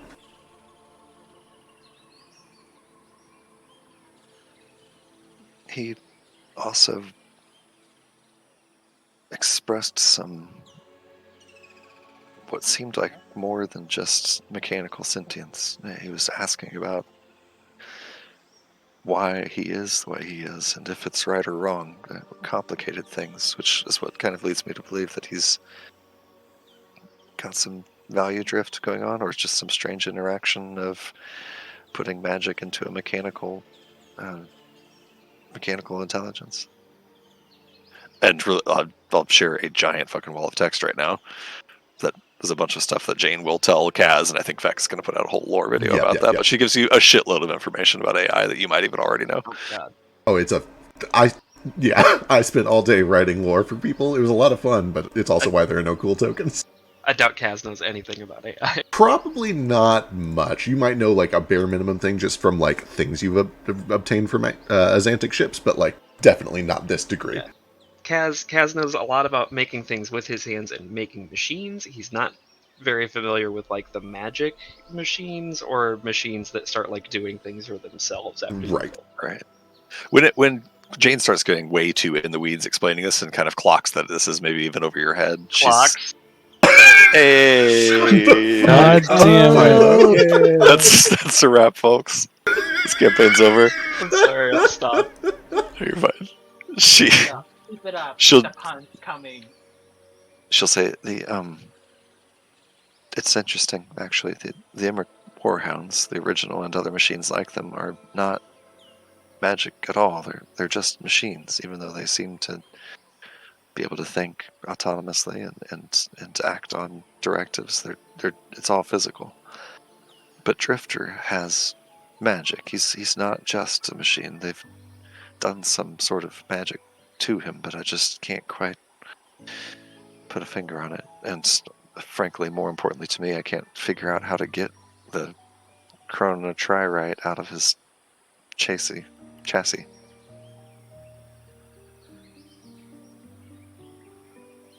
Yes, I'll admit I don't know much about these things. I've never seen one in person, but the fact alone that this one can talk and is also questioning his own existence seems very unusual.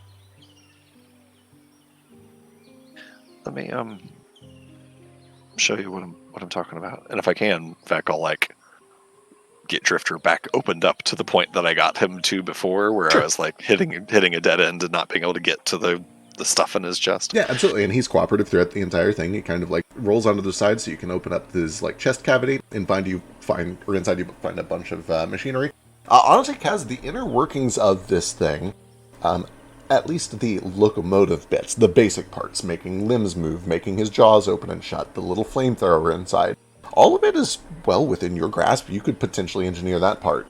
But beneath all of the basic locomotion, there is almost this just like veritable black box of clockwork that is so fine and detailed that it's hard to parse. You would have to sit here for months to start understanding it. You would need to draft schematics. And even deeper than that, at the very core of it, where Jane eventually leads you, there is a sphere that looks like it's in sort of an exterior casing of fully solid brass. And you can tell that a lot of things are leading back to that. It is like the core of this thing. And it would be extremely difficult to get into that without like destroying and dismantling it. But that is where the heart of this thing is. This is as far as I got.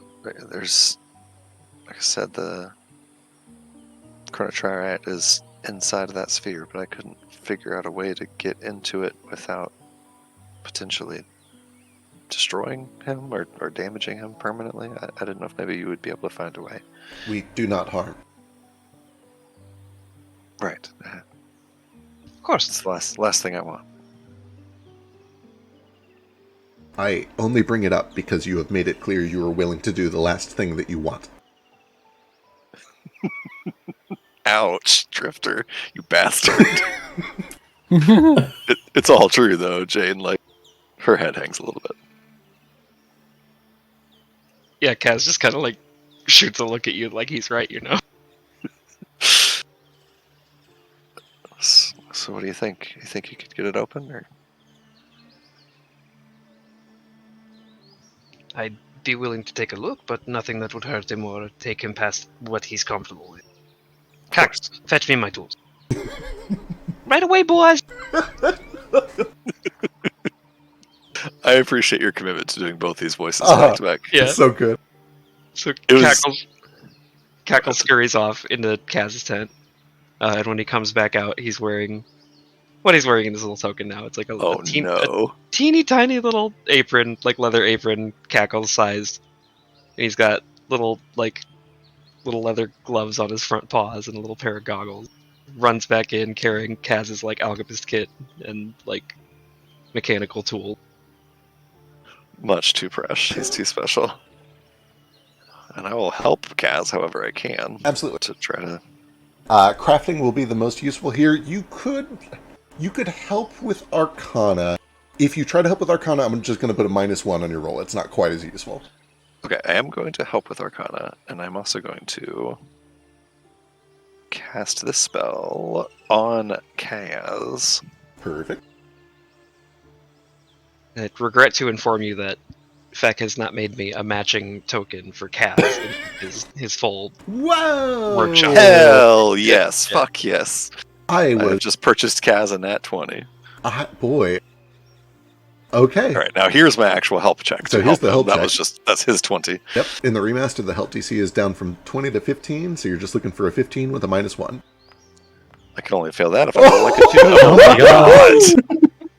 God damn, you're gonna make another dog. Gosh, by golly, gang. I was sitting here trying to explain how impossible this was.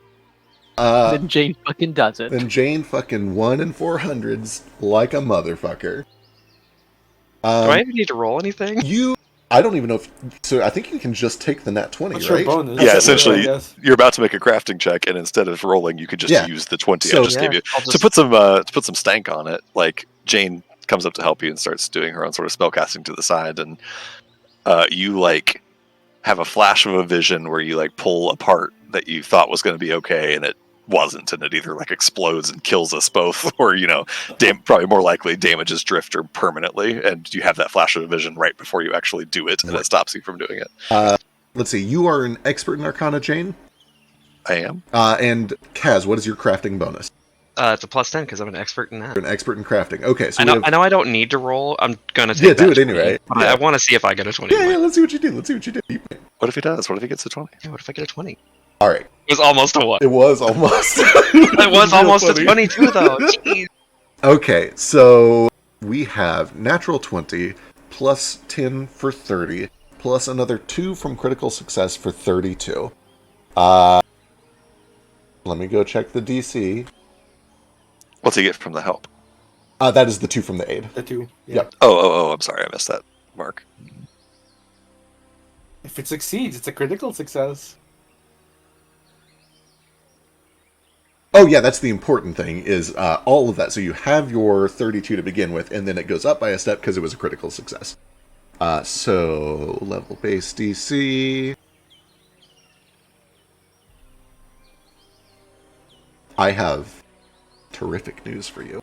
That does not bump it from a failure to a success. It bumps it from a success to a critical success.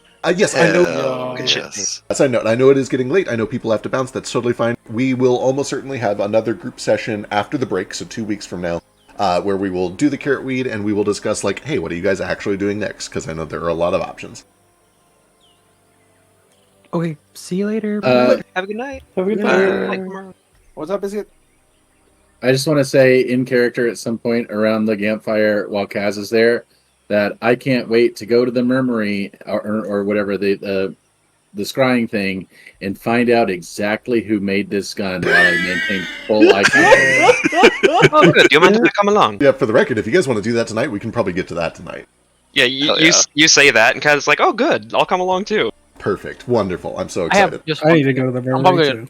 I'm probably gonna go to bed, but I would have spent the downtime between getting here helping the librarian guy keep the library back up. And Love it. Perfect. I'll touch base with everything. There's a lot left to do here. I'll make sure that everybody is able to get their stuff in. Yeah, I'd like to go to Yeah. my memory too. I don't think I can use it, but I'd like to see how it works. Absolutely.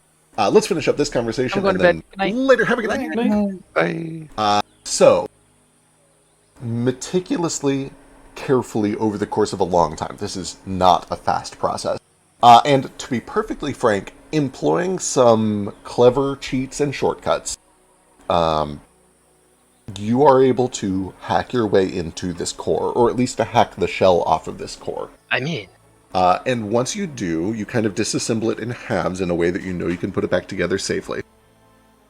And you find within this core an impossibly complex series of clockwork made from materials you recognize. There's a little bit of copper, a little bit of steel, a little bit of emerald, a little bit of gold, tiny bit of silver. You see chunks of emerald in here.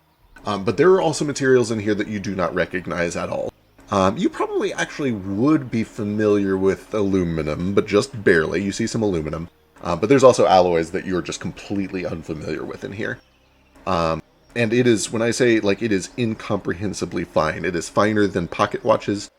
It is individual components and gears that fit on the pin of a head. It's just crazy complicated machinery. However, you do see that suspended near all of this complex clockwork is a shard of a yellow crystal, kind of amber in color, about the size of your thumb. And what is especially unique about this little shard of crystal is that when you carefully move this core around, like you're doing open heart surgery, the stone lags behind visually and all of its effects. Like if you move the whole core from your right hand to your left hand, you move it about a foot, the stone lingers in its old position for about a quarter of a second. It's not long, and then it follows. It's like it is lagging behind in a video game, essentially. That's it. That's the chronotrary. Never seen anything like it. I've never seen it in person, just in well, and actually, I think you might have seen it too in the waterfall and in the Cinderstone. Can I eat it? I wouldn't recommend it. Okay. How Well, are people eating powerful objects in here? Text bursts in. can I have it? Is it gonna damage the Drifter to take it out of him? Is it part of his machinery? You know that is about as well as I do, I think. With your natural 20, Kaz, I'm going to give you a little bit more. We are pushing the limits of what you've learned. However, you can tell that this stone is doing two things for Drifter. The first and probably most obvious one is that it is supplying power. This thing contains power, almost like a still stone. It is magical. It is extremely magical in nature. But it does have a smaller function. And that smaller function is that it seems to be directing certain functions. Which is to say, there is a component of this clockwork that sends a little series of gears out to the stone, which sends a little magical pulse to the stone. The stone processes it and then sends it back, and it affects what the clockwork does. In other words, it is serving some sort of a regulatory function.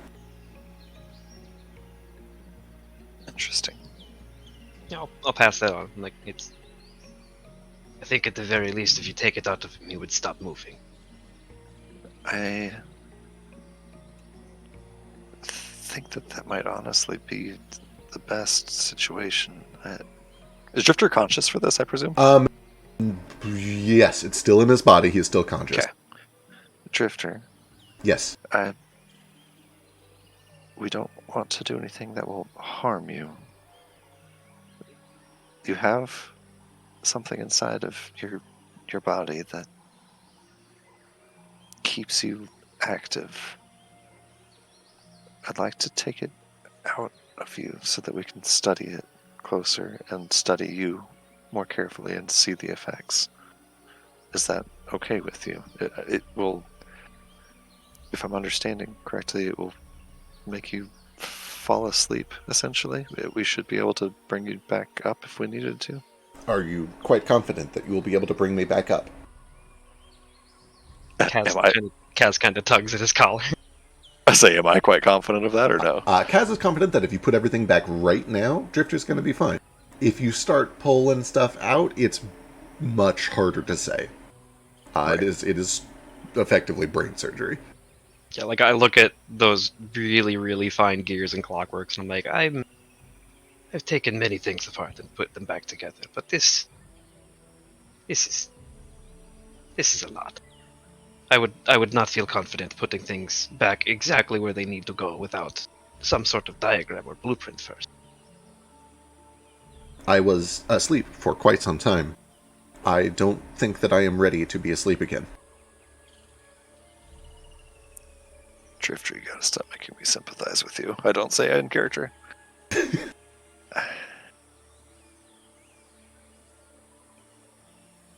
Question. Jane asks Kaz this, and I assume that Feck will answer it for Kaz. Do you think that now that you've gotten to this point once, you could do it again? Do you think that you could get back to this again later if we needed to? I would certainly give you some pretty big bonuses. I would probably give you like a +5 on top of anything else that you had going at the time. Okay. I can reveal for you because you were successful and because, generally speaking, I think knowing the DC is reasonable. The DC that you were looking for there was a 32. Oh, gee. She's OP.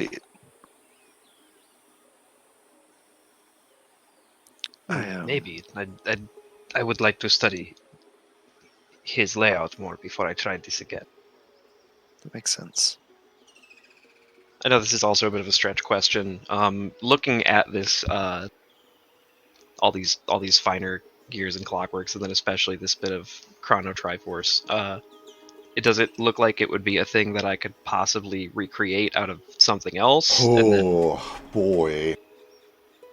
Even just in terms of like the shape of the thing. The shape of the... Oh, yeah. I mean, from the outside, it looks like a copper ball. It's essentially the size of a tennis ball. the inside of it is so complex. Like, yeah, theoretically, if you took years to study every one of these pieces and disassemble it carefully, you could reverse engineer this, maybe. Even that is a little up for question because you don't recognize some of the materials being used here. Right. There's some alloys in here that you're not super familiar with. You would have to do studies on them. So, like, maybe, but certainly it would be a multi-year project at best.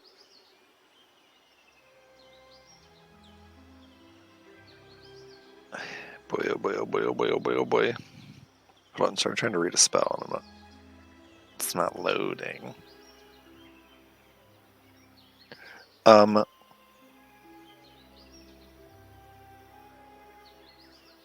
My only concern, Drifter, is that your being here could still put people in danger, and I worry that I think that we could stop that by removing this from you. But no, to answer your question, I don't feel completely confident about any of this. My continued staying awake could put people in danger? Jane kind of like rubs the back of her head. In a way, yes. People, like we talked about before, people finding out about you could put them in danger. And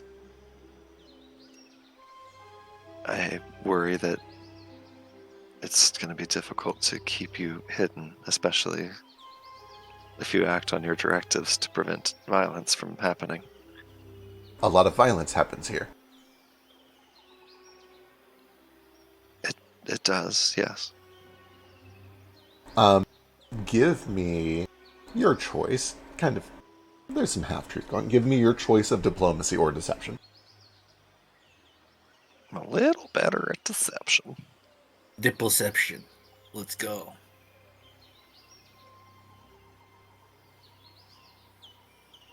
My shit is loading so slow, holy shit.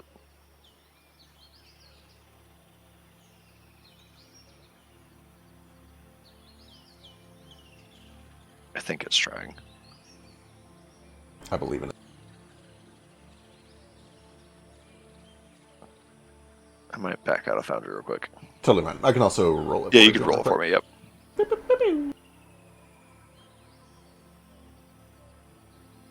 At the risk of playing Drifter's advocate here, I feel if anyone knows about that and is coming after him, namely Tesseract, they'd pursue us whether that was in him or not, right? Maybe, but I have a suspicion that the thing they're pursuing is that, not him. And she kind of points at the Chrono Triad.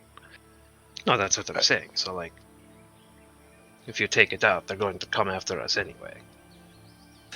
Right, but at least they wouldn't be coming after him in that case if he stays here at the camp or wherever. I just don't want to put people that don't have anything to do with this in danger over.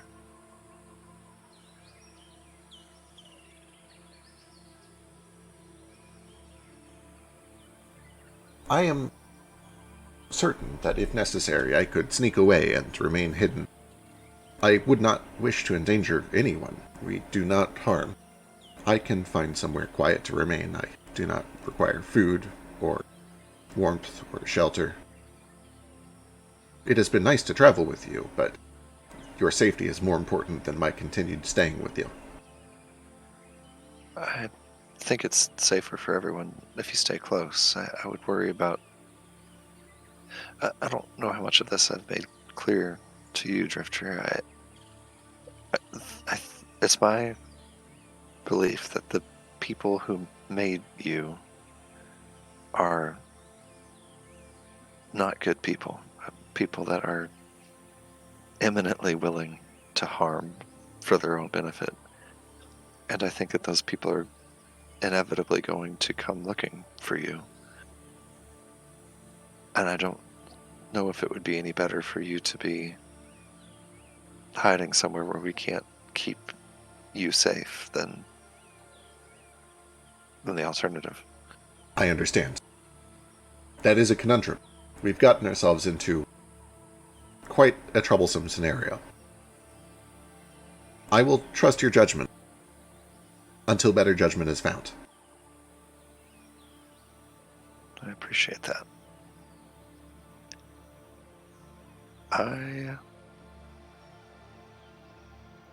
Boy. Jane can't do this herself. It would be up to Kaz to actually do it, but Jane will say to Kaz, I think that it would be the safest and best thing to remove that, but I understand if you have reservations about that and don't want to do it. I'm not going to pressure you into it. Then if it's all the same to you, I'd like to wait and look into it a bit more first. I, again, have not dealt with Tesseract as much as you have, but if they are as covert about runaway technologies as you seem to have made them, how do we know that he's not going to just blow up in our faces as soon as we try to remove that? That's what I was hoping you'd be able to tell me. I figured you would see some sort of warning sign if that was going to happen. Do I get that from our check, or would that be a different thing? With your check, it typically, when you remove power from something, it just deactivates unless there's another power source somewhere. And with your Nat 20, you don't see another power source somewhere like, an automatic self-destruction bomb or whatever. You get the feeling that it would just quickly deactivate and it would become a useless inert pile of metal, unless there's something that is hidden better than you saw, and you're pretty confident in your work. The only potential danger that you can see is that because the crystal is also serving as a regulatory device, you're not really sure what it will do in those final, 0.4 seconds before all the power drains from it.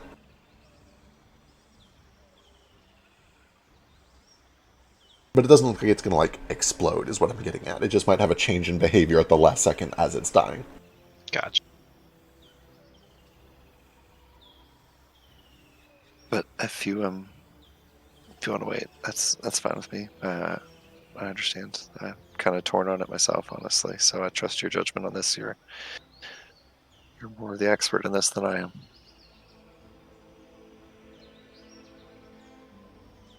I appreciate the flattery, but I'm good with my hands and with machines. But this is still out of my league. Oh, Which is why I'd like to look into it more before I go taking it apart. No flattery intended. It's just the truth that you may not be the best in the world at this, but you're a heck of a lot better than me. Perhaps we have a lot to teach each other. Could be. Thank you, Drifter. For now, just for everybody's safety, just stay hidden in here, if you would, please. Understood. I will do so. You want to bring any snacks? I do not know. What does a snack do for me? Well, they're real good and they're fun to eat. Do you like peanuts? I do not know. What is a peanut? Oh, Castlefish out a peanut. He, lowers his head and puts it between his teeth and kind of... There's this, heavy metal, like a bear trap that claps down on it. This did not do anything for me. Oh. I do not think that I can eat. That's a real shame. That's one of my favorite things to do.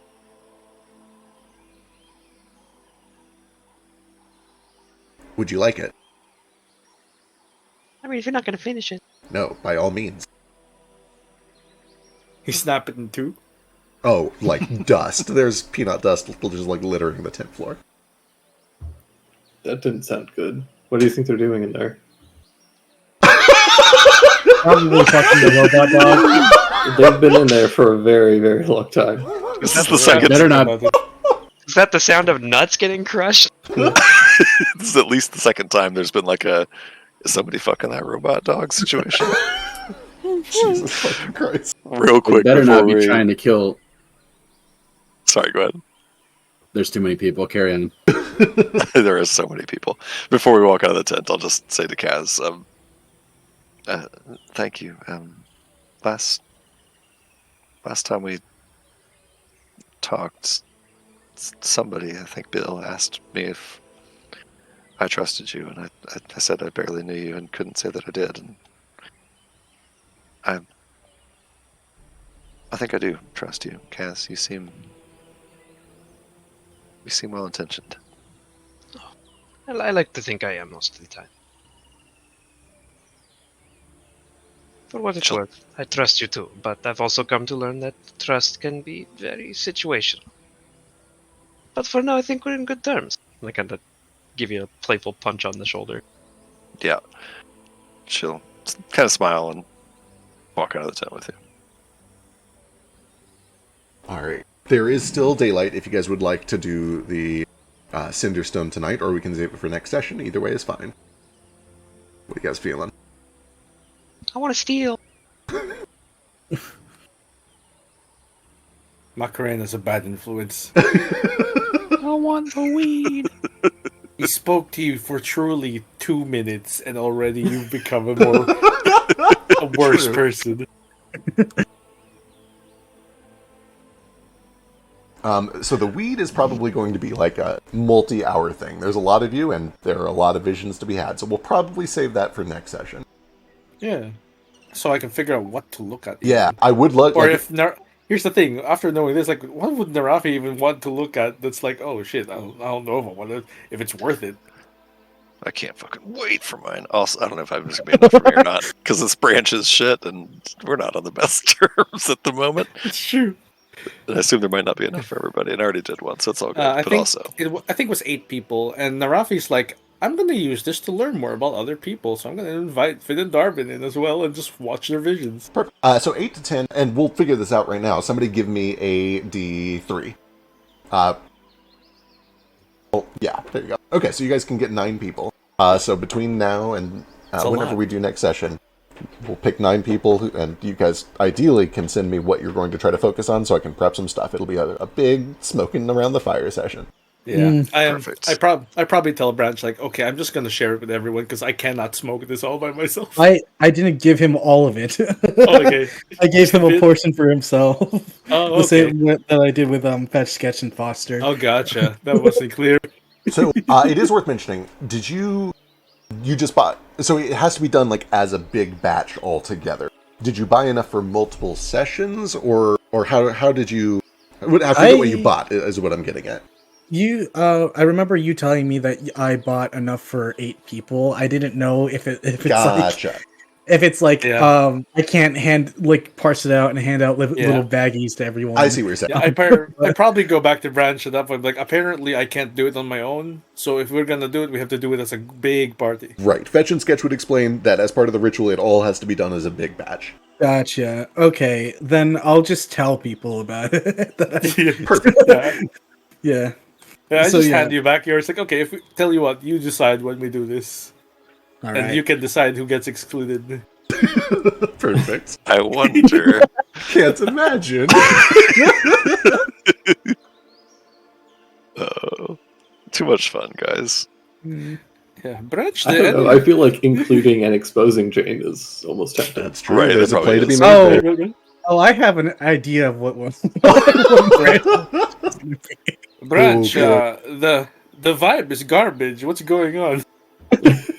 We haven't lit up yet. No one's here. No one's doing the doobie. No, yet, you know? I know. No one. It's not that. It's just your group's vibe. It is garbage. Truly, I don't know what's going on. You should make sure Are the you guys vibe is at okay? least decent before you light up, or you're just going to have a bad time throughout. What were you guys doing? Fucking sucking each other off the entire day? No, we're killing undead. Oh. We almost got murdered by birds on a cliff. That was pretty bad. Going back, we had some cool food. Fetch and Sketch had nice. like several orgies. True. Good for them, I guess. We oh yeah, and is everyone else around? I assume you're all at the campfire right now. Yeah. Am I exposing Jane? It's up to you. Yeah, I keep listing off shit backwards, going farther and farther back until we get to the cave. And I stare at Jane and I'm like, I don't know. Can you remember anything else? Jesus.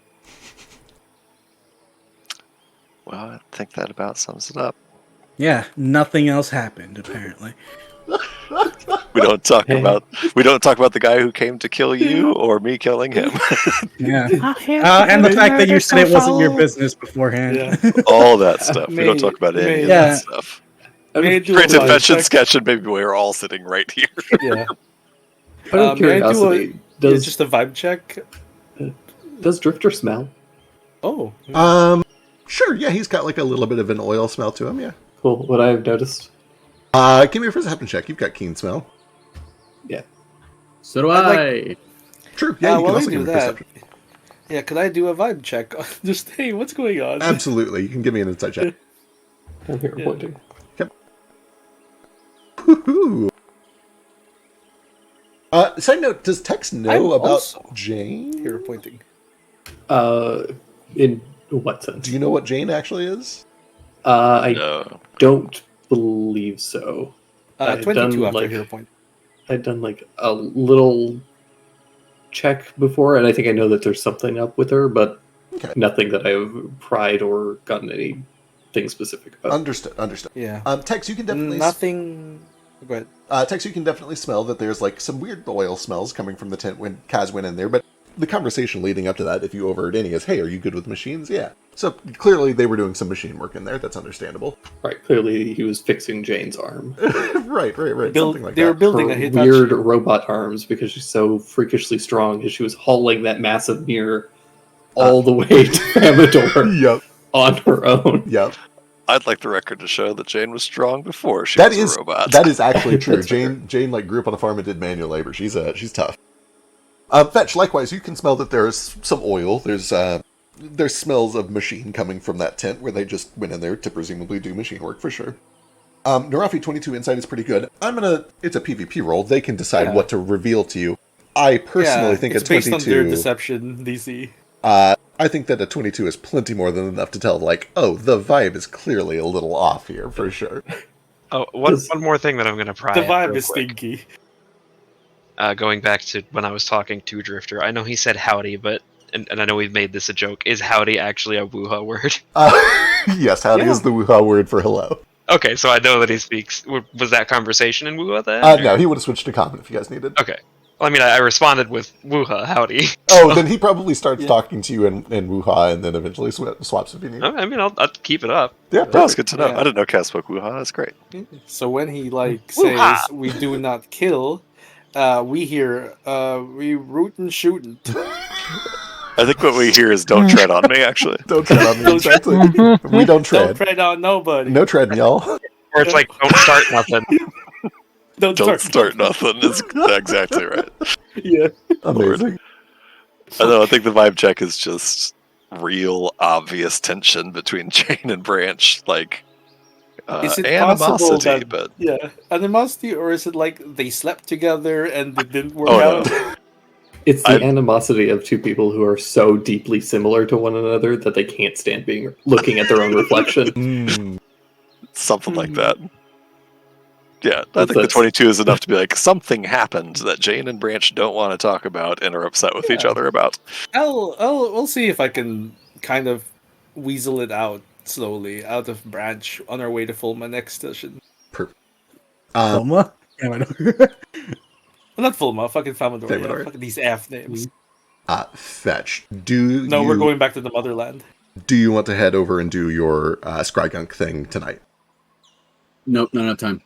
Understood. I'm up way too late already. I have to be up in the morning. All right, cool. Oh, yeah, Then, Yeah, same as Nah, I then have we to get my will ass to work. do this all next session. We'll smoke some carrot weed and do some Scrygunk.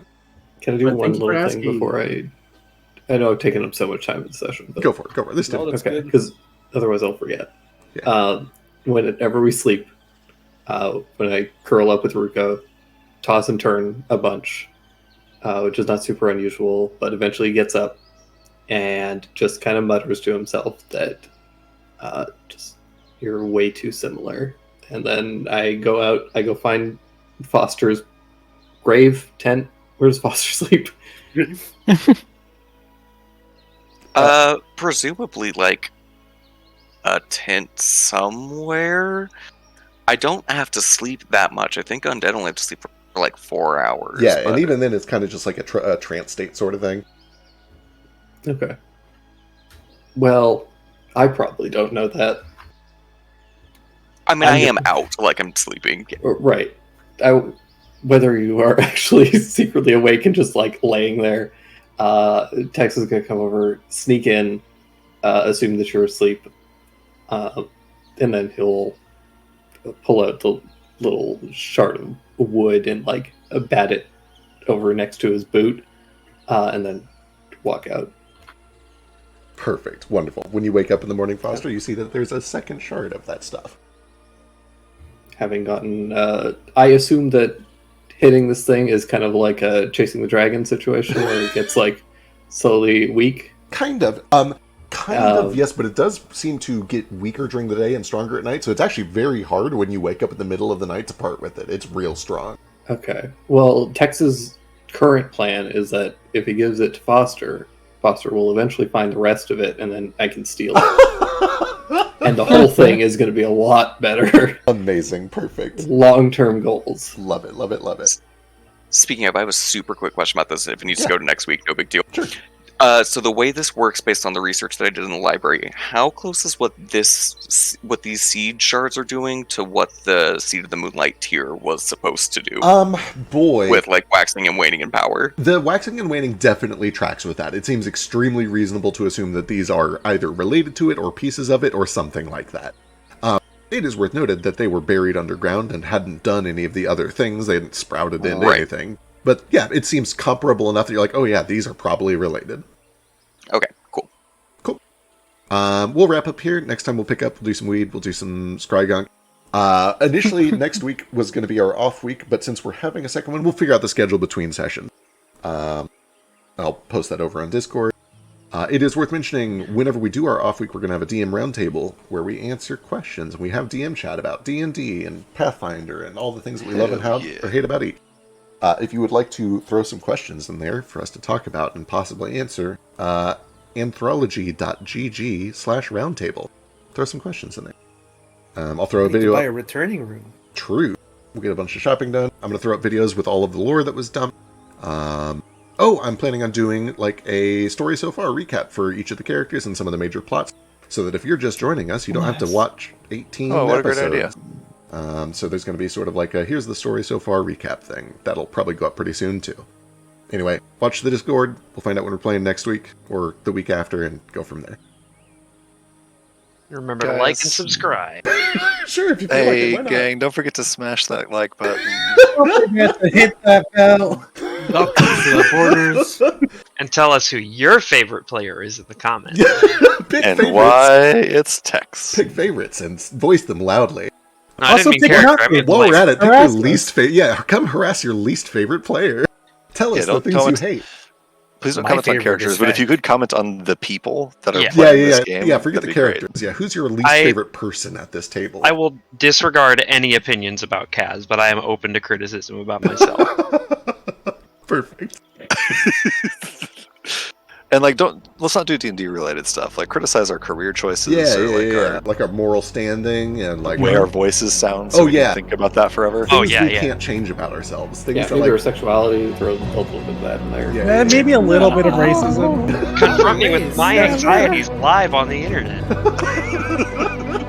Good night, everyone. Good night.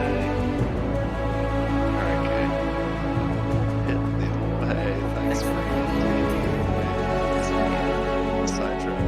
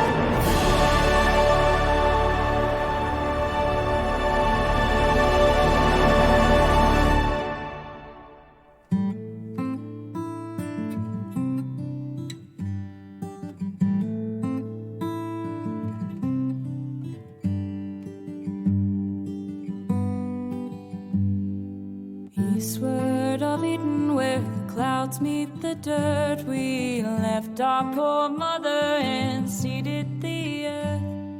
Gates, they were shuttered, the latches were locked. Oh, eastward of Eden, where men become gods.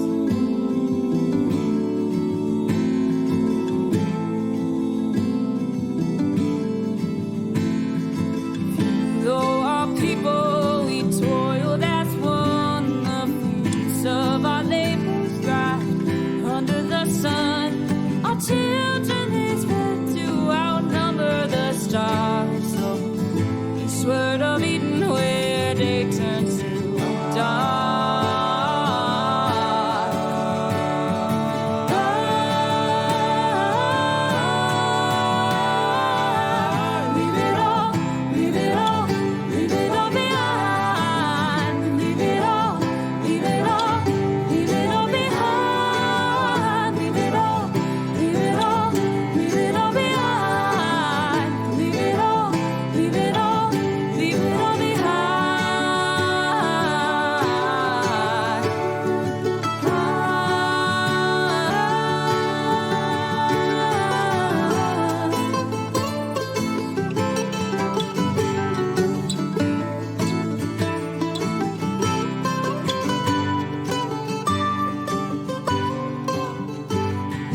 Watered our forests with fire and flood, and fed our own egos with our brothers' blood. We starved every ocean till they ate up our shores. Oh, eastward of Eden, where we always want more. Our towers, they rose up and set with the sun. Our servants, they burned us with fiery tongue. We run our wings of metal, surprised when we fell. Eastward of Eden, where heavens are hell.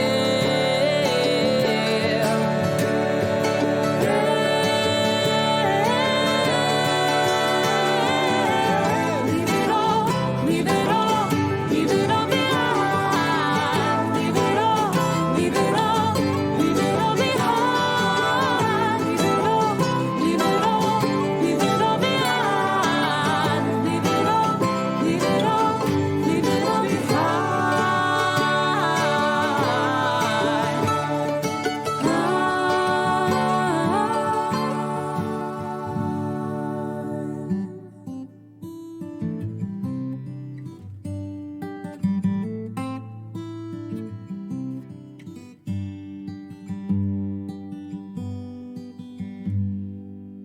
Eastward of Eden, where the dust meets the dirt, we murdered our mother and strangled the earth. Forgive us, oh mama, whose face we forgot.